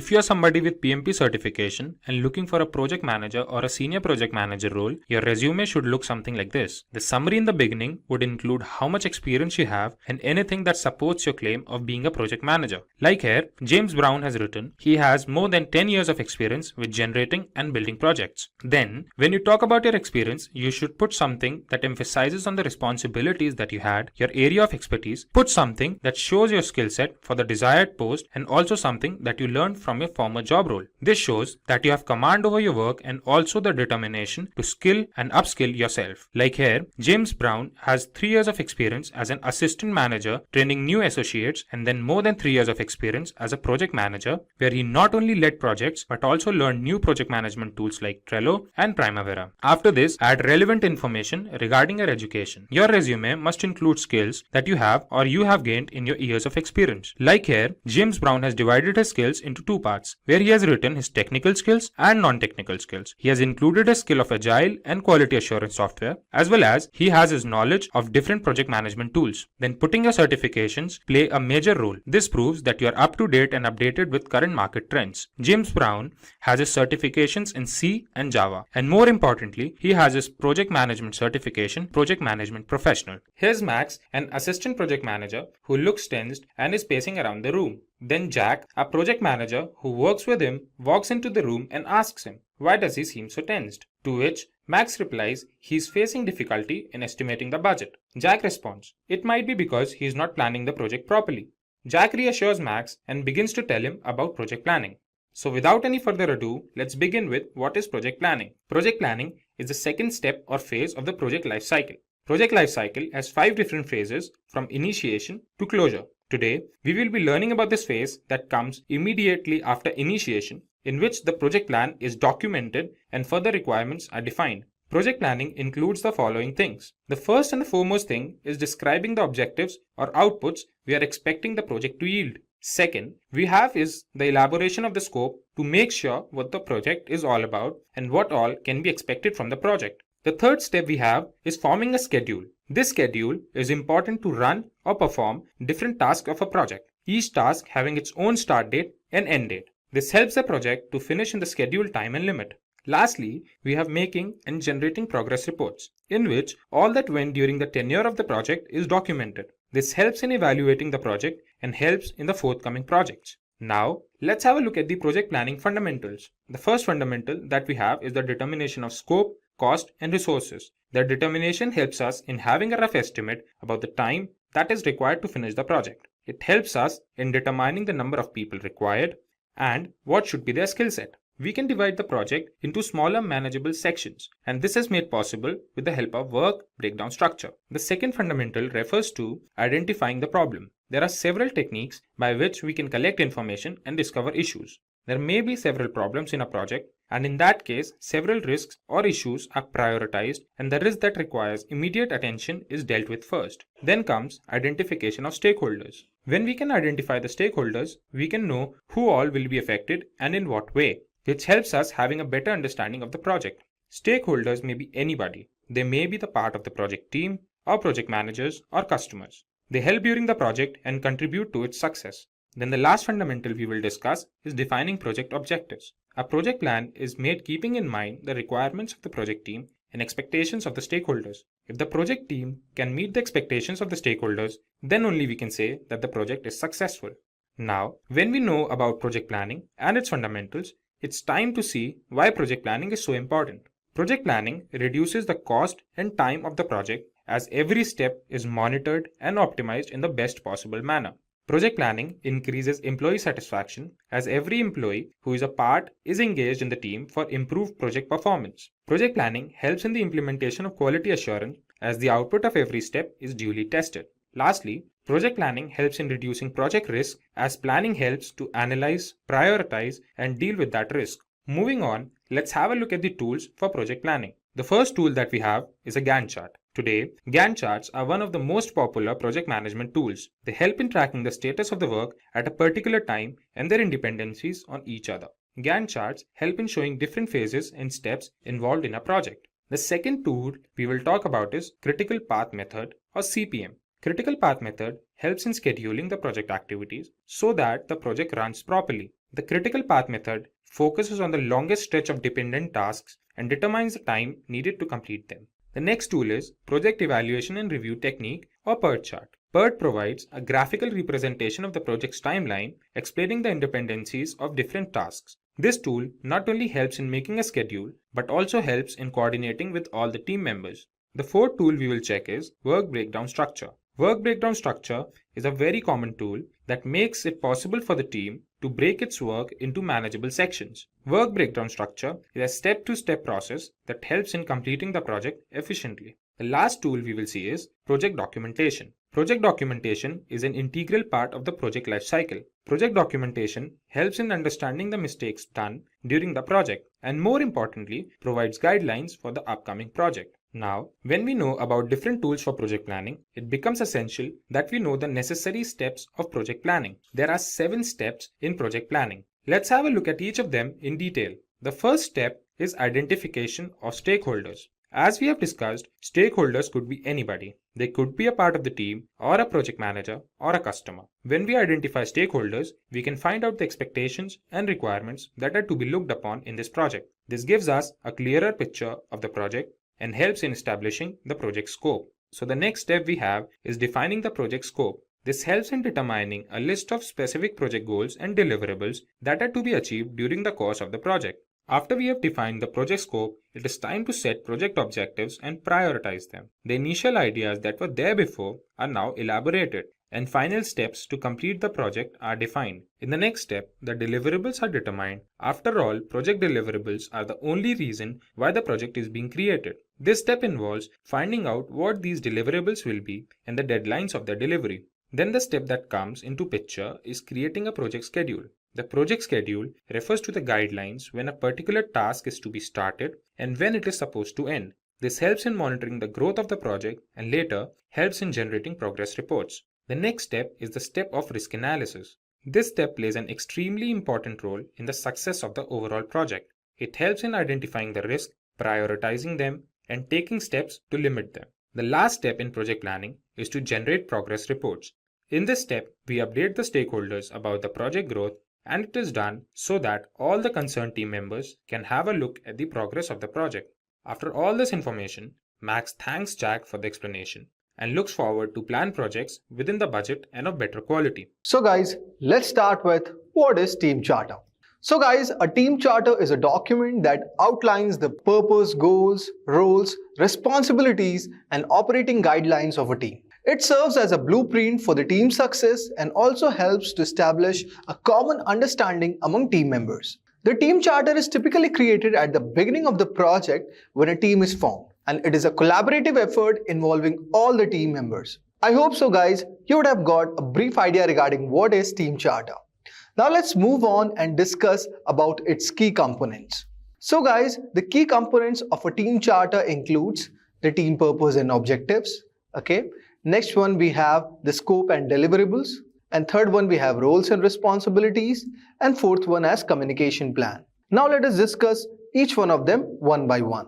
So if I talk about team purpose and objective, what does it mean, guys? It actually clearly defines the reason for the team's existence, and also it outlines its primary goals and objectives. If I talk about scopes and deliverables, guys, it basically specifies the boundaries of team's responsibilities and the expected outcomes or deliverables. If I talk about roles and responsibilities, it's a very easy understandable word which clearly defines the roles and responsibilities of each team member, including any leadership role or a specific task assigned to the individuals. If I talk about communication plan, guys, it basically outlines how communication will be managed within the team, including regular meetings, reporting structures, and channels of communication. Now let's move on and discuss the leftover key components of the team charter. So guys, if I talk about the next component, it is decision-making process. So if I talk about the decision-making process, guys, it basically describes how decisions will be made within the team, including whether it will be a collaborative process or if certain individuals have decision-making authority. Next we have all over here is a conflict resolution. This component of a team charter establishes a process for addressing and resolving conflicts within the teams to ensure a healthy working environment. Next we have timelines and milestone, a very important key component. Basically it defines the project timelines, it identifies key milestones or deadlines. And then we have all over here is resources and support. If we talk about resources and support, guys, it basically identifies the resources required for a team to succeed and specify the support available from your organization or external sources. So guys, basically using a team charter, we get all these components and which helps us in managing our team. Now let's move on and understand some of the key benefits of using team charter. So guys, using team charter can offer many benefits. The first one, that is clarity and alignment. A team charter basically provides a clear understanding of the team's purpose, goals, and objectives. This clarity helps align team members towards a common vision, thus reducing misunderstandings and ensuring that everyone is on the same page. Next we have all over here is role definition. If I talk about role definition, guys, it basically promotes accountability and efficiency within the team. It helps us to resolve the conflict and prevent confusion also over who is responsible for what. Next we have all over here is faster decision making. If I talk about faster decision making process, so by incorporating team charter, we make decision making process quite easier and faster. So team can make decisions more efficiently. This clarity helps avoid delays and also ensures that decision aligns with the team's goals and objective. Next we have all over here, that is enhanced team cohesion. The collaborative process of creating team charter encourages team members to work together to define their goals and guidelines. This shared ownership fosters a sense of cohesion and unity within the team. Next we have all over here is risk mitigation. If I talk about risk mitigation, guys, the team charter often includes a section on identifying potential risks and how they will be managed. This proactive approach to risk mitigation can help team anticipate challenges and also implement strategies to address them. So these were all the benefits of using a team charter. Now let's move on and discuss about a case study which will help you understand what basically is team charter and how do we implement it. So guys, let us consider a case study involving software development team tasked with creating a new e-commerce platform for retail company. The team consists of testers, project manager, and product owner. Let us see and visit our team. So guys, our team members include, say, first one, we have Sarah as a project owner. Next, we have Alex as a project manager. Then we have Emily as a lead developer. Then we have John as a developer. And finally, Jessica as a tester. So this is all our team who will be working on new e-commerce platform. Now let us create a case study based on that. So consider an XYZ retail company, which is kind of a thriving company, and recognize the imperative need to establish a robust online presence to expand its customer base and increase its sales. To basically achieve this, the company assembled a dedicated software development team and with the task of creating the state-of-art e-commerce platform.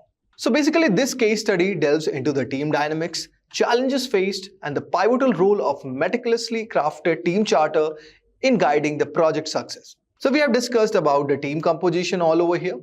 Now let's move on and understand how we will be able to create a team charter. The first one is that we have to identify the team purpose and objectives. The team basically collaboratively defines their purpose, setting the tone for the entire project. To design and develop a user-friendly e-commerce platform for XYZ retail company, we have to ensure a seamless online shopping experiences for our customer. This overarching goal served as a guiding principle throughout the project. Next we get is scope and deliverables. So in the team charter, the scope is clearly outlined, encompassing the features like payment gateways and security measures which are essential for a successful e-commerce platform. The deliverables were explicitly stated as a fully functional website and a comprehensive documentation. Next we have roles and responsibilities. The team takes great care in defining roles and responsibilities. Sarah's leadership in project management, Alex's ownership of the product vision, Emily in lead development, John's role in coding, and Jessica's responsibility for testing are clearly articulated. This clarity ensures that each team member understood their contributions and how they fit into the broader picture. Next, we have the communication plan. We have to recognize the pivotal role of effective communication. The team outlined a comprehensive communication plan, like regular status meeting, daily stand-ups, and the utilization of a project management tool are clearly established all over here. Channels for urgent matters are also defined and response time expectations are also set, thus creating a framework for seamless collaboration. Next, we have the most important part, that is the decision-making process. To streamline a decision-making, the team delineated a clear process.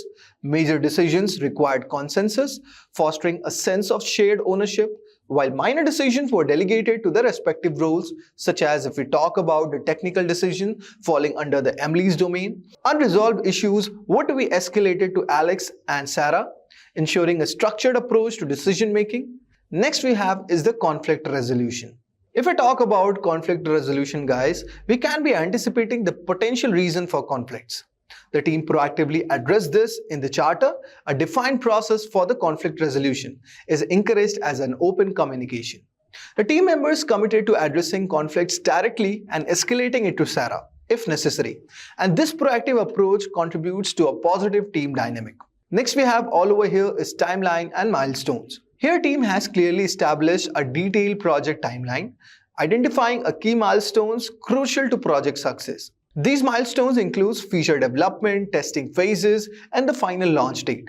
Dependencies were identified and potential risks that could impact the timeline were also acknowledged. Next we have all over here is risk mitigation. If I talk about risk mitigation, guys, the team has clearly state of mind in a forward-thinking manner, identifies a potential risk that could impede the progress.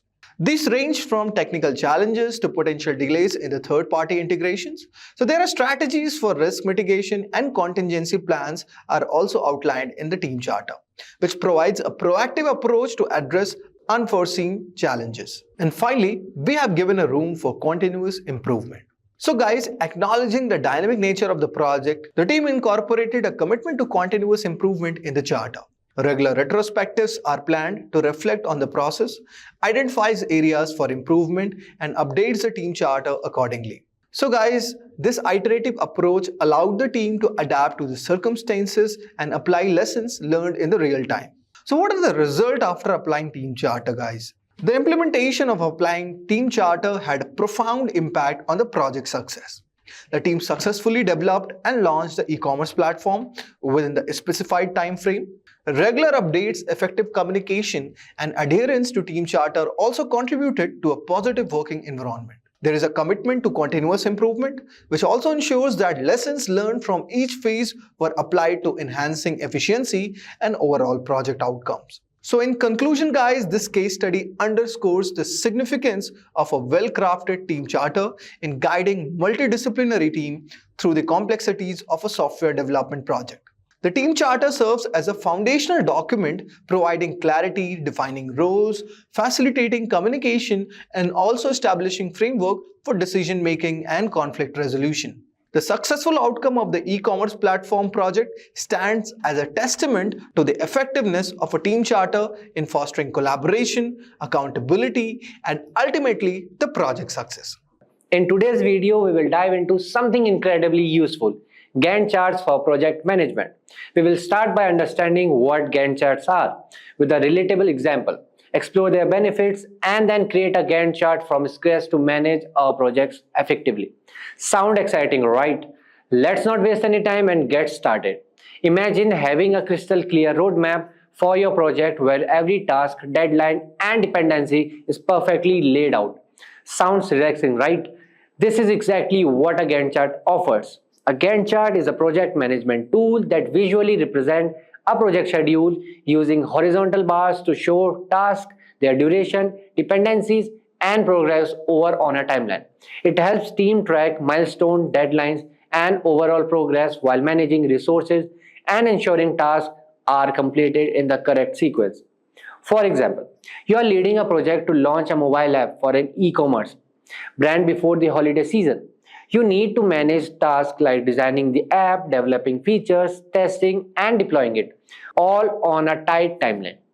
A Gantt chart helps by showing each task their deadlines and how they connect, like finishing design before development begins.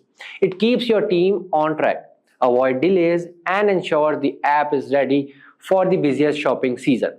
So as now we have a basic understanding of Gantt charts, let's see how to make it from scratch in Excel. So welcome to this demo part of this video. So this is text I have added. So this is a random text. It's not any data and all. So I have just put it random tasks, okay, planning stage, execution stage, just the name of project leaders and the start date, end date, and what are the days.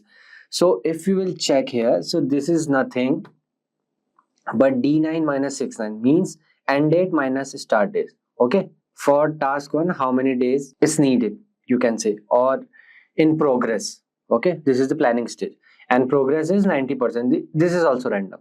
Okay, nothing else. Okay, so while just putting date and all the things, just see this. It should be date. Okay, long date, it means January it will write, or 01 it will write. Okay, and for the progress one, it should be percentage. Okay, otherwise it will show you the error. So days are random. Yeah, now it's visible, I guess. Okay, so here you can see, so this is all the part of text formatting. Okay, the colors and the styles, and these are the execution stage and the review stage. So project name, I just put it here, project management XYZ company. Okay, and the project started, I have put it 1st January because here I have wrote 1st January 2025, and the current date is, you can just type equals to today, these brackets, and the current date will come. So today is 10th of January, and the week in progress, week 2. So how I've write it, week 2. First I have round up B3 minus B2 means current date minus project start date. Then I had converted into the week format. Okay, it will give me days when I will just subtract it. Okay, from B3 minus B2 divided by 7 means it will give me the week. So how I have added this WK? WK means week. So just select the cell and press Ctrl 1. Then you will see this. So I have write it here WK and this hashtag. Okay, then hashtag will take this 2. So here if I will write, let's say PP, so it will show me PP2. See here, PP2 it will convert. Okay, so I want week here, so I will write WK, or you can write like your choice. Okay, if you are taking days or whatever. So I have took week in progress, so that's why I have chose WK. So moving forward, let's set the timeline like first week, second week. So here I will write 1. Okay, then here I will write equals to this plus 1. It will show me 2. Then again same process. I will select this, Control 1.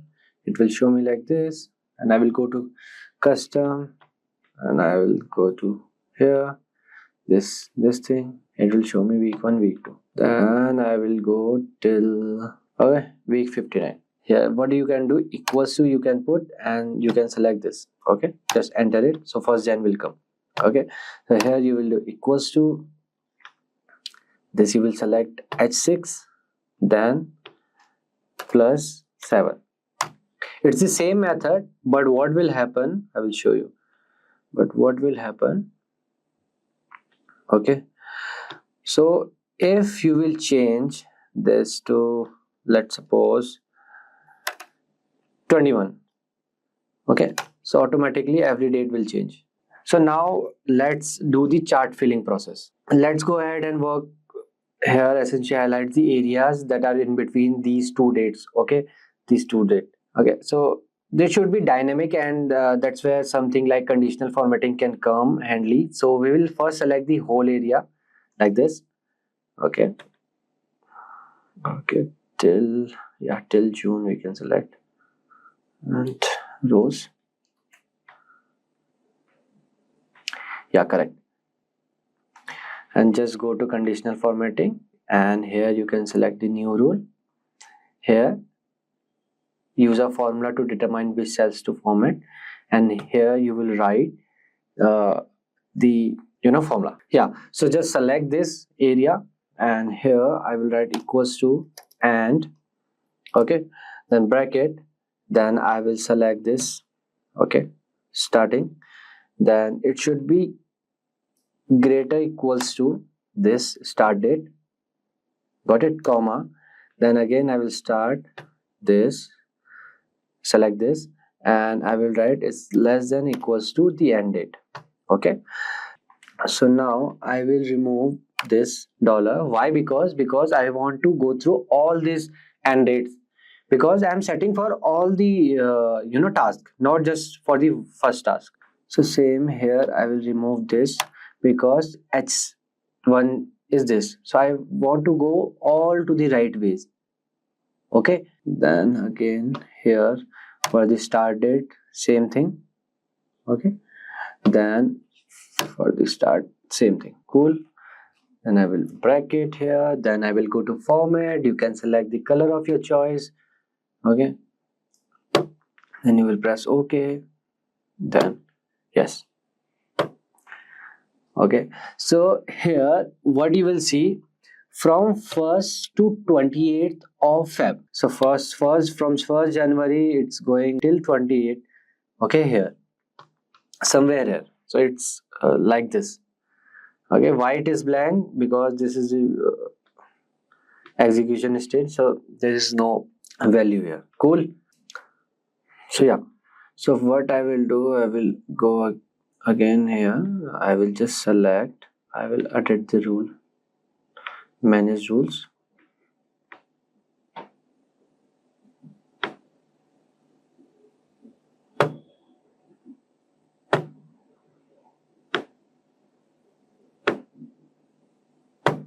yeah. So now color is changed. So here you can see the progress. So what I want, if here is 90% progress, so it will show you so the dark green color. Okay, first we have to set the progress bar. It should, so okay, I will select this, I will go to conditional formatting, data bars, let's select this color. So now what I want, according to this progress, so let's suppose it is just 30%, not 300.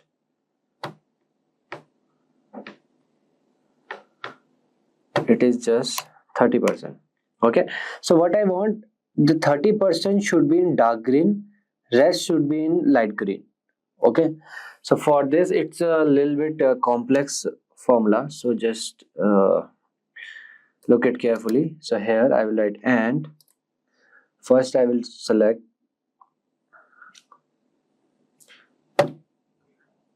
H6. Okay, then I want it to go like this, so I will add here, okay, dollar. Okay, so it should be greater than and equals to the starting date. Okay, again I will add dollar here.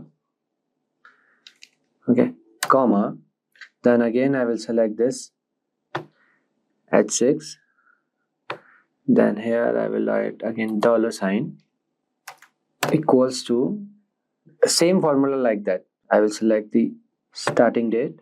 Okay, then here I will add dollar, then I will add here plus, I will start with one bracket, then I will write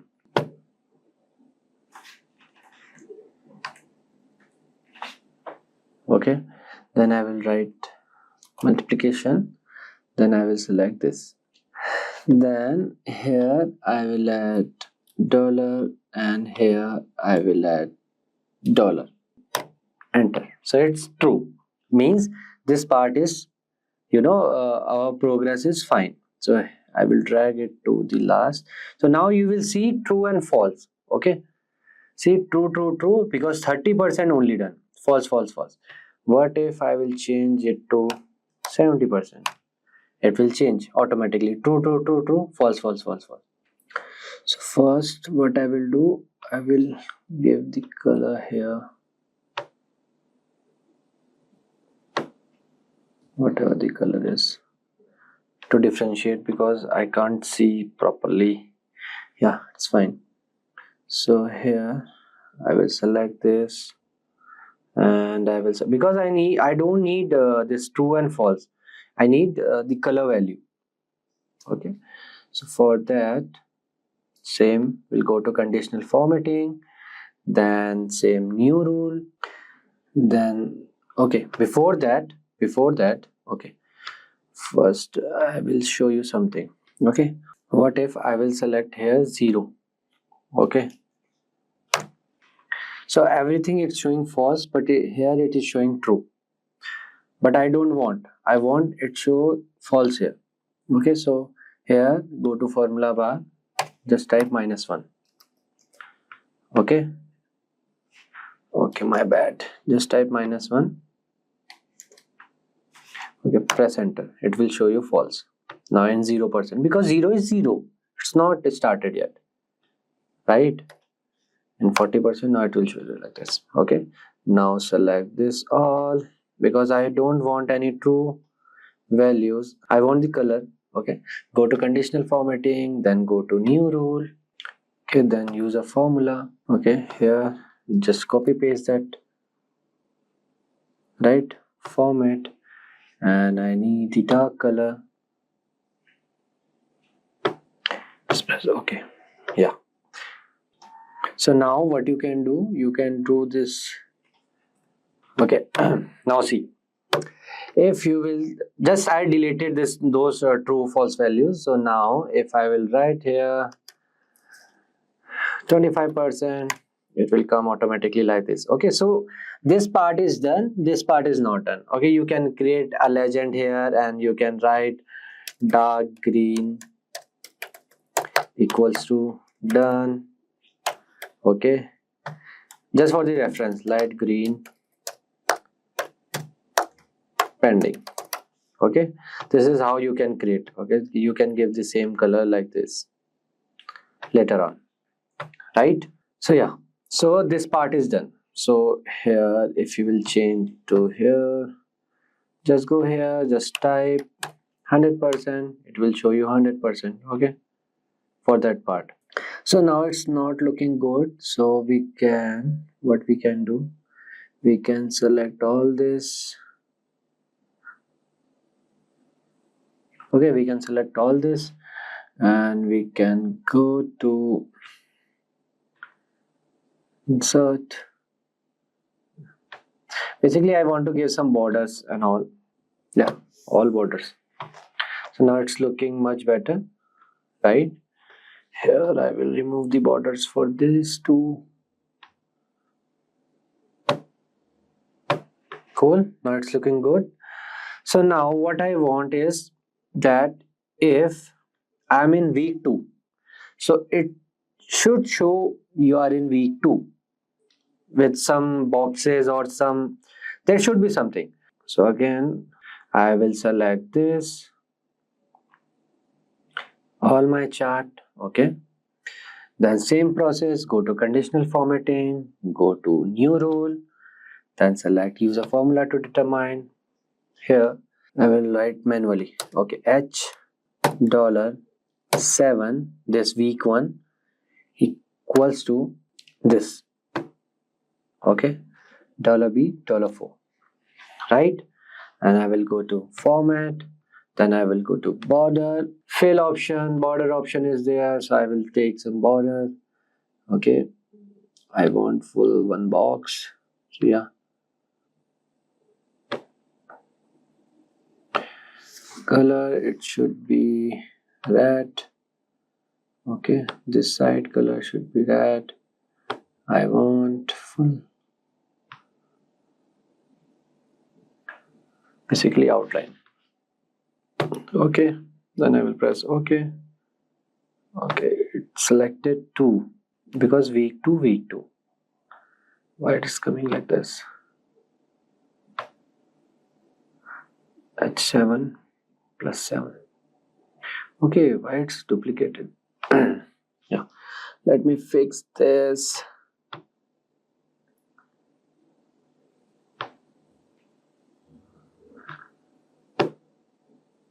Yeah. Okay, now it's fine. Maybe by mistake. So see, we are in week 2. So it's showing week 2, selecting week 2. Okay, so now if I will write here, basically I want to change the date. Okay, here we can write the date.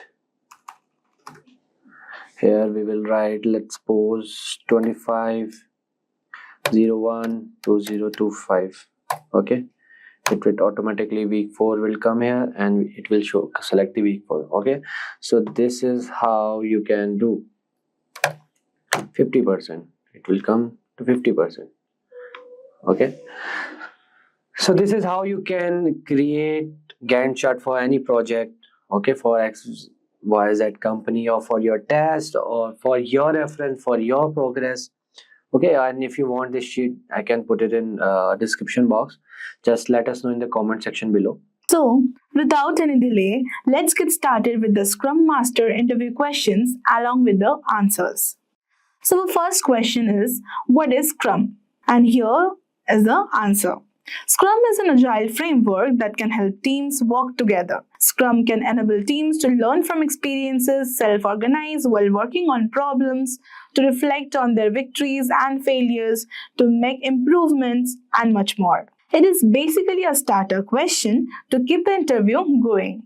Now moving on to the second one is differentiate between Agile and Scrum. So they are basically asking you to differentiate between Agile and Scrum. So you need to provide them the differences. And here you go. Agile. Agile is a set of principles that's iterative and incremental in nature, whereas Scrum, it is an implementation of the Agile methodology itself. Agile, it is suited for the projects involving a small team of experts, and Scrum, it is used in teams that need to handle constant changing requirements. Under Agile, again, the project head takes care of all the tasks and is vital to the project. And here in the Scrum, there is no leader basically. The issues are handled by the Scrum Master and the team.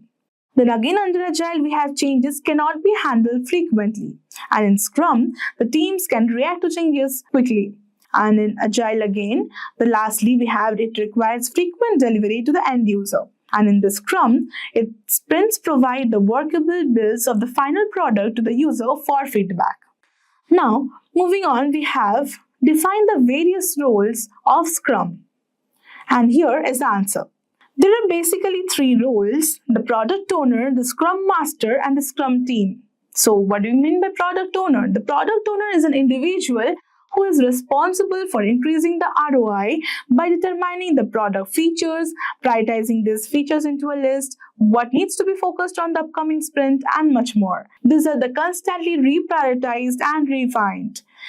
Coming to the Scrum Master, this individual helps the team in learning to apply Scrum to ensure the optimum business value. The Scrum Master removes impediments, shields the team from distractions, and it enables them to adopt the agile practices. Then again, coming to Scrum team, they are the collection of individuals who work together to ensure that the requirements of the stakeholders are delivered. Now moving on, we have what are the artifacts of the Scrum process? So here you go with the answer. So there are basically 3 artifacts: the product backlog, the sprint backlog, and the product increment. The product backlog is a list that consists of the new features, changes to features, bug fixes, changes to the infrastructure, and other activities. Coming to the sprint backlog, it is a subset of the product backlog that contains the tasks focused on by the team to satisfy the sprint goal. Coming to product increment, it is a combination of all the product backlog items completed in a sprint and value of the previous sprint's increments. And like this, you can frame your answer. Now moving on, we have how are the product and the sprint backlog different from each other? And here is a list of differences. Now differentiating them is based off definition. The product backlog is a list of items that need to be completed for developing the product.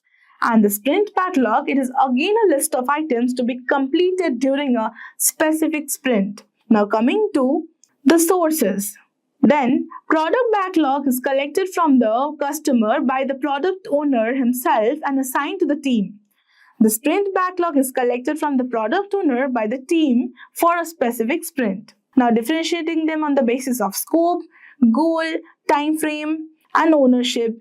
Now moving on to the next question is, who is a Scrum Master and what does he or she do? And here is the answer. A Scrum Master is someone who promotes and supports the usage of Scrum within the team. He or she understands the theory, practices, rules, and the values of the Scrum. He or she even ensures that the team follows the values, principles, and the practices of the Scrum. They remove any distractions and impediments that hamper the progress of the report. The Scrum Master ensures that the team delivers value during the sprint. Now moving on to the next question is, what happens in the daily stand-up sessions? And here is the answer. The stand-up sessions are basically the daily discussions that take place and are usually 15 minutes long. So, it helps us understand what tasks went well, what tasks were completed before, and what tasks are pending, and the obstacles the team is facing in delivering the product on time. So, the meeting basically helps in understanding the overall scope and the status of the project. Now, moving on to the next question, we have what is Scrum Ban? And here is the answer. Scrum Ban is basically a hybrid of Scrum and Kanban designed to suit the team's needs. It reduces the work batching and uses a pull-based system for task management. It combines Scrum's structured approach with Kanban's flexibility and visual workflow, offering the best of both the worlds. Now moving on, we have what are Sprint 0 and Spike? And here is the answer. Sprint 0 refers to the small amount of effort put in to create a rough skeleton of the product backlog. So it includes insights towards estimating the release of the products. So the question may arise why it is required. So you can tell it is helping in creating the project skeleton along with the research spikes. It helps in keeping the minimal design, developing some stories completely from scratch, having low velocity and being lightweight. So our second question was, what is Spike? So Spike is a set of activities that involve the extreme programming for research, design, investigation, creating POCs, etc. Now, you can frame your answer like this. And now, moving on to the next question, we have, what is Scrum of Scrums? And here is the answer. It is a terminology used for the scaled agile technologies, which is required to control and collaborate with multiple Scrum teams. It is best used in situations where teams are collaborating on complex assignments. You can also include it is also used to ensure that the required transparency, collaboration, adaptation, and adoption are established and to ensure that the products are deployed and delivered on a particular time. Now moving on. The next question is, what is user story mapping? It is now again a very important question and is common too. And how you will frame your answer is as follows. User story mapping represents and arranges the user stories that help with understanding the system functionalities, system backlog, planning releases, and providing value to the customers. They arrange basically the user stories based on their priority on the horizontal axis. And on the vertical axis, they are represented based on the increasing level of sophistication. Now, moving on, we have what happens in the sprint retrospective. And here is the answer. The sprint retrospective takes place after the sprint review. It is basically a phase. So during this meeting, past mistakes, the potential issues, and new methods to handle them are discussed. This data is incorporated into the planning of a new sprint. Now moving on is what is empirical process control in Scrum? And here you go. So empiricism refers to the work that's based on facts, experiences, evidences, observations, and experimentation. It is established and followed in Scrum to ensure the project progress, and interpretation is based on facts of observations. It relies on transparency, observation, and adaptation. So the mindset of the team and the shift in thought process and the culture are essential to achieve the agility required by the organization. Now, moving on, we have what are some drawbacks of using Scrum? You can also put like what are the disadvantages of using Scrum. So, we'll move on and see. Scrum requires individuals with experience. Our team needs to be collaborative and committed to the ensuring results on time. Tasks need to be very well defined. It works better for the smaller projects and is difficult to scale to larger, more complex projects. So now, moving on, we have the next question is, what are the key skills of a Scrum Master? So it can also be portrayed as, what are the necessary skills of a Scrum Master? So here you can frame your answer like, the necessary skills of a Scrum Master are, he or she needs a strong understanding of Scrum and Agile concepts. He should have a fine-tuned organizational skills, should have a familiarity with the technology used by the team. Then he or she should be able to coach and teach the team to follow the Scrum practices, having the ability to handle conflicts and resolve them quickly. And the most important one is to be a servant leader. Now moving on to the next question we have, how can discord be dealt with within the Scrum team? And here you go for the answer. So the issue's root cause needs to be identified and addressed. And this is the first and the most important step. Now moving on, we have the complete ownership needs to be established. Try to diffuse the disagreement. Emphasize on focus areas that complement the project. A common understanding needs to be established to guide the team, basically. So performing continuous monitoring and providing the complete visibility is also very necessary. So now moving on, we have the next question is, what is a user story? So again, a very important but a simple question. And here, how you can frame your answer. So your user story is an agile software development or a project management tool that provides the teams with simple natural language explanations of one or more project features written from the end user's perspective. So the user story doesn't go into detail but only mentions how certain types of work will bring value to the end user. So they also form the building block of agile frameworks like epics and other initiatives. They even ensure that the team works towards the goals of the organization. The requirements to make a user story a reality are added later after the discussion with the team. So they are recorded on post-it notes, index cards, or the project management software itself. So now moving on to the next question is, how are user stories, epics, and the tasks different? So they are basically asking what is the difference among these three: user stories, epics, and tasks. And here, how you can frame your answer. So user stories. So they provide the team with simple explanations of the business requirements required from the end user's perspective. And about epics, it is a collection of the related user stories. They are usually large and complex. And what about tasks? So tasks are used to break down the user stories further. So they are the smallest unit in Scrum that is used to track work. A person or a team of 2 people usually basically work on a single task. Now moving on, we have the next question is, what is a sprint? And here you go for the answer. So sprint is a terminology used in Scrum, used to describe a time-boxed iteration. So during a sprint, a specific module of the product is created. The duration of a sprint can vary between a week or 2. Now moving on to the next question is, what is velocity? It is not that speed velocity, it is basically the velocity or terminology used in Scrum. So here you go for the answer. So the velocity is a metric used to measure the amount of work completed by a team during a sprint. It refers to the number of user stories completed in a sprint. And here you basically can see the graph and you have a basic idea of the velocity. Now moving on to the next question is, what are the responsibilities of a product owner? And here you go. The product owner basically defines the vision of the project. It anticipates the needs of the customer and creates appropriate user stories. He or she even evaluates the project progress, and it also acts as a product-related questions.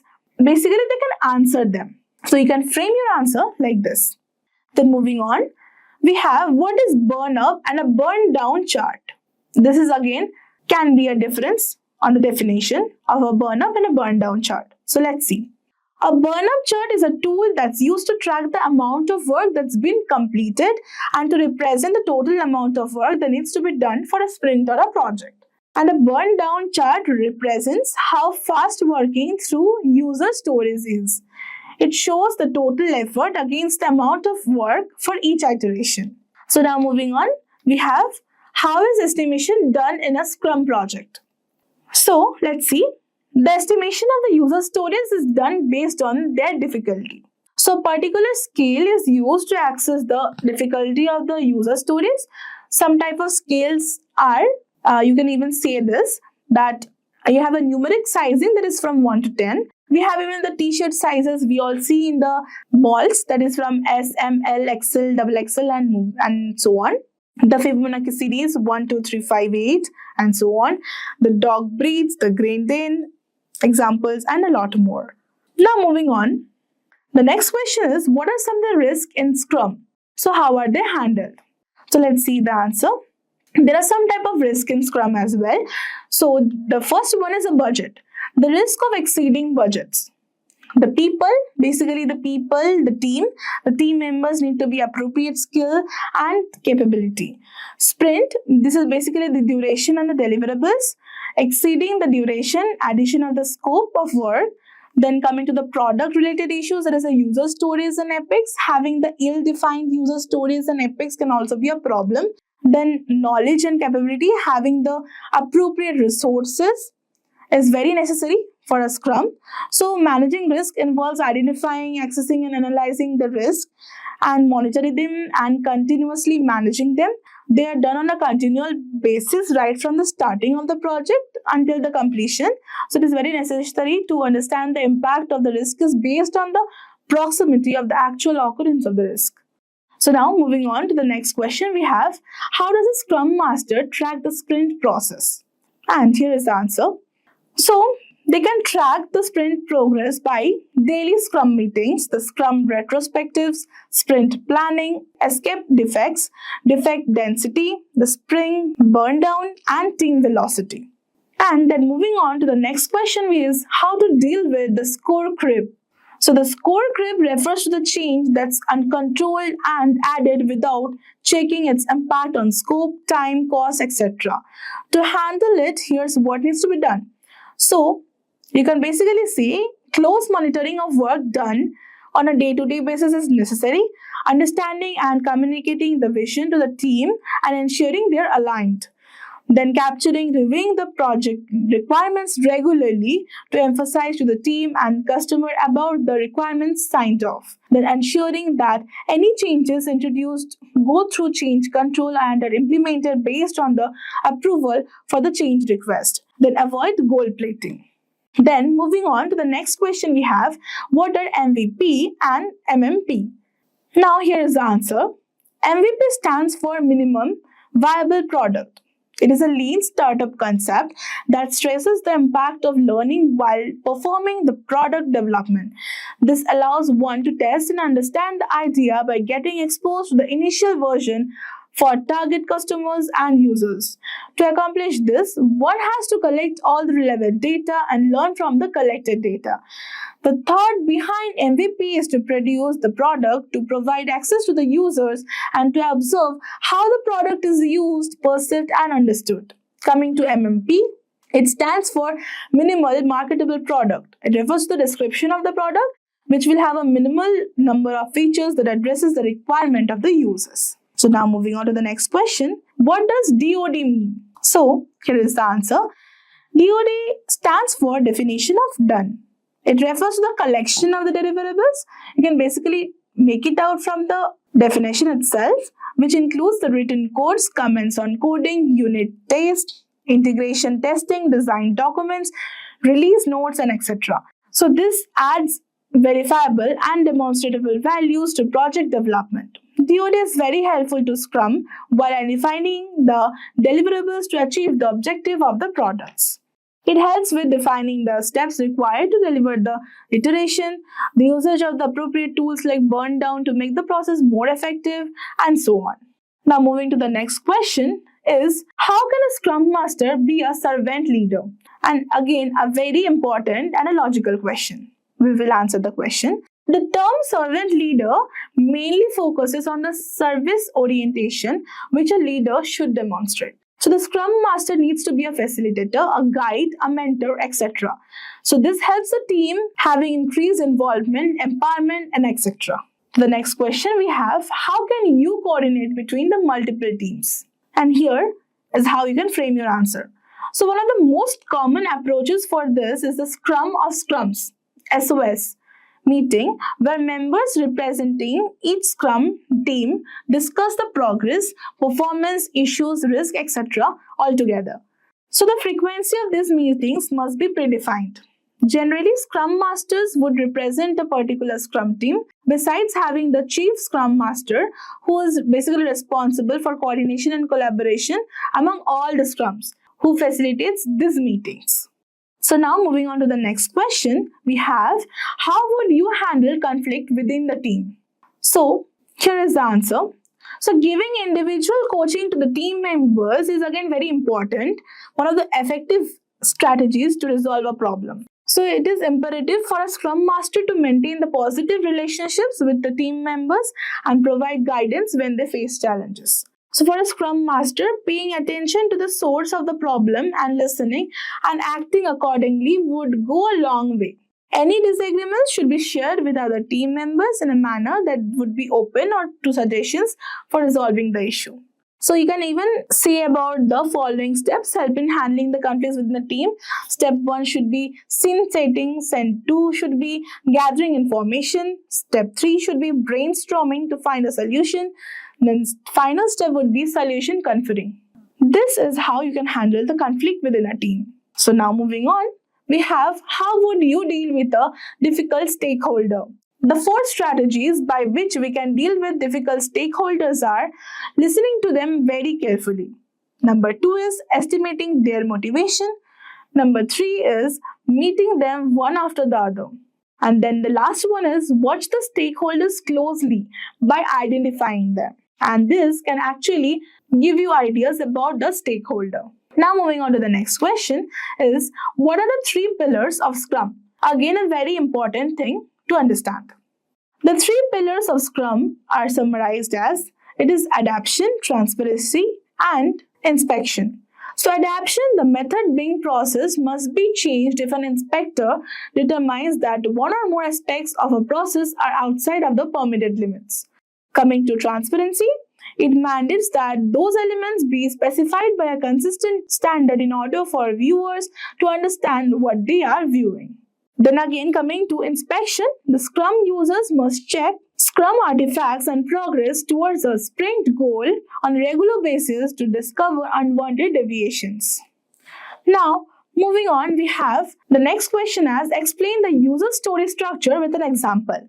So this is basically a very logical question and it is a very common one too. So here is a basic structure of the story you can see. as a role of the user, then I want to achieve a goal or perform a task so that I may achieve some goal or value. For example, the user story of a person's online course purchase can be, as a customer, I want to purchase educational courses online from the EdTech website so that I do not have to visit a training center. And here's basically how you can write it. Now moving on, we have the next question is, how can you assure that the user stories meet the requirements? And here you go. So a good user narrative includes both a description and acceptance criteria. It should be completed in a sprint with the fewest possible dependencies. The team should be able to develop and test while still delivering estimations with the sprint's contrast. So in short, good user stories adhere to the invest concept. You can see basically what it means, and you can even include this in your explanation. Now moving on to the next question is, what are the 5 steps of the risk management? The 5 steps of risk management are risk identification, risk analysis, ranking the risk, and then treating the risk, and then finally risk review. So risk identification, to identify the risk that your company is exposed to in its current operating environment. And what do you mean by risk analysis? So once a risk has been identified, it must be investigated. So this is all about analysis. Then again, coming to ranking the risk. So risk must be ranked and prioritized. All risks can't be same, right? So you need to prioritize which risk to treat first. Then comes the process treating the risk. As much as possible, all risks should be avoided or reduced by contacting the experts in the field in question. Then coming to the final stage, that is risk review. To ensure that it has been entirely eradicated, the risk evaluation is done.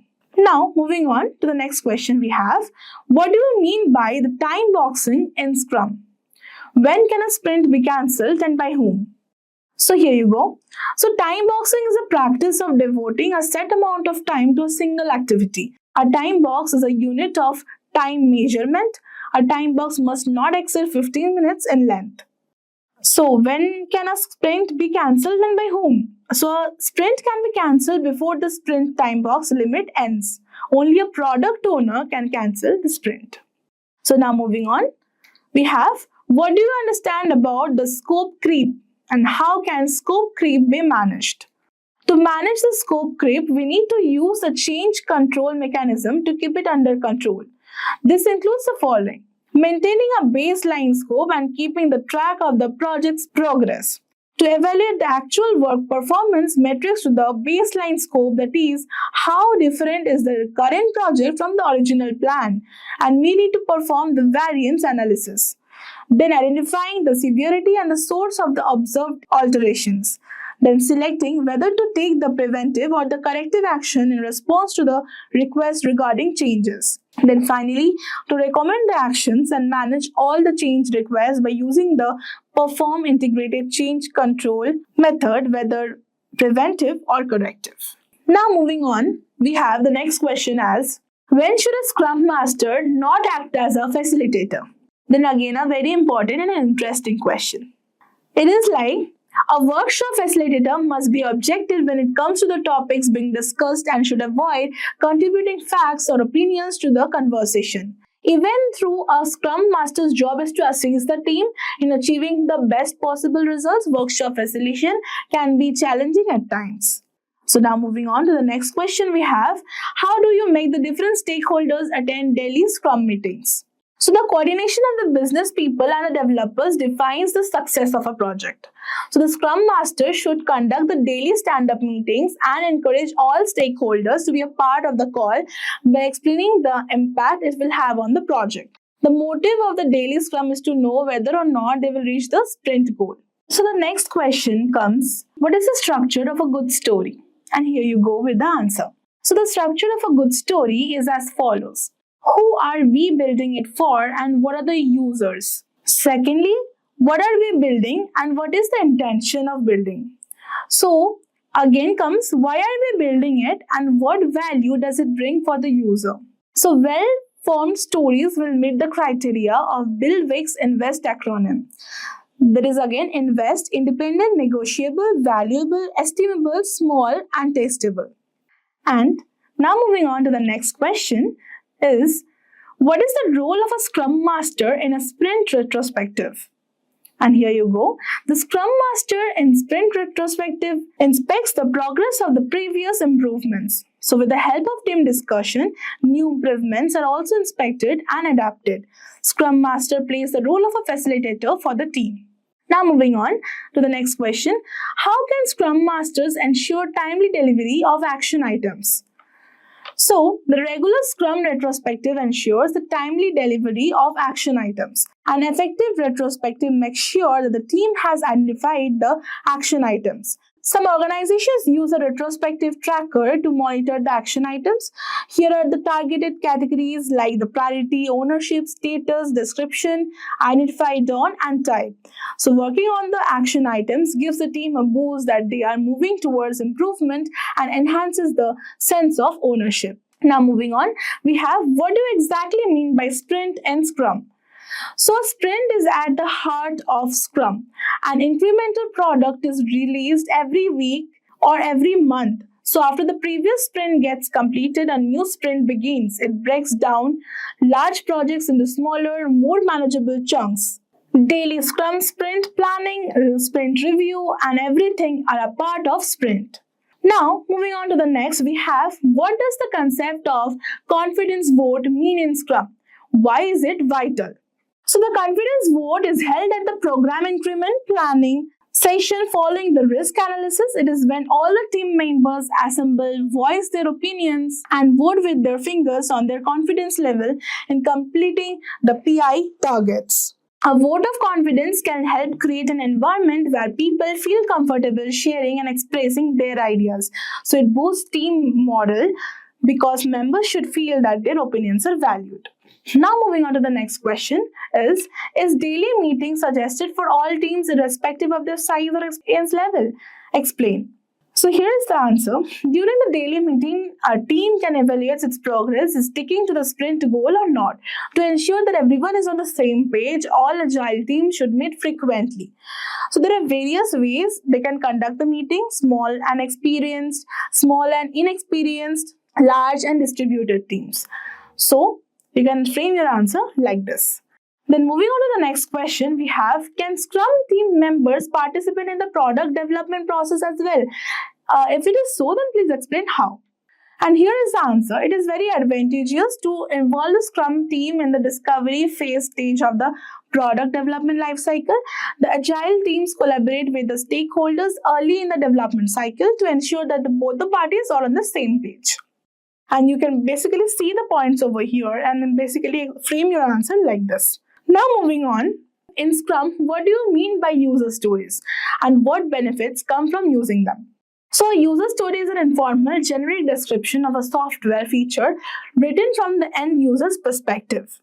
Putting people first is a critical element of an agile software development, and the user story accomplishes this by putting users at the center of the discussion.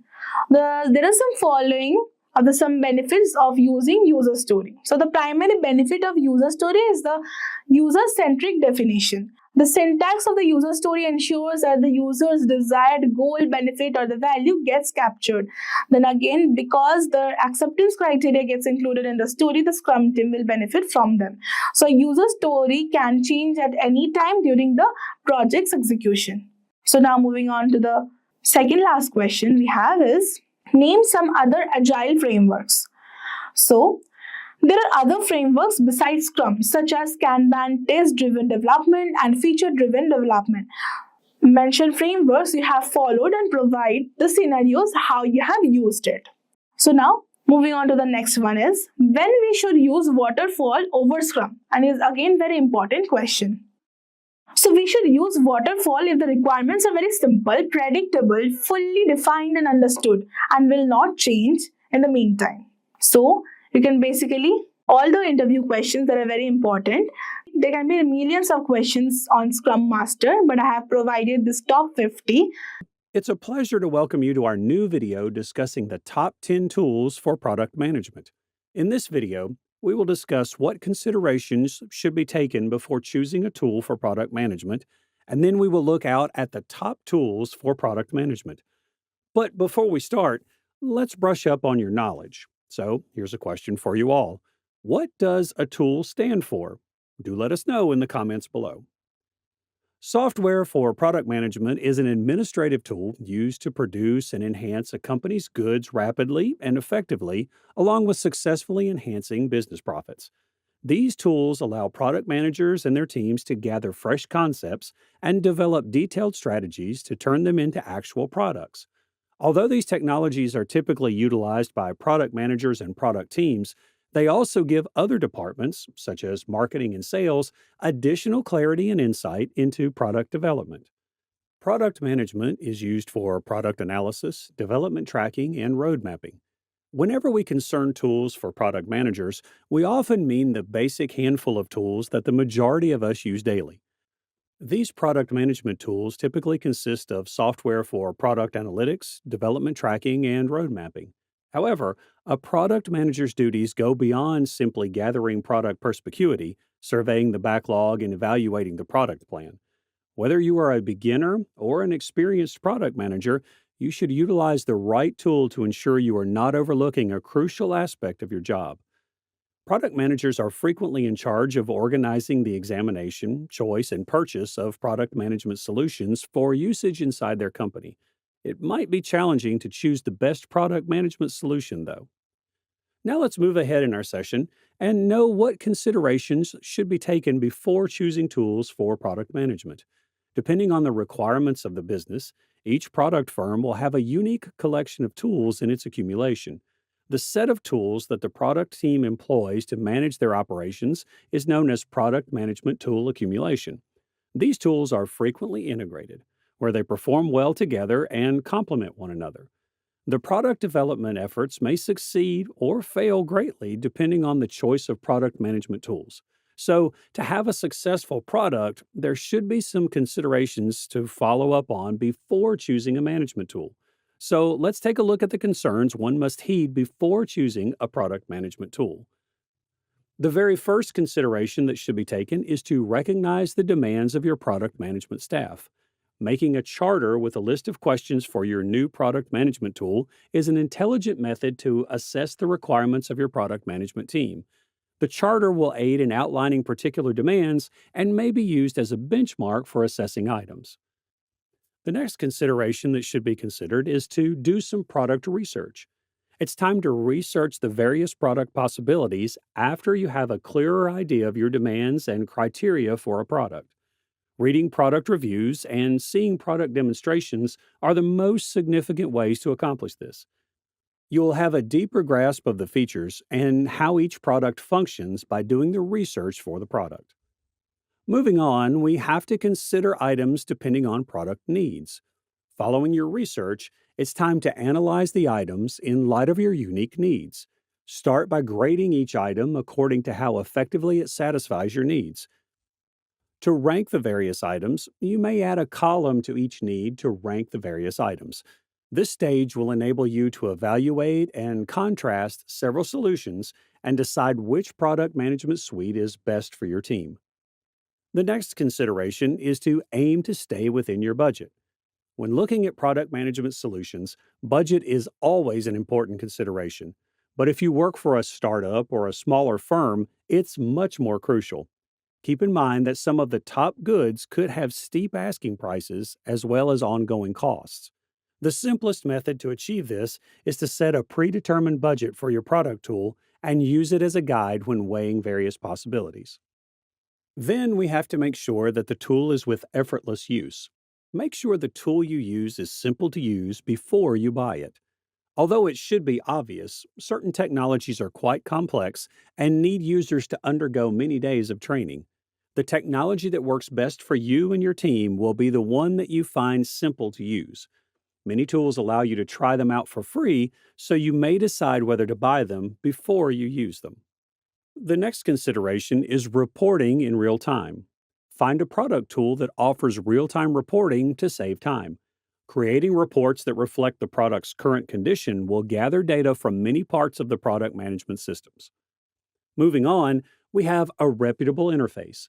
Although there are a lot of tools available, some of them appear somewhat dated.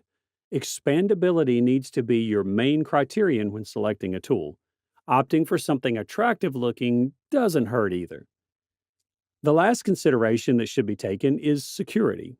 Scalability is great, but if your data isn't secure, neither is the integrity of your product. Examine the security features that your desired tool supplier offers. To keep your client data private and isolated from everyone else's, choose a different dedicated hosting platform. Let's proceed in our session and know what top tools are used for product management. How do you assess and determine which tools are best for your team? Consider your firm and product size and development stage as a starting point. A tiny firm with one product manager, for instance, probably won't require or have the funds for numerous tools. You could pick a few applications that provide a wide range of integrations and features. A huge organization, on the other hand, would require specific tools created for complex work streams and several teams. The very first functioning of product management is user tracking and analysis. User tracking enables you to follow online visitors while they browse your website anonymously and via a variety of methods. A product manager's research creation process includes user tracking in terms of analysis. A wide range of tools is accessible for tracking and gathering data about the demands of the user for the product. These tools may be quite useful for gathering information and understanding how users of your software or visitors to your website interact with your offerings and content.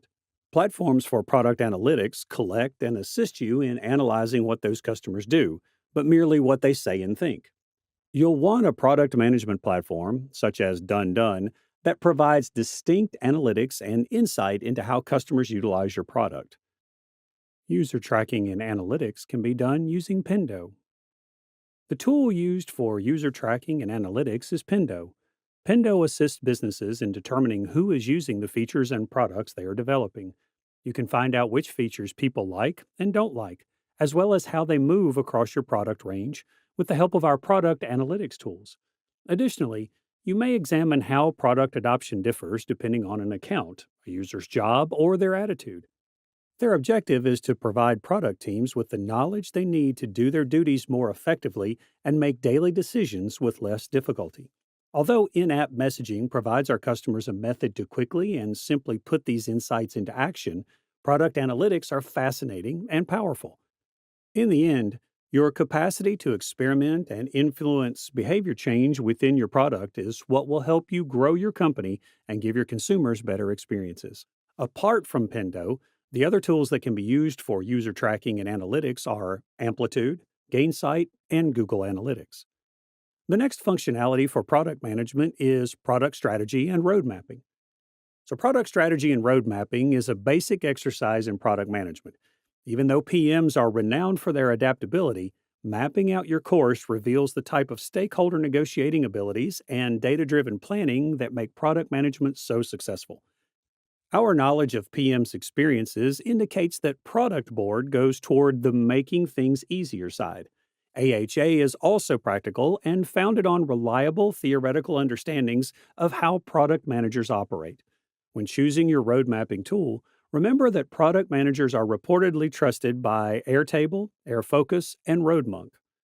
The tool used for product strategy and road mapping is Product Board. Product Board is used to prioritize features, create roadmaps, collect customer input, and validate concepts. All the tools required to create a user-centered product. The road mapping capabilities of Product Board are noteworthy. Depending on how you operate, you can organize product features into release, sprint, period, or now, next, later buckets, and you may customize roadmaps for different audiences. For instance, you may develop roadmaps that are customer-centered or that are expressly geared for leadership. The other tools used for product strategy and roadmap development are Product Plan, RoadMonk, and Airfocus. Moving on to the next functionality of product management is flowcharting. Even while not all product managers utilize flowchart and diagram software, it is still an excellent approach to do a task that many PMs ignore but really shouldn't. You and your organization will benefit from having a greater understanding of the whole client experience with your business after creating a customer journey map. A correctly made journey map will display every interaction a person has with your business, from their initial visit to your website or their first phone contact from a sales representative through their eventual purchase and use of your product. The tool used for flowcharting is Microsoft Visio. Visio's flowcharting and diagramming capabilities can be useful for outlining any particular elements of a user's workflow or experience with your product. The flowcharts you generate using these tools may help you get insights into how to strategically prioritize your product roadmap, since they provide a visual representation of that workflow or experience rather than just a list of the stages your client will take. Apart from Microsoft Visio, OmniGraffle is the other good tool that can be used for flowcharting in product management. Now let's move ahead and know the other functionalities and tools for product management. The other functionality of product management is presentation. A key communication skill for a product manager is the ability to present. It is a component of conveying the product strategy to the company and the team developing the product. Additionally, it is a component of consumer communication. We frequently draw attention to the poor performance of roadmap presentation tools. However, this does not imply that Keynote or PowerPoint shouldn't occupy a significant position in your toolbox for product management. For distributing your high-level goals, ideas, and plans within your company and to external audiences like clients, presentation decks may be quite helpful. For instance, vision boards may be a potent tool for selling a group of executive stakeholders the vision of your product. Additionally, using presentations to teach salespeople or educate industry analysts about your product may be quite successful. The best tool for presentation is Microsoft PowerPoint. One of the most often used tools for presentations is PowerPoint. It is a component of the Microsoft Office package and is usable for domestic, commercial, and academic uses. PowerPoint dominated the presentation industry and was most well known for its templates and usability. This program enables anybody, from amateurs to experts, to create presentations utilizing text, graphics, video, audio, and data tables. You may deliver the presentation as you like by using a range of animations and transitions. Other than PowerPoint, Keynote, Google Slide, and SlideShare are tools that can also be used for presentations. Moving on to the next functionality of product management, it's prototyping and wireframing.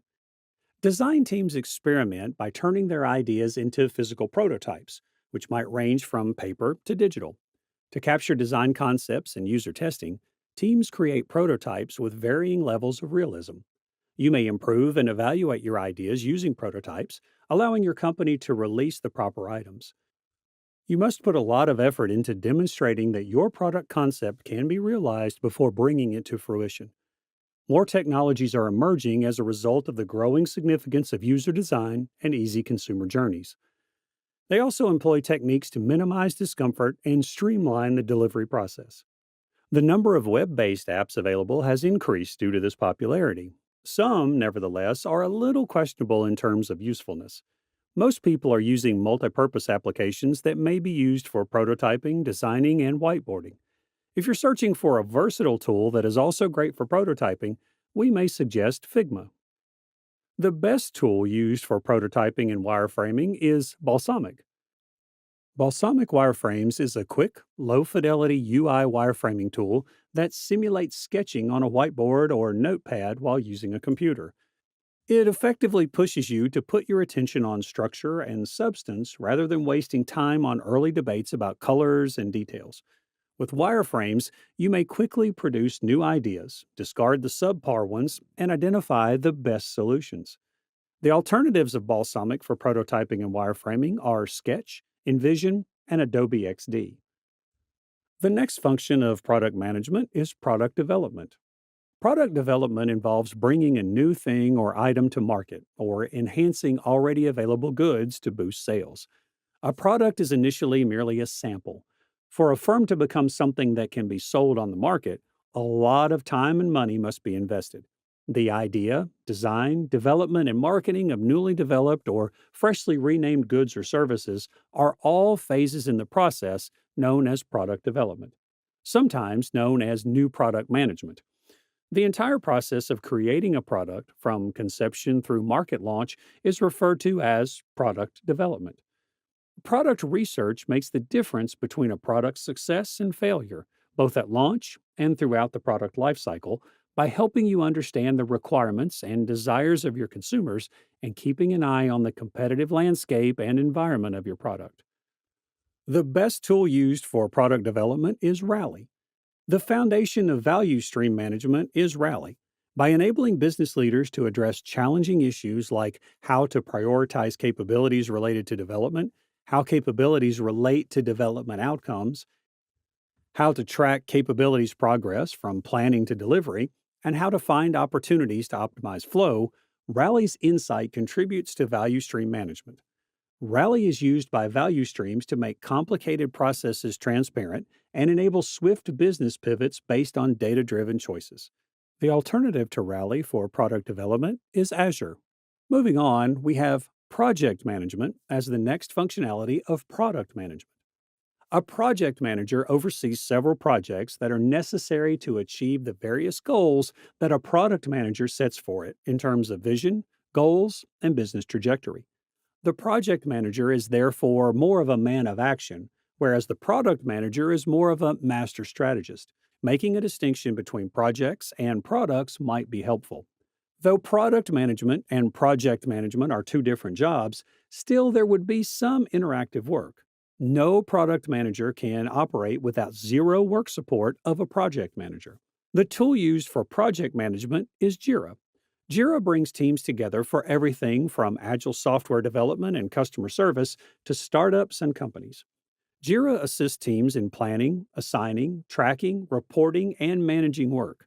Jira software, the top solution for agile teams, helps software teams develop better.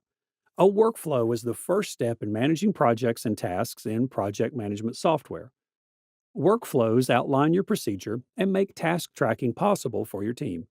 Visualize your process so that your team is aware of the status of tasks and projects.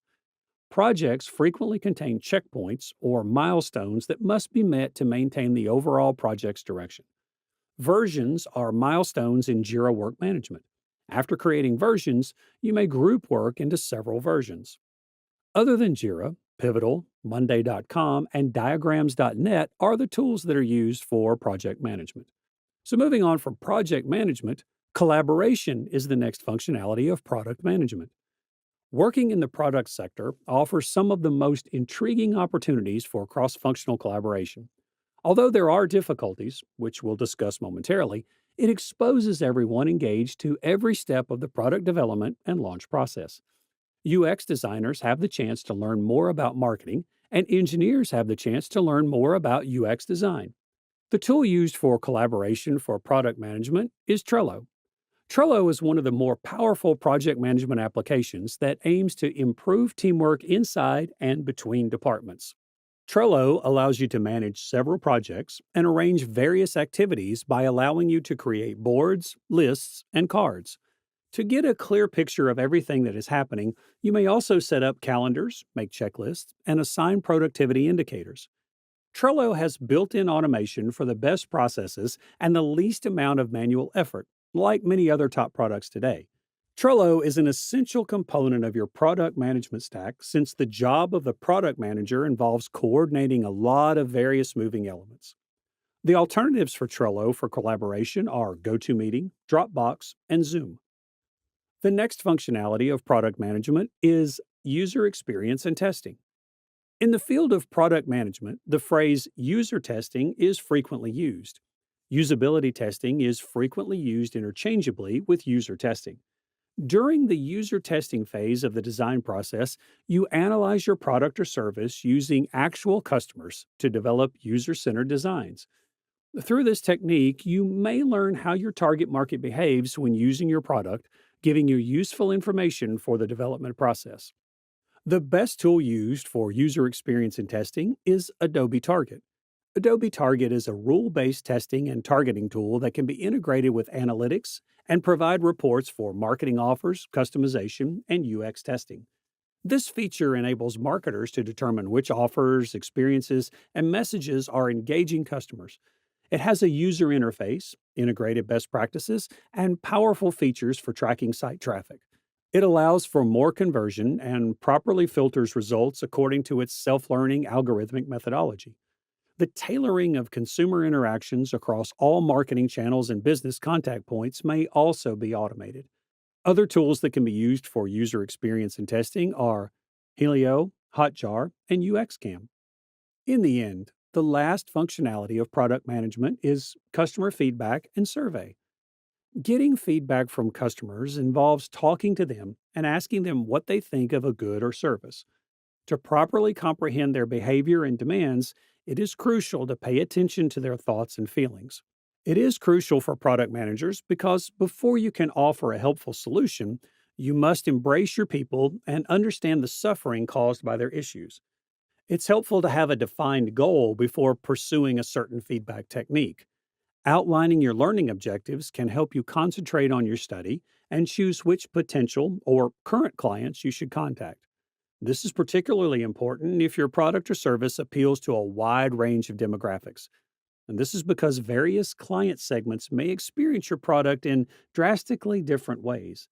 Therefore, it's crucial to be specific about who you want to talk to and what you hope to discover about their needs and expectations. The tool used for customer feedback and survey is SurveyMonkey. Following are the features of SurveyMonkey that may help product managers with customer feedbacks and surveys. Obtain viewpoints and get insightful wisdom. For every audience, it is simple to build polls, quizzes, and surveys. Obtain comments using a web link, email, mobile chat, social media, and other channels. Get sophisticated analytic tools and automatically examine your data. Your data may be exported or integrated with your preferred apps. Make smarter decisions based on facts by utilizing your insights. And alternatives, Typeform, Google Forms, and FormStack. Other than SurveyMonkey, the tools that can be used for customer feedback and surveys are Typeforms, Google Forms, and FormStack. With this, we have come to the end of this session. But before winding up, let's take a look at the bonus tools for you that serves multiple purposes in terms of product management. The very first tool is Slack. To strengthen product organization, Slack has emerged as the most crucial tool. Slack is utilized to cut down on pointless meetings, facilitate teamwork, make information widely available, and involve our consumers in the creation of new products. By acting as a central communication, reporting, and file center, the software boosts efficiency for both small and big teams. Slack Connect streamlines communication by bringing everyone into your virtual headquarters to complete tasks, breaking down organizational walls. From debating the finer points of a contract to analyzing the most recent drawings from your creative agency, Slack Connect enables real-time collaboration. Moving on, we have Canva. Branding image creation is as easy as dragging and dropping using Canva. It will just take a few minutes to do what used to take a lot of work, whether you decide to utilize your logo, social media accounts, or a hashtag.